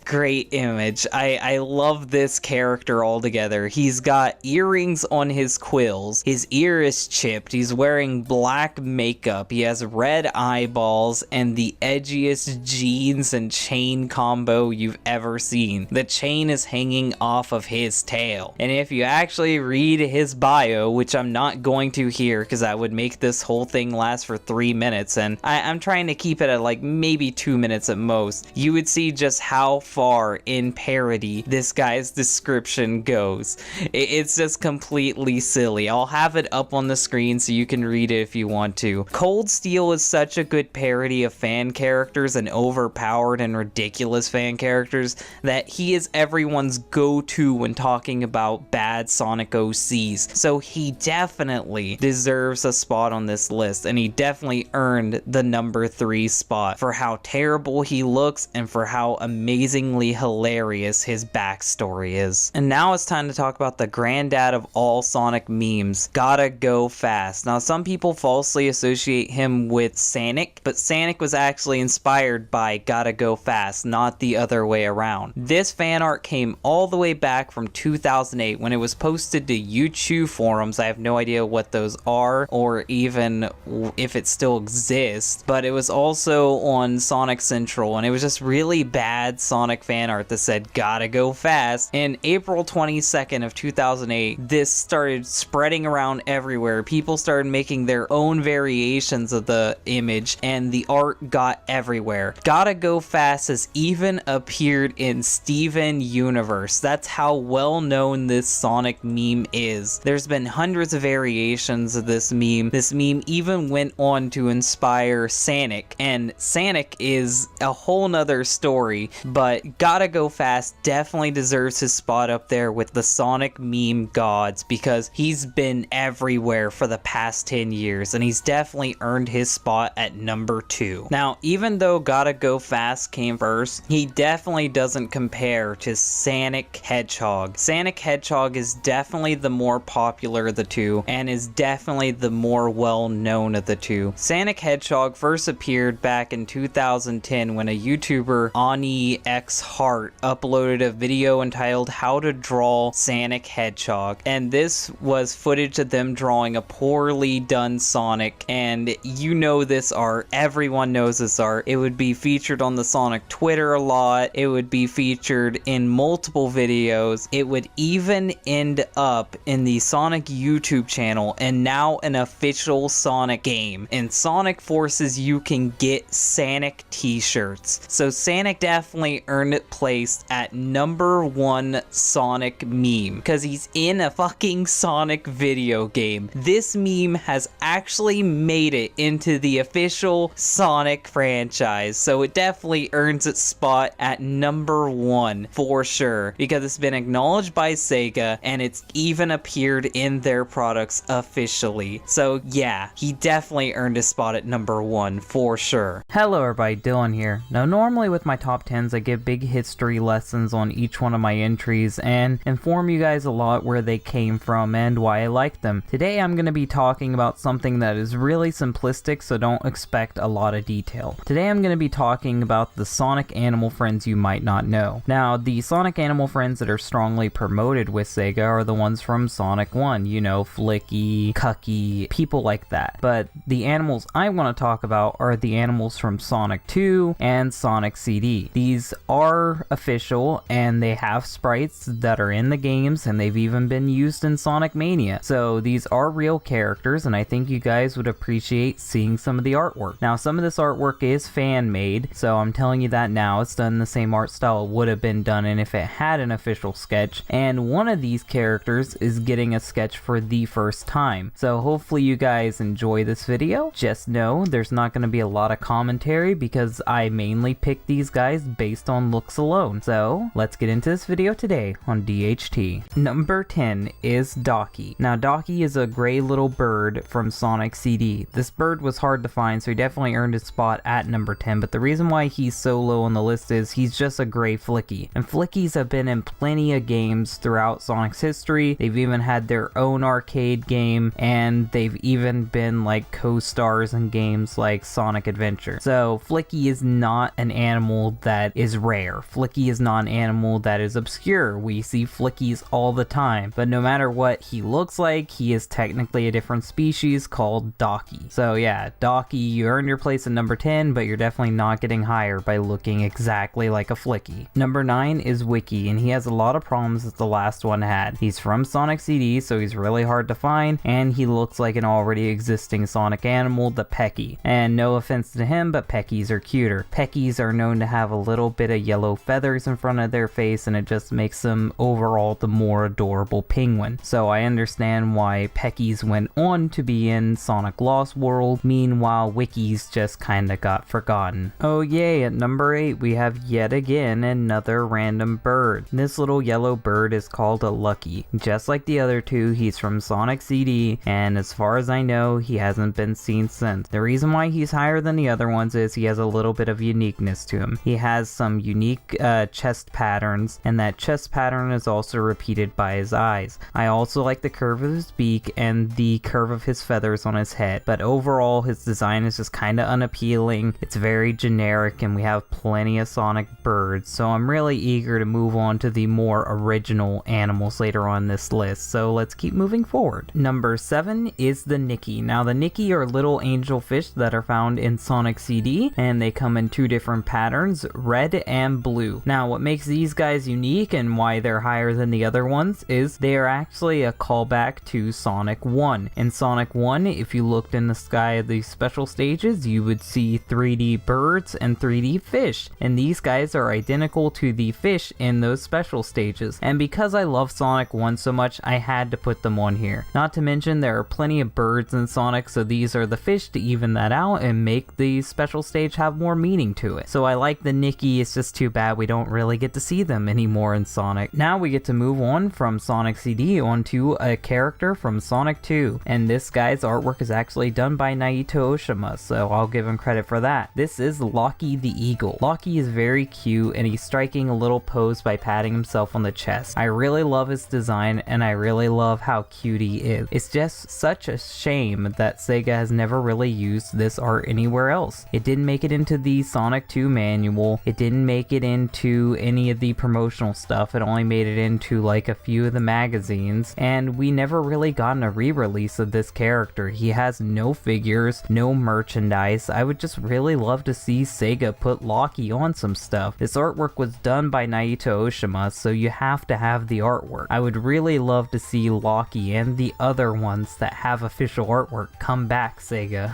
Number 5 is Tookie. Tookie is a turtle that appeared in Sonic the Hedgehog 2, and just like the last character, he had artwork done by Naito Oshima, and just like the other one, his artwork hasn't been used in anything other than a magazine, which is a real shame, and Sega should use its art. But unlike the last guy, Tookie actually appeared in the Sonic Archie comic as Tommy. Tommy looked just like this guy, except for he was green, and from Tommy's attitude, he resembled this guy in appearance and mannerisms as well. Tommy was kinda shy and timid and droopy, but he was also known to be a happy character. He was actually killed off from the Archie comics later on down the road. So the fact that he reminds me of an existing Archie character definitely boosts him higher up in this list, because I feel like he has just a little bit more potential than the other guys, because at least he got recycled into something. So Tookie, you earned your spot at number 5.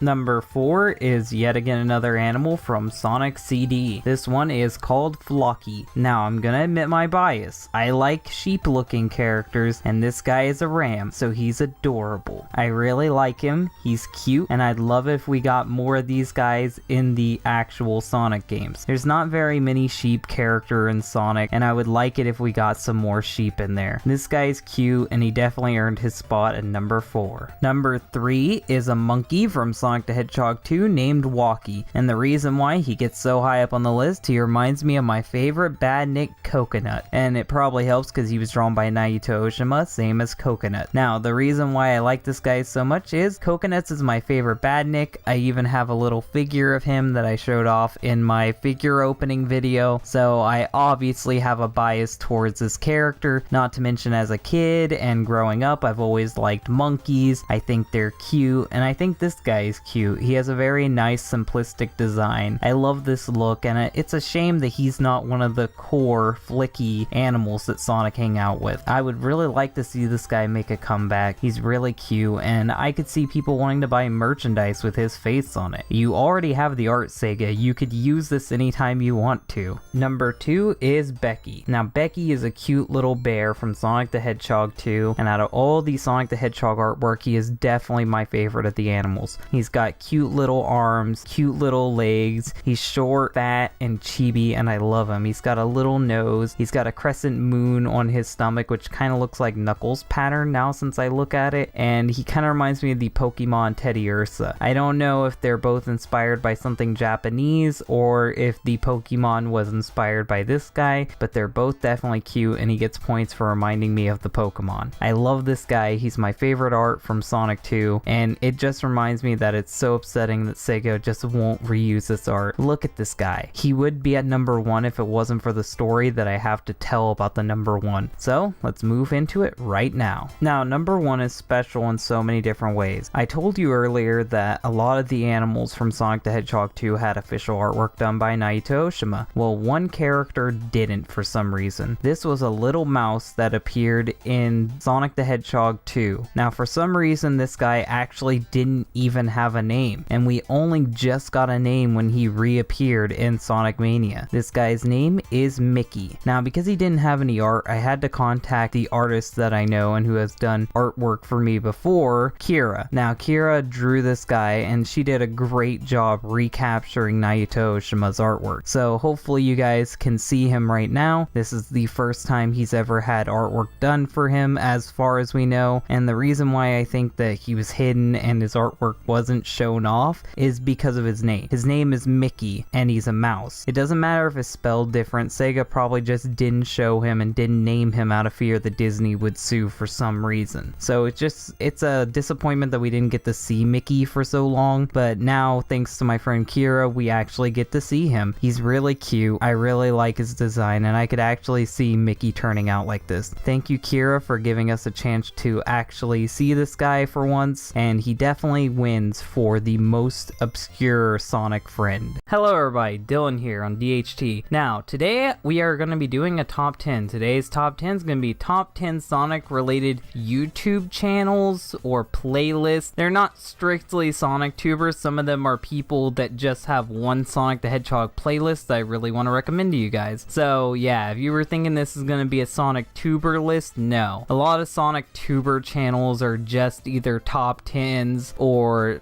just gameplay footage, and I'm not really into that. But hopefully you will go and watch these channels for yourself and you will enjoy them like I have throughout the years. So let's get into this today on DHT. Number 10 is Megapie from Megapie Central. Now, Megapie does comic readings, comic dubs, and he also does Sonic the Hedgehog news. He uploads weekly, so there's always new Sonic content coming in, and unlike me, he actually reports all of the news and not just the stories that I want to tell you. So if you want consistent Sonic the Hedgehog news and you like Sonic the Hedgehog comic dubs right when they come out, Megapie is a good channel to follow. I follow him because I know him in real life and he's a pretty cool guy, and I follow him because I want to know when the Sonic the Hedgehog comics come out, because I'm always really behind on this stuff. So he's a really good channel. He brings a lot of personality to the table. He works on multiple projects and he's always producing Sonic the Hedgehog content. I can't recommend this page enough. Go check it out. Now, remember earlier when I said not every channel on here is going to be strictly Sonic the Hedgehog related? Well, this is the first channel, Project S&T. The reason why I'm recommending this channel is just because of one series, and that being the S&T series. S&T follows the character S&T, and yes, I know I'm saying that a lot, but it's the username and the series name. Now, the character S&T is the definition of a Mary Sue, and this follows her adventures with Sonic the Hedgehog and friends. This is a cringy fan comic written by S&T when she was a child, and it's so good reading this. It's so good hearing the dub of this. The characters are self-aware, she's self-aware, and they constantly pick at the stories and point out the flaws of the story, and the finale is really good because the comic didn't have a finale. They ended up writing a finale live in front of everyone, and it's just really good. I'm not even gonna spoil it. Go check check this out. If you like stuff like Sonic Chew, S&T is definitely up there with the cringe, but so cringy it's good. So yeah, check out this series if you enjoy cringy Sonic content like that. Number 8 is Moogie Mikey. Now Moogie Mikey has been animating on YouTube for years, and if you're an older viewer of mine, go check him out. He makes a lot of more adult oriented humor, and he uses a lot of not safe for work content in his videos, so if you're a child you might not want to be watching this channel. I'm sure your parents wouldn't appreciate it, but he has plenty of great animations. I can't even begin to tell you all the animations he makes that I really recommend, but I'll name off 2. Goku and Anne Frank Till the End of Time, really good animation, and the Mighty and Ray meet Sonic the Hedgehog, really good.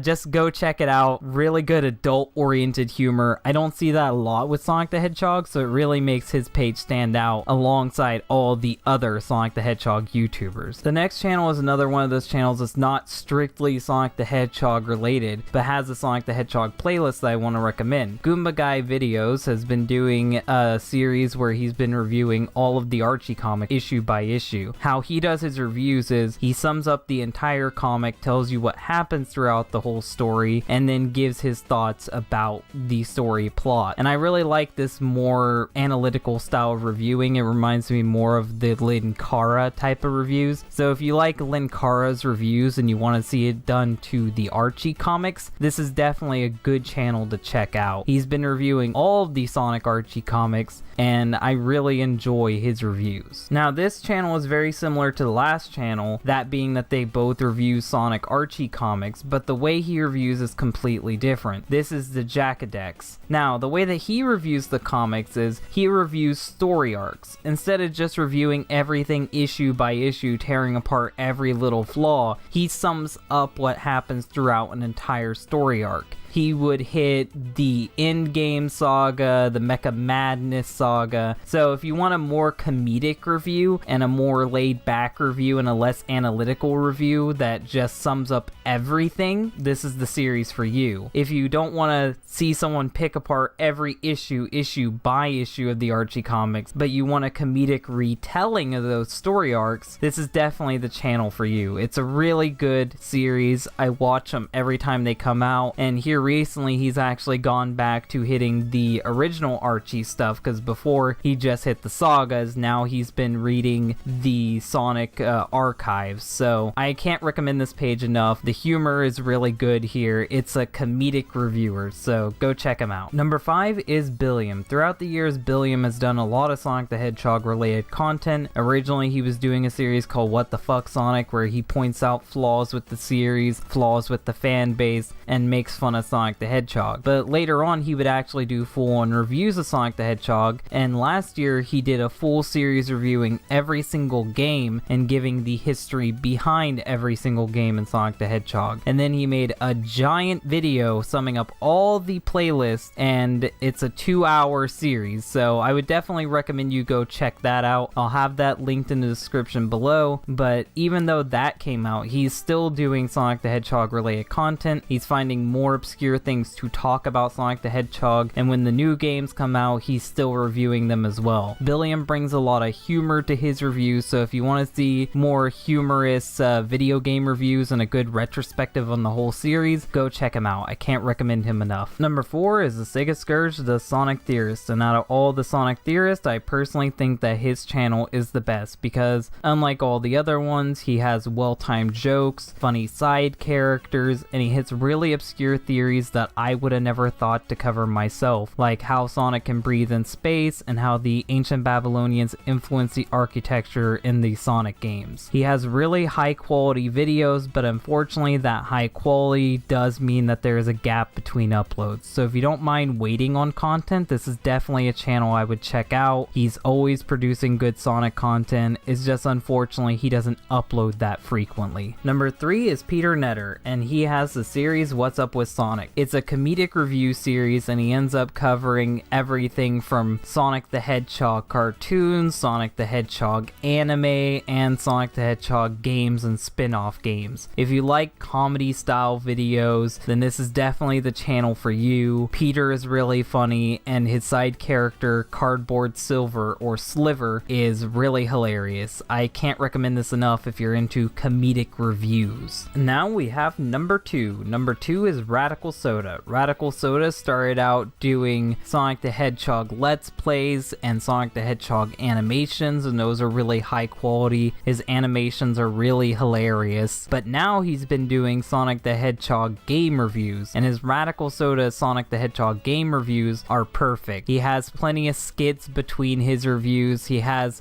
plenty of funny side characters. It's just really good live action comedy skits while reviewing Sonic the Hedgehog video games. Here recently, he also did a review of the Sonic the Hedgehog voice actors, and he ends up giving a history behind that, and that's a really good episode of his show. There's just way too many of his stuff to recommend to you. If you like Sonic the Hedgehog content, his page is full of it, but he also does reviews of other games, so just know it's not strictly Sonic the Hedgehog related. But I personally feel like he does enough Sonic the Hedgehog stuff to be considered a Sonic page, and if you haven't heard of him, go check him out. You can't do a Sonic the Hedgehog YouTube related list without mentioning the main man himself, Cybershell. For years he's been doing Sonic the Hedgehog related Let's Plays, but that's not what I'm here to recommend. Years ago he ended up doing a Sonic 1 bonus video where he told facts and trivia about Sonic the Hedgehog 1, but here recently he came back with his Sonic the Hedgehog 2 bonus video, and that's where his page really blew up. He started doing more of these fact videos covering the Sonic the Hedgehog lore, and he's dug up things that I really wanted to talk about but just never really had a setup to talk about it. So if you want to hear some really good obscure Sonic the Hedgehog lore, this is definitely the channel for you. But there is one major downside. He has been known to just randomly disappear and not come back for years. That's what he did originally, and now that's what I think he's been doing now because he's disappeared for another 5 months. So if you don't mind really waiting for your Sonic the Hedgehog content, this guy makes top quality videos and he covers everything Sonic the Hedgehog. No matter what continuity is, no matter what type of media source it is, if it's Sonic the Hedgehog, he'll talk about it eventually. Hello everybody, Dylan here today. Now today we are going to be doing a top 10. Today's top 10 is going to be top 10 robot versions of Sonic. Now, I'm going to try to be a little bit more original with this list, so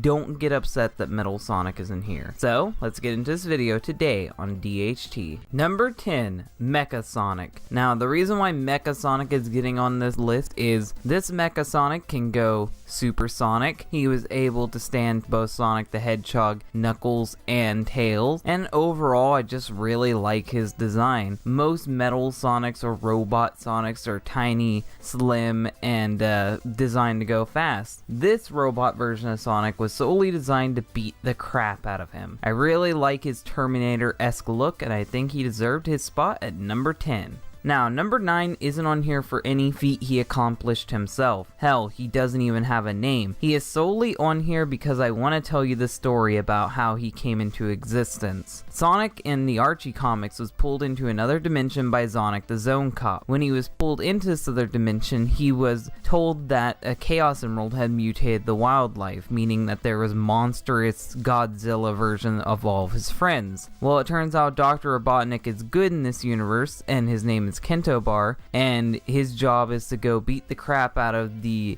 now mutated Mobians and take the Chaos Emerald so he can stop the mutation. Sonic does this, and to honor Sonic, Dr. Kento Bar builds him a robot. That robot is seen right here. We know nothing about this robot. We don't know how strong this robot is, but he has a Chaos Emerald, or at least half of the Chaos Emerald, embedded into his chest, meaning that chances are he's probably one of the most strongest versions of Metal Sonic out there, because Metal Sonic models that only had a shard of an emerald were able to do incredible feats. So if we ever do get any information on this man, chances are he's actually really strong, and I just love his backstory. Sonic ended up leaving before he could get a name for this robot, so sadly this robot has no name. Number 8 is Cyborg Sonic from Sonic Boom. Now, if you hadn't seen Sonic Boom, you would just think this is a generic copy of Sonic the Hedgehog, but in reality, it's much, much more. For those of you who have seen Sonic Boom, you would know that this is not just a robot, it's also a clone made by Bolts. Now, because he's a clone, he can match Sonic's speed in Sonic Boom, he has all the same abilities as Sonic in Sonic Boom, and he has Sonic's brain, meaning that he can think identical to Sonic. But he doesn't have the weaknesses Sonic has. He has hard metal skin, meaning that it's incredibly hard to destroy him. He can shoot lasers from the tips of his fingers, and he can fly using boosters in his boot. This guy is better than Sonic the Hedgehog. Sonic the Hedgehog is not needed in Sonic Boom because this clone slash robot is 10 times better than he ever will be. Sadly, Sonic Boom is cancelled, so we never really got to show this guy flexing, but in the few episodes he was featured in, he is Sonic's equal, and I think he definitely deserves a spot in number 8. Now, if you see my Doppelgangers video, you're gonna think that this sounds really familiar, and that's because our next character takes heavy influences from a story from the Fleetway comics. This character is, at number 7, Future Sonic. Now, this future Sonic came back from the future to tell Sonic about how his future was destroyed by Eggman, how he lost everything, including his eye. His design is really cool. He loses all of Sonic's bright colors, and instead he has a trench coat. He has battle scars, including losing one of his eyes. He takes heavy influences from Nick Fury, Terminator. He just looks really cool and badass. Now, it turns out that this actually isn't a future Sonic the Hedgehog because Sonic doesn't trust him and follows him around to see what he's doing. And then he catches him talking to Robotnik, and he realizes that this is a robot. This isn't even really a special robot. He wasn't designed with any special abilities. He's just your average run-of-the-mill robot, so they're able to defeat him pretty easily. I put him on here not because of his strength or his feats. I put him on here for his design and his story. If you haven't read the story, go out and read it. It's really good. It's called Sonic Tales of Deception. It's a kid's novel, but it's a pretty good story. Number 6 is from the Archie comics, and it is Captain Metal. Captain Metal originally started off as Sonic 3.0 until he was destroyed by Blaze the Cat. Then he fell into the ocean, and he slowly climbed his way back on top. His body being destroyed, he had to rely on plundering other robot pirates and stealing their parts. So when you look at him, he is actually pretty scary. He has weird limbs because those aren't his own. He has weird crab-like legs that make him even more menacing. He has a weird claw for an arm. Not to mention, half of his face has been destroyed, making him really menacing. Now, he wasn't actually serving to do an Eggman plot when he became Captain Metal. Instead, he just wants to gather the Soul Emerald and use them to destroy Blaze and take over her world. And he was actually achieving his goal. He won multiple fights with Blaze the Cat and other Mobians. He's actually stronger than any Metal Sonic I had seen. Any standard Metal Sonic, anyway. Well, eventually he has to go up against Super Blaze, and he goes the way of every robot Sonic. He's torn to bits. But because he's not dumb and he actually knows what he's doing, he ended up backing his brain up into one of Eggman's computers. And I'm sure if the Archie comics would have continued, we would have seen more of him. For being so resourceful and being so menacing, he definitely deserves his spot here at number 6. Number 5 is Mecha Sonic. Now this Mecha Sonic is not the same as earlier. This is instead a roboticized version of Sonic the Hedgehog, meaning that he can move as fast as Sonic the Hedgehog, but he's even stronger than Sonic the Hedgehog because his robot parts give him a strength boost. This guy is able to lock onto targets, he's able to see heat signatures, meaning that if you're hiding, he can find you and he will kill you. He can shoot blasts out of his hands, he can fly. The only reason why he was stopped is because Knuckles turned himself into a robot and beat the crap out of him. He is freakishly strong, and I'm sure that he could take out all the Freedom Fighters by himself and help Eggman take over the world if it wasn't for another fighting robot kicking his ass. Number 4 is Shard the Metal Sonic. This is the original Metal Sonic in the Archie comics. He was defeated by Sonic the Hedgehog and then upgraded by Eggman to have a crystal inside of him. That crystal gives him the ability to think like a normal animal would, and it allows him to actually keep on the same pace as Sonic the Hedgehog. He can shoot nets out of his hands. He can move practically at the same speed as Sonic the Hedgehog, possibly faster at one point, and he was a even fight for Sonic. And he ended up actually developing a sense of justice, and he ended up saving Sonic from falling into lava, but he fell in the lava. Then he was recovered later on, and he was given a new design, and he actually became a good guy. I would keep going, but his history is pretty big. Just know his abilities are very similar to that of Metal Sonic's, but amplified, and unlike Metal Sonic, he actually has a personality, and he actually is self-aware. So he can decide what is good or evil, and he doesn't have to serve anyone. Number 3 is a superpowered hedgehog named Cosmic. Cosmic came flying into Mobius in the Fleetway comics, claiming to be a superhero there to help Sonic and friends. Sonic isn't dumb, so he immediately caught on and realized he was a robot. To test him to see if his superpowers are real, he decided to challenge him to a race. Cosmic couldn't even get through a loop-de-loop. Then, when Cosmic was defeated, he revealed his true form to be Metamorpha. Metamorpha is a shape-shifting robot from the Fleetway comics. So that means that Cosmic would have all the same abilities, powers, and strength of Metamorpha. Yeah, he can't run as fast as Sonic, but he's practically stronger than Sonic, and he can fly, he can shape his body into any form, and he can create weapons out of nowhere, meaning that his potential is actually really high. Now, this wouldn't be the last time we'd see Metamorpha. Metamorpha would also turn to some civilians sometime to trick Sonic, and she even turned into his brother, Tonic. Sonic never really falls for these traps. I don't know why she kept trying this, but Metamorpha is definitely a threat, and in return, Cosmic is a threat. So just know if you ever see this weird green man online, he is not Sonic the Hedgehog, he is not related to Sonic the Hedgehog, he is instead a robot. Number 2 is Emperor Metallix. Now in the Fleetway continuity, the Metal Sonics ended up going rogue and creating their own cult. When they created their own cult, they needed a leader. So instead of looking for someone or getting one of them to be a leader, they built a leader. That is Emperor Metallix. Emperor Metallix towers over all of the other Metal Sonics. He is giant. Not to mention, it's claimed that he's made of gold. This really shows just how cool he is. He's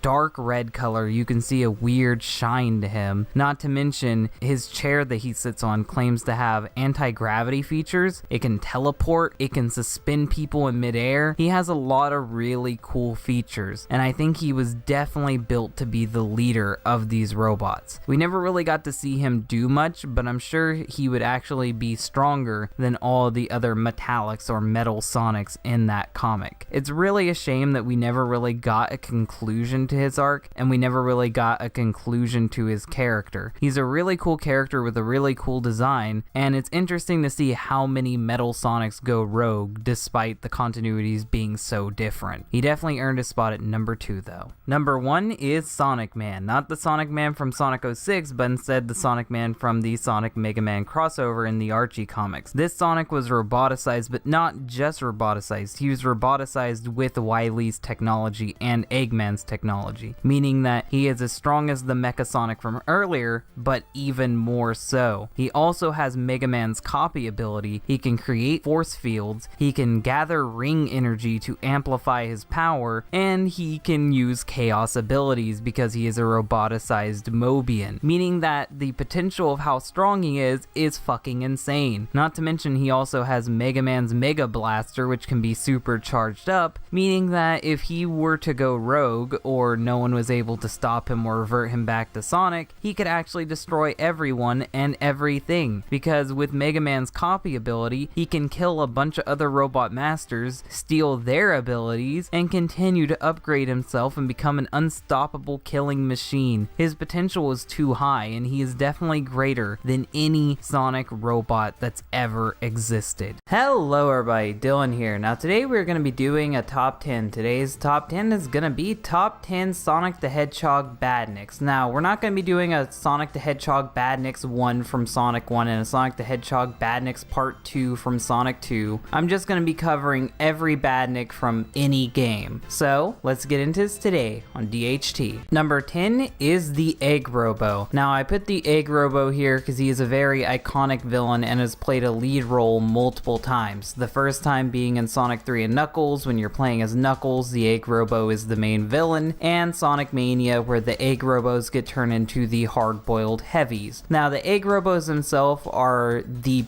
badnik to look the most like Dr. Eggman, and I feel like the Egg Robos would go on to inspire both the Egg Pawns and the E10 whatever series of robots. So I feel like the Egg Robos are a very important part of badnik history, and it's the gap between badniks and Egg Pawns, and we would see Eggman slowly make more and more robots similar to the Egg Robos as the games continued. Number 9 is the Buzzer. The Buzzer is basically the improved version of the Buzz Bomber from Sonic the Hedgehog 1. The Buzz Bomber would shoot at random, meanwhile the Buzzer will stop and attack you. The Buzz Bomber would shoot just one bullet, meanwhile the Buzzer will continue to shoot bullets as long as you're near him. The Buzzer also doesn't have wings because they don't really need wings. They've always just had jetpacks even when they were Buzz Bombers, and I really just think that the Buzzer is the more intimidating version of the Buzz Bomber. But overall, I just like this design slightly more than the comedic Buzz Bomber, and that's why he gets at number 9. Number 8 is the Roller. Now the Roller has a lot going on for him. First of all, I like that he's an armadillo because it makes me feel like that this is a reference back to Mighty the Armadillo, or the fact that Sonic was originally going to be an armadillo. Now the reason why I love him as a badnik is his main form of attacking. Most badniks will either walk up to you and try to shoot you, or they'll fly above you and try to shoot you. He takes it personal and he attacks you in a very similar way that you would attack every other badnik. He rolls up into a ball and launches himself at you, and the only way you can actually stop him is to wait for his roll to be over and attack him when he's vulnerable. And in this way, I feel like this is the first hint of a metal Sonic, or a robot similar to Sonic, where Sonic has to use his own moves against a robot fighting like him. So I really feel like that the Rollers are important, but unfortunately they can still be killed pretty easily, so he earned his spot here. Number 7 is yet again another Sonic the Hedgehog 1 badnik, and no shock, that's my favorite game, so a lot of the badniks are gonna be from that game. But the reason why I love Sonic 1 badniks so much are they have specific ways to kill them, and you have to figure out these ways to kill them. Like, they're not your typical badnik where you just run up to them, dodge a bullet, and then hit them. When it comes to the Caterkiller, it looks like you should just be able to kill him standardly. But no, he is designed in such a way to where you have to hit his head. Any other part of his body, yeah, he'll be destroyed, but you won't free the animal, and you'll be hurt by his spikes, and he will launch off into multiple different directions, meaning that he can hit you multiple times. There's multiple variations of him, but I've decided to go back to the original because the original is the one that probably killed you the most as a child. So Caterkiller, you deserve your spot here at number 7. Number 6 is Scorp.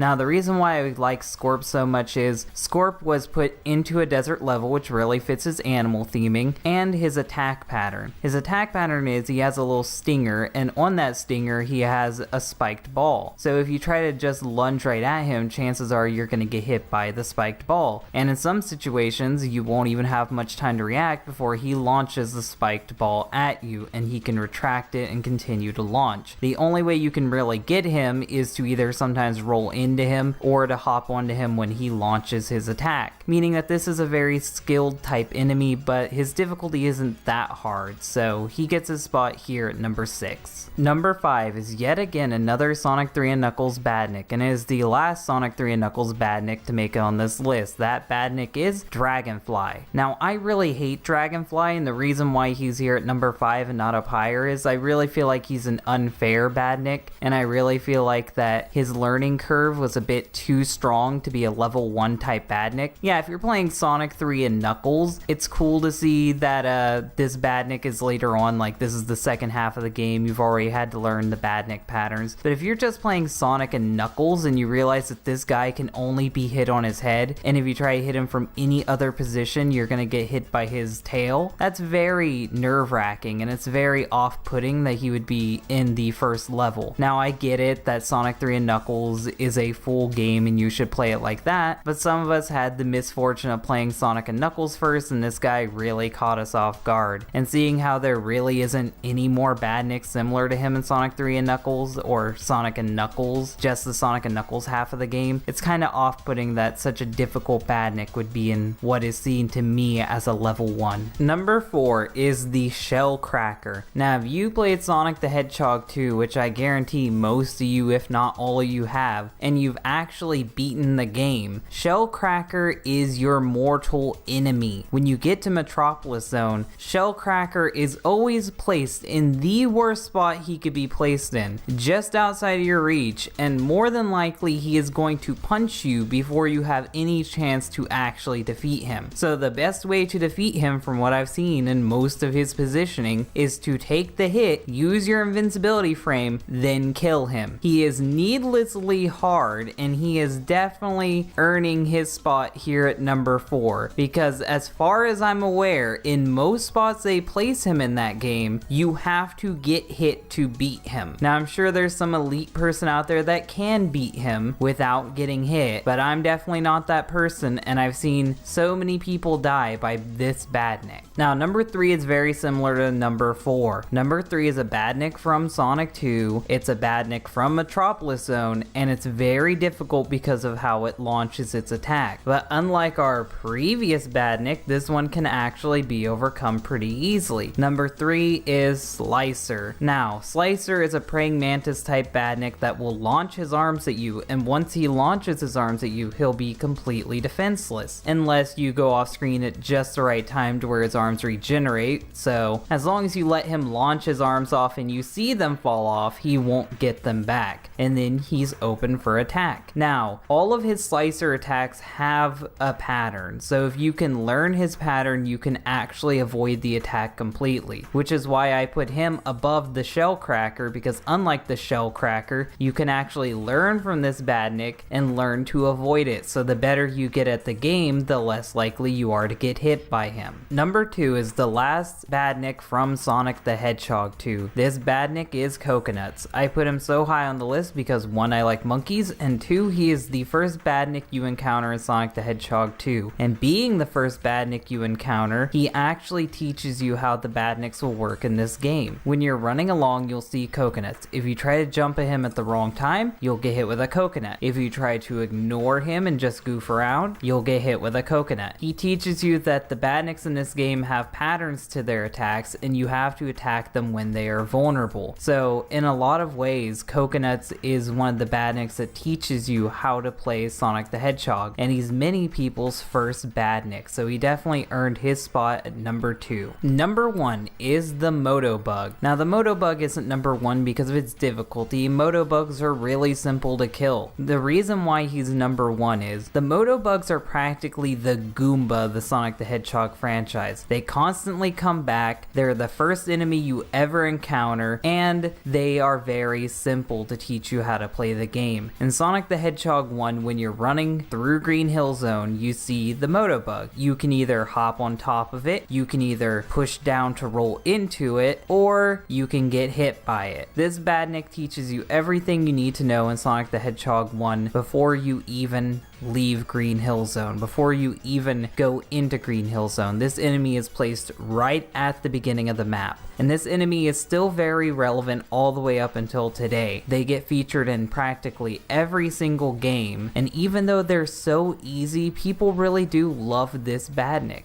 There's even whole hacks dedicated to playing as this badnik. One of the hard-boiled heavies even rides a Motobug. Motobugs are an insanely popular Sonic the Hedgehog badnik, and they definitely deserve this spot at number 1. Hello everybody, Dylan here. Now today we're going to be doing a top 10 that I've been recommended to do for a while. This top 10 is Top 10 Sonic the Hedgehog Character Concepts Part 6. I know that's a long title, but this has been a long series. If you haven't seen the other ones, go watch that now. But let's get into this one today on DHT. Number 10 is Shadow the Hedgehog, and as you can tell, Sega was really hitting it out of the park with the creativity on this one. I can really just imagine imagine what the thought process was when they were designing this guy. They're like, we need an evil Sonic. So how about we take Sonic, we make him black, and give him emo bangs. I'm sure that this shadow would be loved by everyone. Actually, no. He looks like a DeviantArt OC, and I'm glad that he never came to be. But he's something we can laugh at, so he at least earned his place here at number 10. Number 9 is the Wisp from Sonic Colors. I feel like I really need to tell you that these are the Wisp, because if you just look at them at first glance, you really wouldn't be able to tell. This is a really early sketch of what they wanted the Wisp to be, so don't judge it too hard. But even from this early sketch, I have no idea what they were going for here. They look more like chows with their simplistic faces, and when they look like this, you really can't even tell what their purpose was. I gave them all colors, but I just gave them random colors. The only one that barely even looks like a Wisp is the yellow one, and I made him the yellow Wisp because I thought he was kind of shaped like Drill. I don't like these designs, and I'm really glad with the Wisp that we got at the end of the day, because these kind of look like weird chow rejects more than anything. Number 8 is a character that I never really liked too much to begin with, but I also really don't like this design. This character is Chip. Now, Chip is also known as Light Gaia in Sonic Unleashed, and he ends up basically being one of the highest ranking gods that we've seen in the Sonic world. That being a god of creation, a god of light. He is the one to battle off Dark Gaia. Now, imagine how weird it was to find out that guy was the god of creation, and then imagine how weird it would be to find out that this thing is the god of creation. A little cartoony 1950s looking fish. Now, the only thing I can really say about this is there's a fish and chips joke for you Brits to enjoy, but other than that, I really hate this design, and I'm glad we got the Chip that we have. Number 7 is a character that's been on here a lot. This character is Cream the Rabbit. This time Cream is a red panda, so I gave her a color scheme very similar to a Gretzico. And I really think that a red panda would be an interesting character to have in the Sonic franchise, especially in the IDW comics. In the IDW comics, we've been getting a lot of unique Sonic species. We got a lemur, we got a sheep girl, we got some skunks. She doesn't have to be a main character. I would really just love to see this character come to life. But would I want it to be Cream? No. I still think that Cream's design is the best design we could have got for this character, but I do feel like this character could be used for something else. Now, number 6 is just a straight up ugly design. This is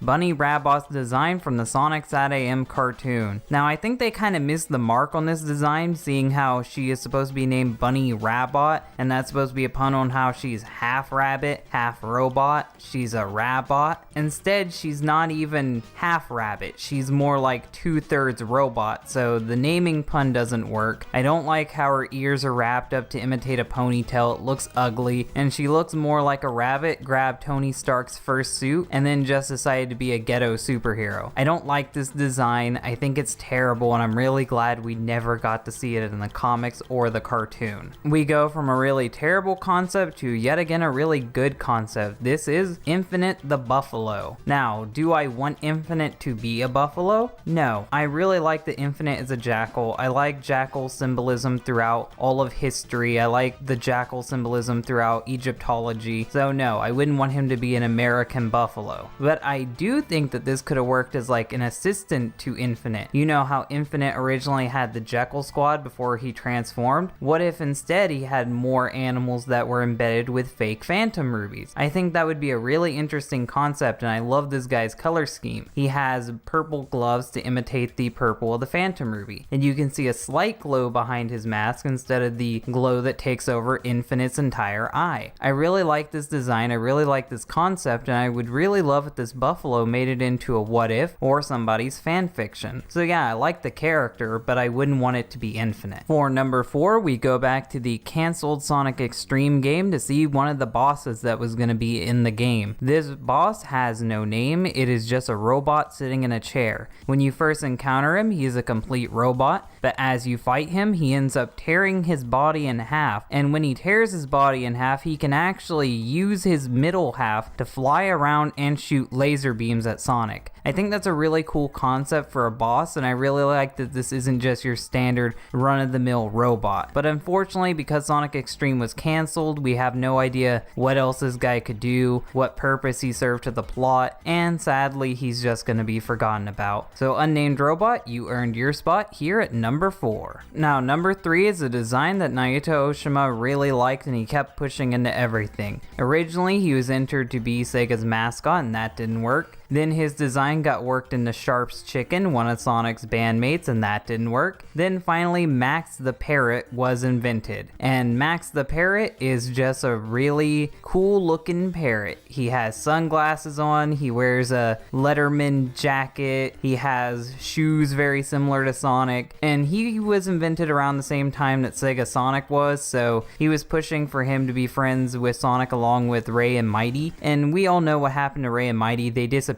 for like 20 years. So this guy's disappeared for even longer, and unlike Ray and Mighty, I don't think he's coming back. I really like his design, but unfortunately, I don't think he's ever gonna be in anything. Number 2 is yet again another character from the scrap Sonic Extreme game. This is Metal Sonic. Now, I've been wanting this version of Metal Sonic to be on this list for a long time, but unfortunately I was unable to restore his concept art because it was so distorted. But luckily I hit an artist up on Twitter and she was able to fix him up for me and design an all new concept art based off of the original, and I hope you guys like this. If you want to see more of her artwork, go in the description below. She will be credited for this piece. Now, as we can see, this Metal Sonic is unique and he still looks like Sonic, which is something I said was very important with the other Metal Sonic designs, but he has some aspects from other robot Sonics. He has weird little chain link arms and he has cool little shoes that look like Sonic's, and unlike all the other robot Sonics, he actually has a mouthpiece, so I think that this Metal Sonic could actually talk. I really would have loved to have seen this design, and I'm really sad that it didn't get worked into anything, but I do feel like it was kinda worked into Shard the Metal Sonic. As you can see, he has a little triangle on his stomach, and Shard the Metal Sonic premiered at about the same time this game was cancelled. So I would really love it if his design did get worked into Shard, but if it didn't, I would still really recommend people to check this art out. It's really good, and if you want to see more art from the artist, go down in the description yet again. Number 1 is Robotnik from Sad AM. Now, this piece of artwork is important because it's one of the pieces of art that actually inspired me to make this series to begin with. Now, this art was in a terrible looking sketchbook and there was no way that I could actually restore it. It was thanks to my friend Marsh, who is an artist and will be credited for this art down below, that he was able to finally come to life. And as you can tell with this art, they took the name Robotnik very seriously. He looks really menacing and they made his robot parts obvious. His arm is obviously robotic, you can see that it's very Terminator-esque, and his face has robotics too. I couldn't tell if that was supposed to be a pig nose or a robot nose, so I made it a pig nose because I thought it would be funny because he's fat. And I really like that his eyes are black because they're robotic in this. In the finished cartoon and in most depictions of Robotnik, he actually still has the black eyes and the red dots, but I really like that they did it because he was a robot like Metal Sonic. I really like that explanation, and I kind of wish that that translated over to the cartoon. But the thing that I don't like about this design is the robot ponytail. I think it looks goofy, I think it would really date the cartoon, I'm really glad it wasn't in there. I like Cluck, and I like that he has a little spiked ball tail. Hello everybody, Dylan here. Now, for those of you who have been following my channel since 2014, you would know that one of the first top 10 lists I ever did was top 10 forgotten Sonic characters. Now, I ended up updating this list in 2016, but that was 2 years ago, so I'm feeling like for 2018 we need to update this list at least one more time. Because a lot can change, some characters get more exposure, some characters are even more forgotten. I feel like it's time to go back and talk about this topic yet again. Now, will this make my other videos irrelevant now, the 2015 and 2016 ones? No, some of those characters are still forgotten about. The only reason why I'm making this update is I want to inform you on characters that are slightly more forgotten in 2018. So, let's get into this today on DHT. Number 10 is the Oracle of Delphius. This is a character from Sonic Underground, and he is very important to the plot despite how goofy he may look. He's actually one of the strongest strongest magic users in the Sonic Underground canon, and he has the ability to see into the future, project himself, and he can levitate other objects. These are just some of the powers we know that he has. He's a trusted friend of Sonic's mom, and he was supposed to help bring the kingdom back to power, but unfortunately the show got canceled before we could see anything of him, and now he's just kind of a joke amongst the Sonic community, and he is forgotten about because he hasn't been in anything since his appearances in this cartoon and the comic books. Number 9 is Witchcart from Tails Sky Patrol. Now, Witchcart only appeared in this game, and in this game she is the main villain. The story of this game is Tails is on an island, Witchcart decides that she wants to take over that island, so she goes with her sidekicks to take over the island and kick Tails off of it. So now it's your job as Tails to awkwardly fly around and stop her from doing this. Now, some people would say she actually appeared in the Archie comics, and you're somewhat right. The character that you're thinking of is Wendy Naugus. She is the sister of Ixis Naugus, and she is based off of Witchcart, but she's not Witchcart. Witchcart is a completely different character who existed in only one game, and Ixis Naugus is not canon to the game. So Wendy Naugus, no, she's not actually Witchcart. She's just based off of Witchcart because really there's nothing you can do with this character. And that's why I think this character is abandoned and forgotten about, because what scenario could you think of where you could bring this woman back and make her a viable villain? Number 8 is the Great Battle Cuckoo. Now, for those of you who don't know who the Cuckoo are, the Cuckoo is a race of birds, and the Great Battle Cuckoo is their leader. He ended up taking his army to take over an island that Tails just so happened to be on yet again, and this time he actually had better motivations than Witchcart. His goal was to steal the Chaos Emeralds and use them to take over the world. And of course, Tails stops him, and he's never seen from or heard from again. Now, if him or his son made it into the Archie comics, it had to be so old to where I don't even remember them being in the Archie comics. I know that his son had a little bit of motivation added to him in the comics, so I'm gonna leave his son out of this list, but the Great Battle Cuckoo definitely deserves to be number 8. Number 7 is Mindy Latour. Now, this character appeared in one episode in Sonic Underground, and in that episode she actually did nothing important. She got kidnapped, Sonic had to save her, so she's done nothing at all. She only appeared in one episode of the show, but yet people still know her, and people still make fan art of her. The reason why she gets on this list is she's just such a random obscure character. Her whole backstory is she happens to be the daughter of Sonia's mom's friend, meaning that Sonia's adopted mother is the only thing even connecting this character to the plot, and they don't even do anything productive with their screen time. So really, she's worthless as a character, but for some reason there's quite a few people out there that want her back. The reason why she gets on this list is Sega will never acknowledge her, and Sega will never use her again, making her a forgotten character. Number 6 is Princess Illusion. Now, I hope that I'm saying this name right, because really it's a weird and very uncommon name. And for all you need to know about her is she comes from the French Sonic Adventures comic, and she really has no connection to the Sonic canon at all. In this comic, the echidnas aren't extinct, and she's actually the leader of a tribe of echidna. And the reason why she's the leader is because she found a gray Chaos Emerald and she wears it as a crown. That means that she has respect throughout her people. And she was going to execute Tails and Sonic, but then Robotnik attacked and they had to team up to stop him, and that's how they became friends. Personality-wise, she's basically Knuckles. Even for the plot-wise, she's Knuckles. So really, there's nothing keeping her necessary to the franchise. Everything that she had, everything that she could offer is already done by Knuckles. She even has the Knuckles on her glove. There's really no use for this character besides to have a female variant of Knuckles. Number 5 is probably the wackiest character to be on here. Number 5 is Myrna the Merhog. Now, for those of you who don't know who this character is, she is a mermaid version of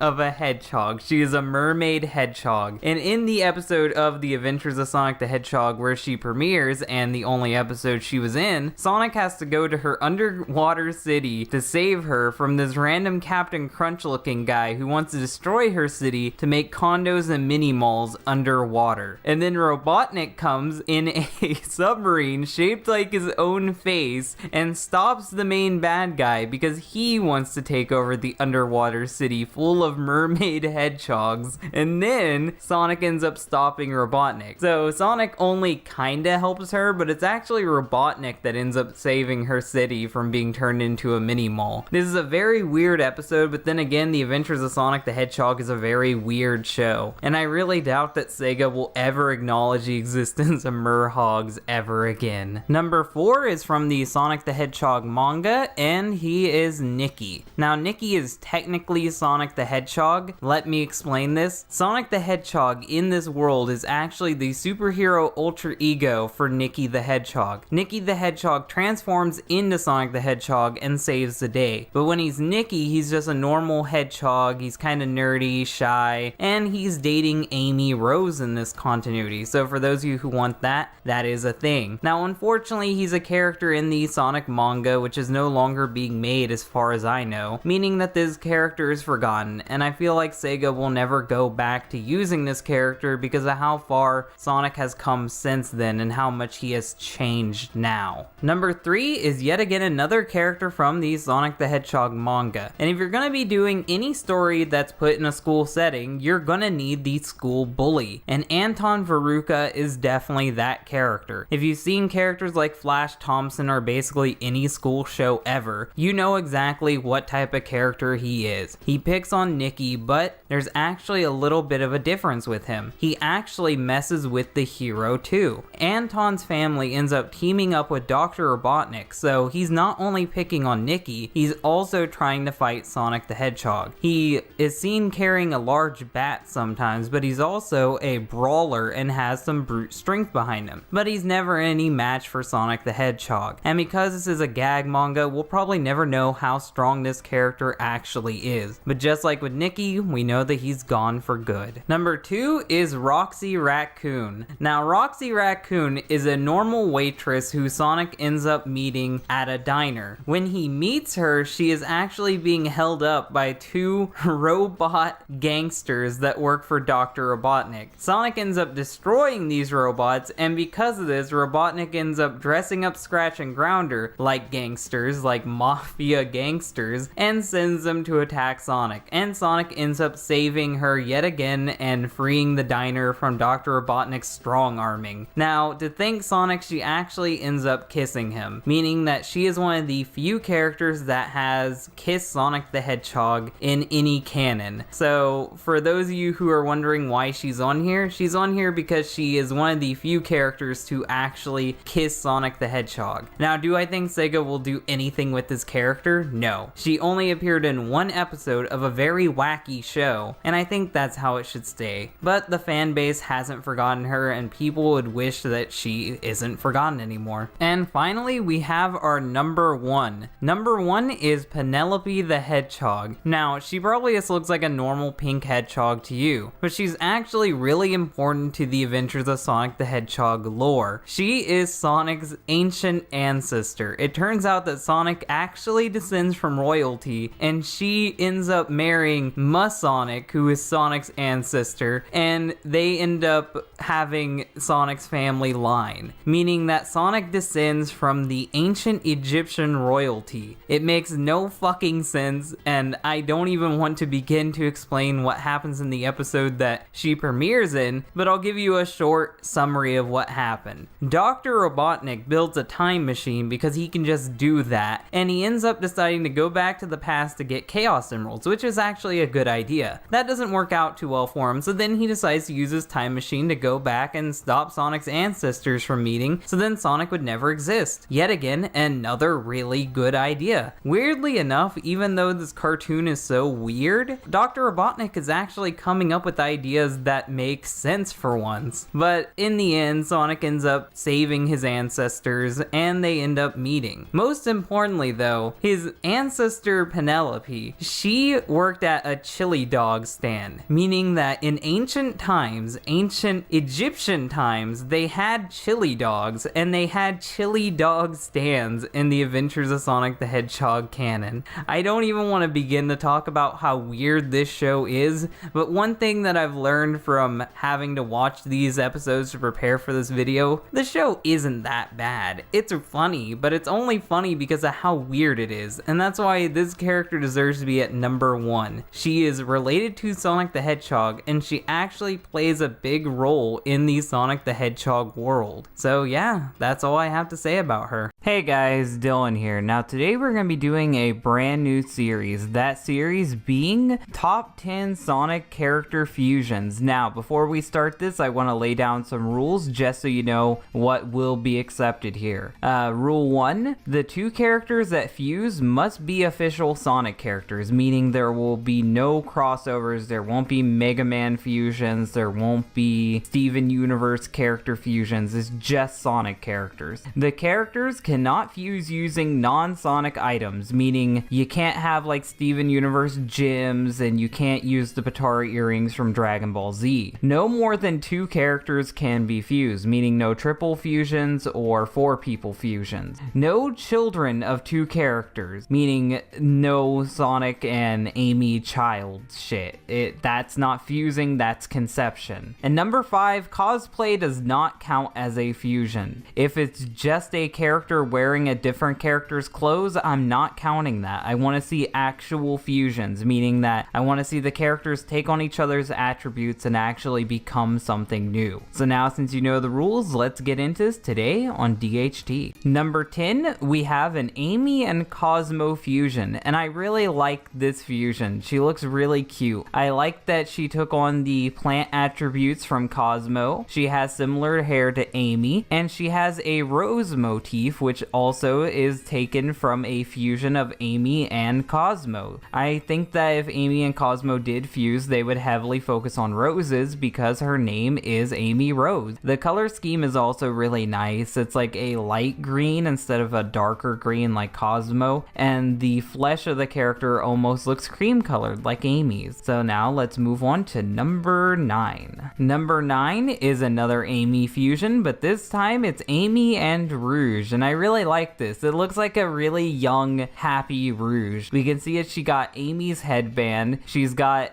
clothing influenced by both Amy and Rouge, seeing how she's got a more wholesome way of dressing. She's got the little bracelets from Amy, and she's just got a happy demeanor to her. And I also like that she has a beauty mark. I really like that. But she didn't really lose any of her body though. And I like that her wings are less like bat wings and more like angel wings. It really makes her cute. Also, she's not just completely white. She has like kind of a pinkish purple hue to her, which really just makes it all work. I also really like the collar she has on. Number 8 is a Blaze and Amy fusion. Amy is a really popular character to fuse. I like this character a lot because she looks really psychotic. She has like an evil grin to her. She has like spiky clothing. Her hair is spiky. She looks like someone that would actually brutally murder you, and I love it. I like the fact that if Amy and Blaze fused, it would make her more aggressive, and you can really see that they wanted to work in the fire motif. Even her name is Fire Lily. The name is really cute. The fusion is really cute. I'm just kind of upset that none of the purple from Blaze got worked into this fusion, but I like it. She's got Blaze's ears and Amy's overall appearance. It's a good fusion. Number 7 is a Shadow and Scourge fusion, and I like this one because he looks like a military commander. He looks like he was in the military. I like that he also has like a reference to Shadow's prototype. One of Shadow's prototype designs had a scar on his eye, so they worked in Scourge's scar on his chest to be a scar on this guy's eye. He got his green coloring from Scourge, he's got the red stripes from Shadow, and he's got blue eyes. His colors really complement each other, and I like his overall appearance. It's a shame that this artist didn't draw his shoes though, because I'm really curious if he would get Scourge looking shoes or Shadow shoes. Number 6 is a Vegito inspired Sonic and Shadow fusion. I really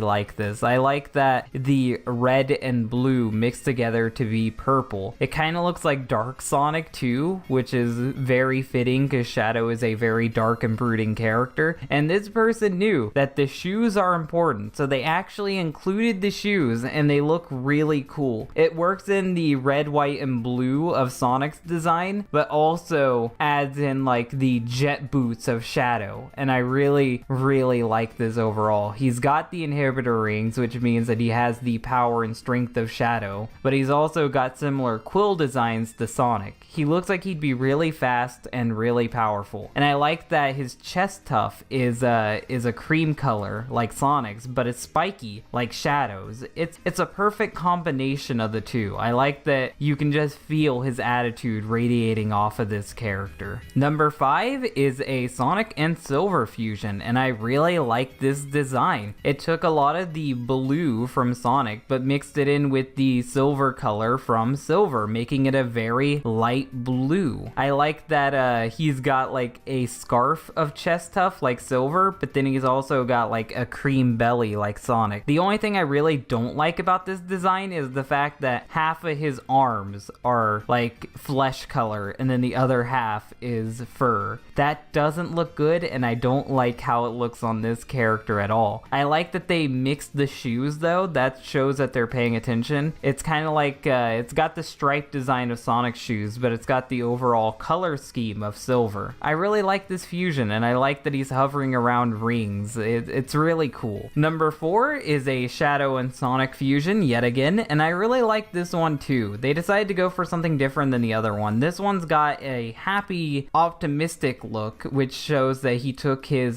personality from Sonic and not Shadow, but then his body overall looks like Shadow. He's got giant inhibitor rings, he's got giant rocket boots, he's got giant gauntlets instead of gloves, he's got a really cool like quill pattern. It's kind of like a mixture of Sonic's quills and Shadow's quills. It overall just makes him look more wild than Shadow or Sonic did. But yet again, my biggest problem with these two is that instead of just having stripes, they work in the having flesh and then having fur over the flesh. I don't really like that look for the characters, but overall, this design is really cool, and I think that this would be a great look for a Sonic Shadow fusion. Number 3 is a Shadow Silver fusion, and this one is probably one of my all-time favorites when I started looking into fusions. I like that the blue and the red from Shadow and Silver turned into a very bright purple.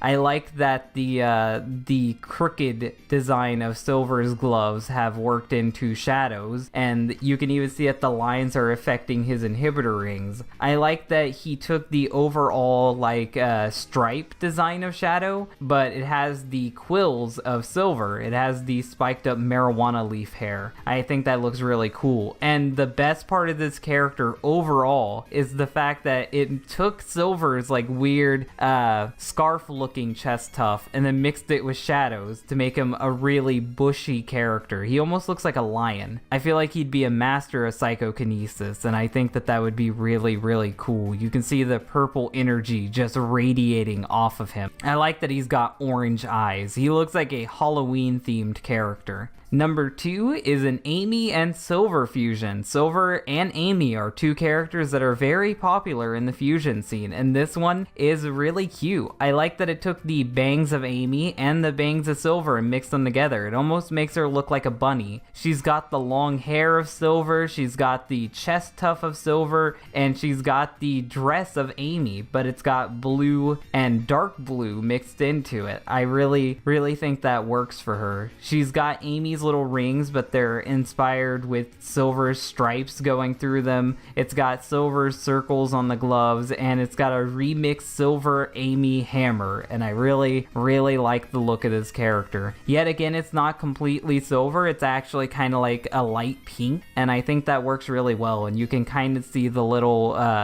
ribbon in the back, the little headband. This character is just really cute, and I think they deserve their spot at number 2. And number 1 is a Tikal and Rouge fusion. Now, I really love this design. I would accept this as her own character if they decided to do like more Echidna characters. This character is just absolutely stunning. I like that they take everything from both of the characters. You get the golden jewelry from Tikal, you get the bat ears from Rouge, you get the hair of Tikal, you get get the overall adult appearance of Rouge mixed into this. You get the bat wings, you get the gloves of Rouge. It's just everything here works for this character. They took only the positive attributes of each of the characters, and just looking at this character, you couldn't say that it was really a bat or a Echidna. And I think that makes it work overall. Rouge loves jewelry, Rouge loves gold, and Tikal just so happens to also be decked out in jewelry. So I think the two just complement each other really well. Hey guys, Dylan here. Now, a couple months ago, I made a top 10 Sonic fan fusions, and that video was covering really good fusions, and we had some excellent artwork in that video. Today, we're going to be doing the exact opposite of that. We are going to be looking at bad fan fusions.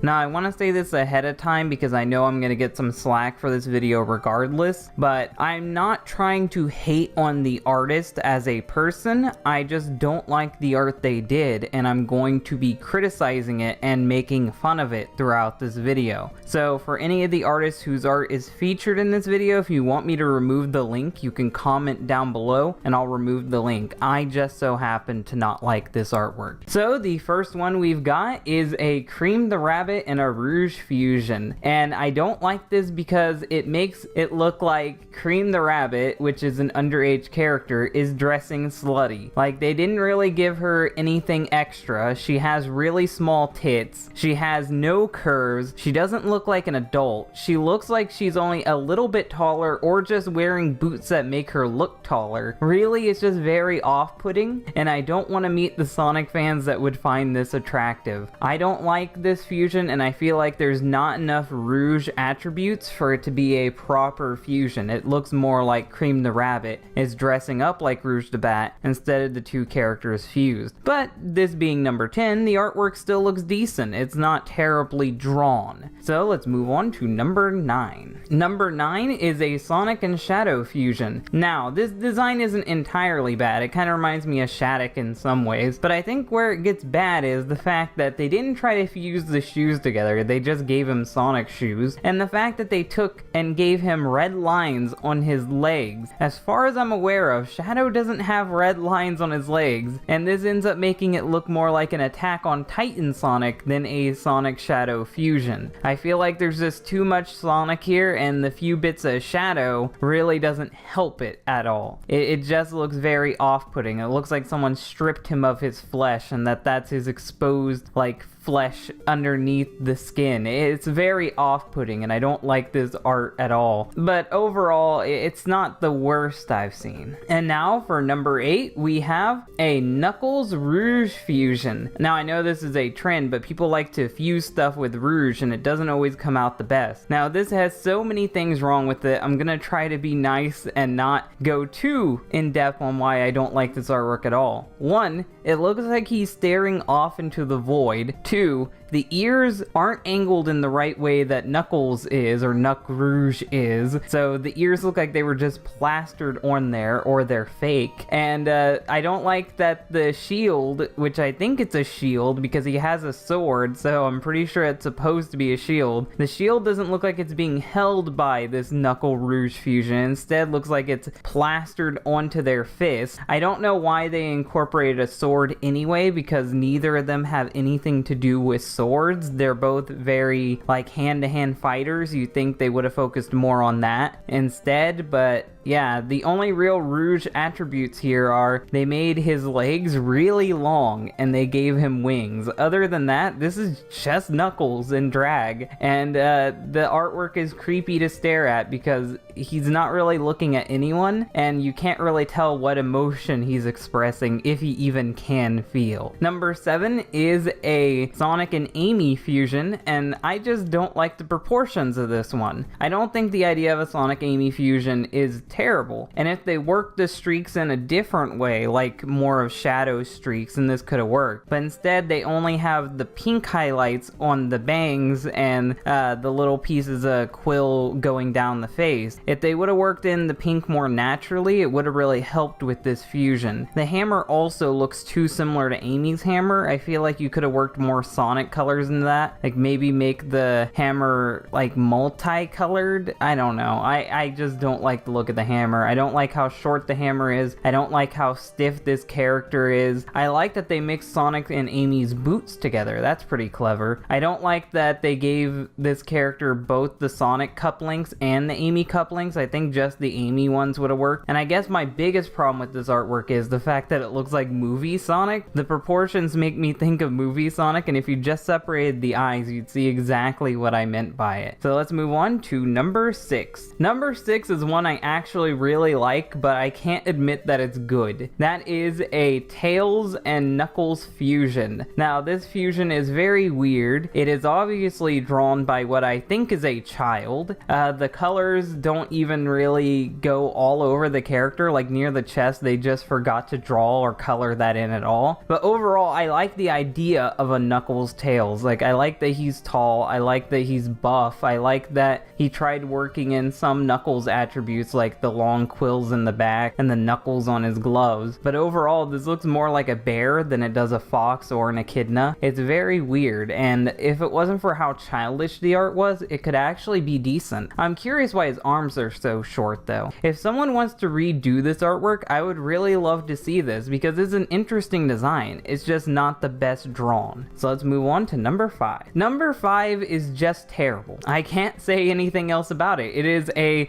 Sonic and Shadow fusion, and they decided to make it the worst thing ever. It looks like Ashura if Ashura was black and blue instead of black and green. Sonic's eyes look like he has a lazy eye, and they're looking dead set at the ground, and I don't know what the fuck he's looking at. And I think the thing that makes this worse than all of it, it's obviously traced. It's Sonic Adventure 2 artwork that they traced over to make this, and then they just colored splashed it together. They didn't even make his face a cream color. This is really lazy, obviously traced, and just bad artwork altogether. So let's move on to number 4. Number 4 is a special type of abomination. It is a Sonya and Espio fusion. And this one looks like it wants me to put it out of its misery. It looks like it's practically about to T-pose. It looks like someone's model that they aren't currently using. I don't like any of it. I don't like any of it. I don't like that the ears are a different color than the flesh. I don't like that the hair looks so unnatural on this character. Nothing about this character flows. Like, the colors don't blend well together. There's like so many different shades of pink and purple here. They gave the character heterochromia, which makes him very special. They made the muzzle too big. They made the head so big it looks like the character is gonna fall over. Nothing about this character looks pleasant to me. Nothing looks appealing to me. It's just really, really bad. And I can't go on talking about it because the more I nitpick it, the more I feel like I'm driving myself insane. I don't know why they decided to make Espio's horn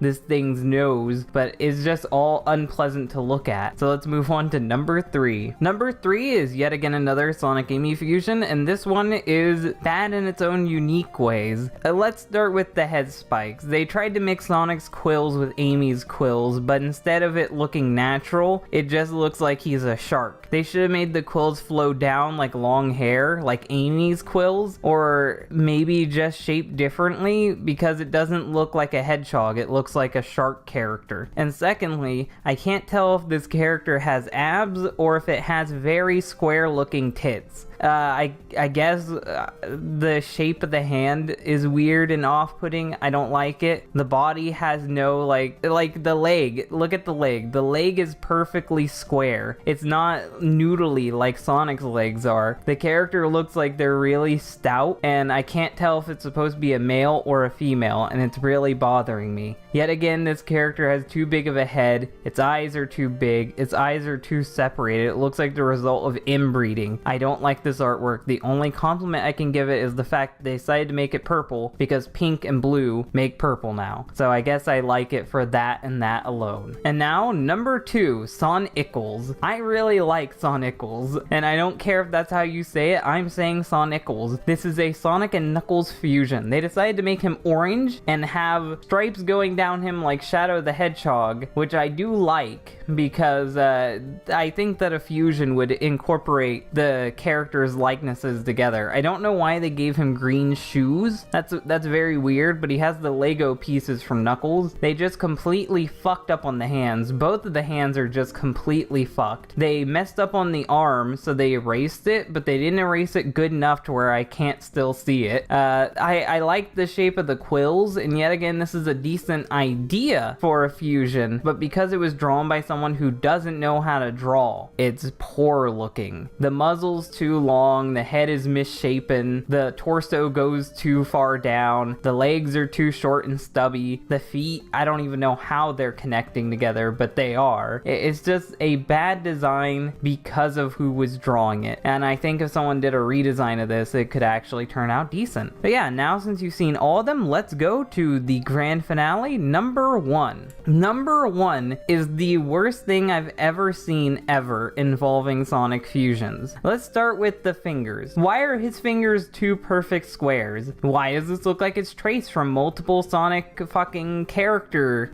creators? Why does this look like Silver is dying on the inside, if you couldn't tell? I don't know what's nice to say about this. I have no pleasant things to say about this at all. I don't like any of it. I don't like any of it. And it might be a triple fusion. I could be wrong, and it could be a triple fusion, because that does kind of look like the soap shoes he's wearing, and he does have like the pale chest like Sonic, but I don't really care. I don't really care if I broke my own rules from the last video, because you can't convince me otherwise that this isn't the worst thing you've ever seen. You can see the pencil lines all over him. You can see that they couldn't even be fucked to draw an outline to cover that up. It looks like he has a twitch. They didn't draw gleams in his eyes, so it looks like he's a psychopath. This is the worst fusion I've ever seen, and I don't think I'll ever be convinced otherwise. In the other following bad fusions videos, whatever is at number 1, I can guarantee you is not worse than this thing. I want to give a little bit of a competition to see if people can do this. There's no prize, it's just getting your artwork featured in the video. Halloween is coming up, and I want to try to do a Halloween fusions video before we get to Halloween. So if you guys can make some creepy looking fusions, then I'll feature it in a future video. Now, I would prefer if you mixed like villains together, because those will probably come out creepier. Just try to take creepy aspects of the Sonic universe and mix it together. I'm sure you guys can give me something good, but if you guys end up not giving me enough artwork to work with before that date, then I guess I'll just scrap that idea. I hope to see you guys on Halloween, because I would love to do a follow-up video on this. But yeah, hopefully you guys enjoyed this video. If you liked this video, hit the like button. If you really like this video, then share it. And if you want to see more, then subscribe. Thank you guys for watching, and bye.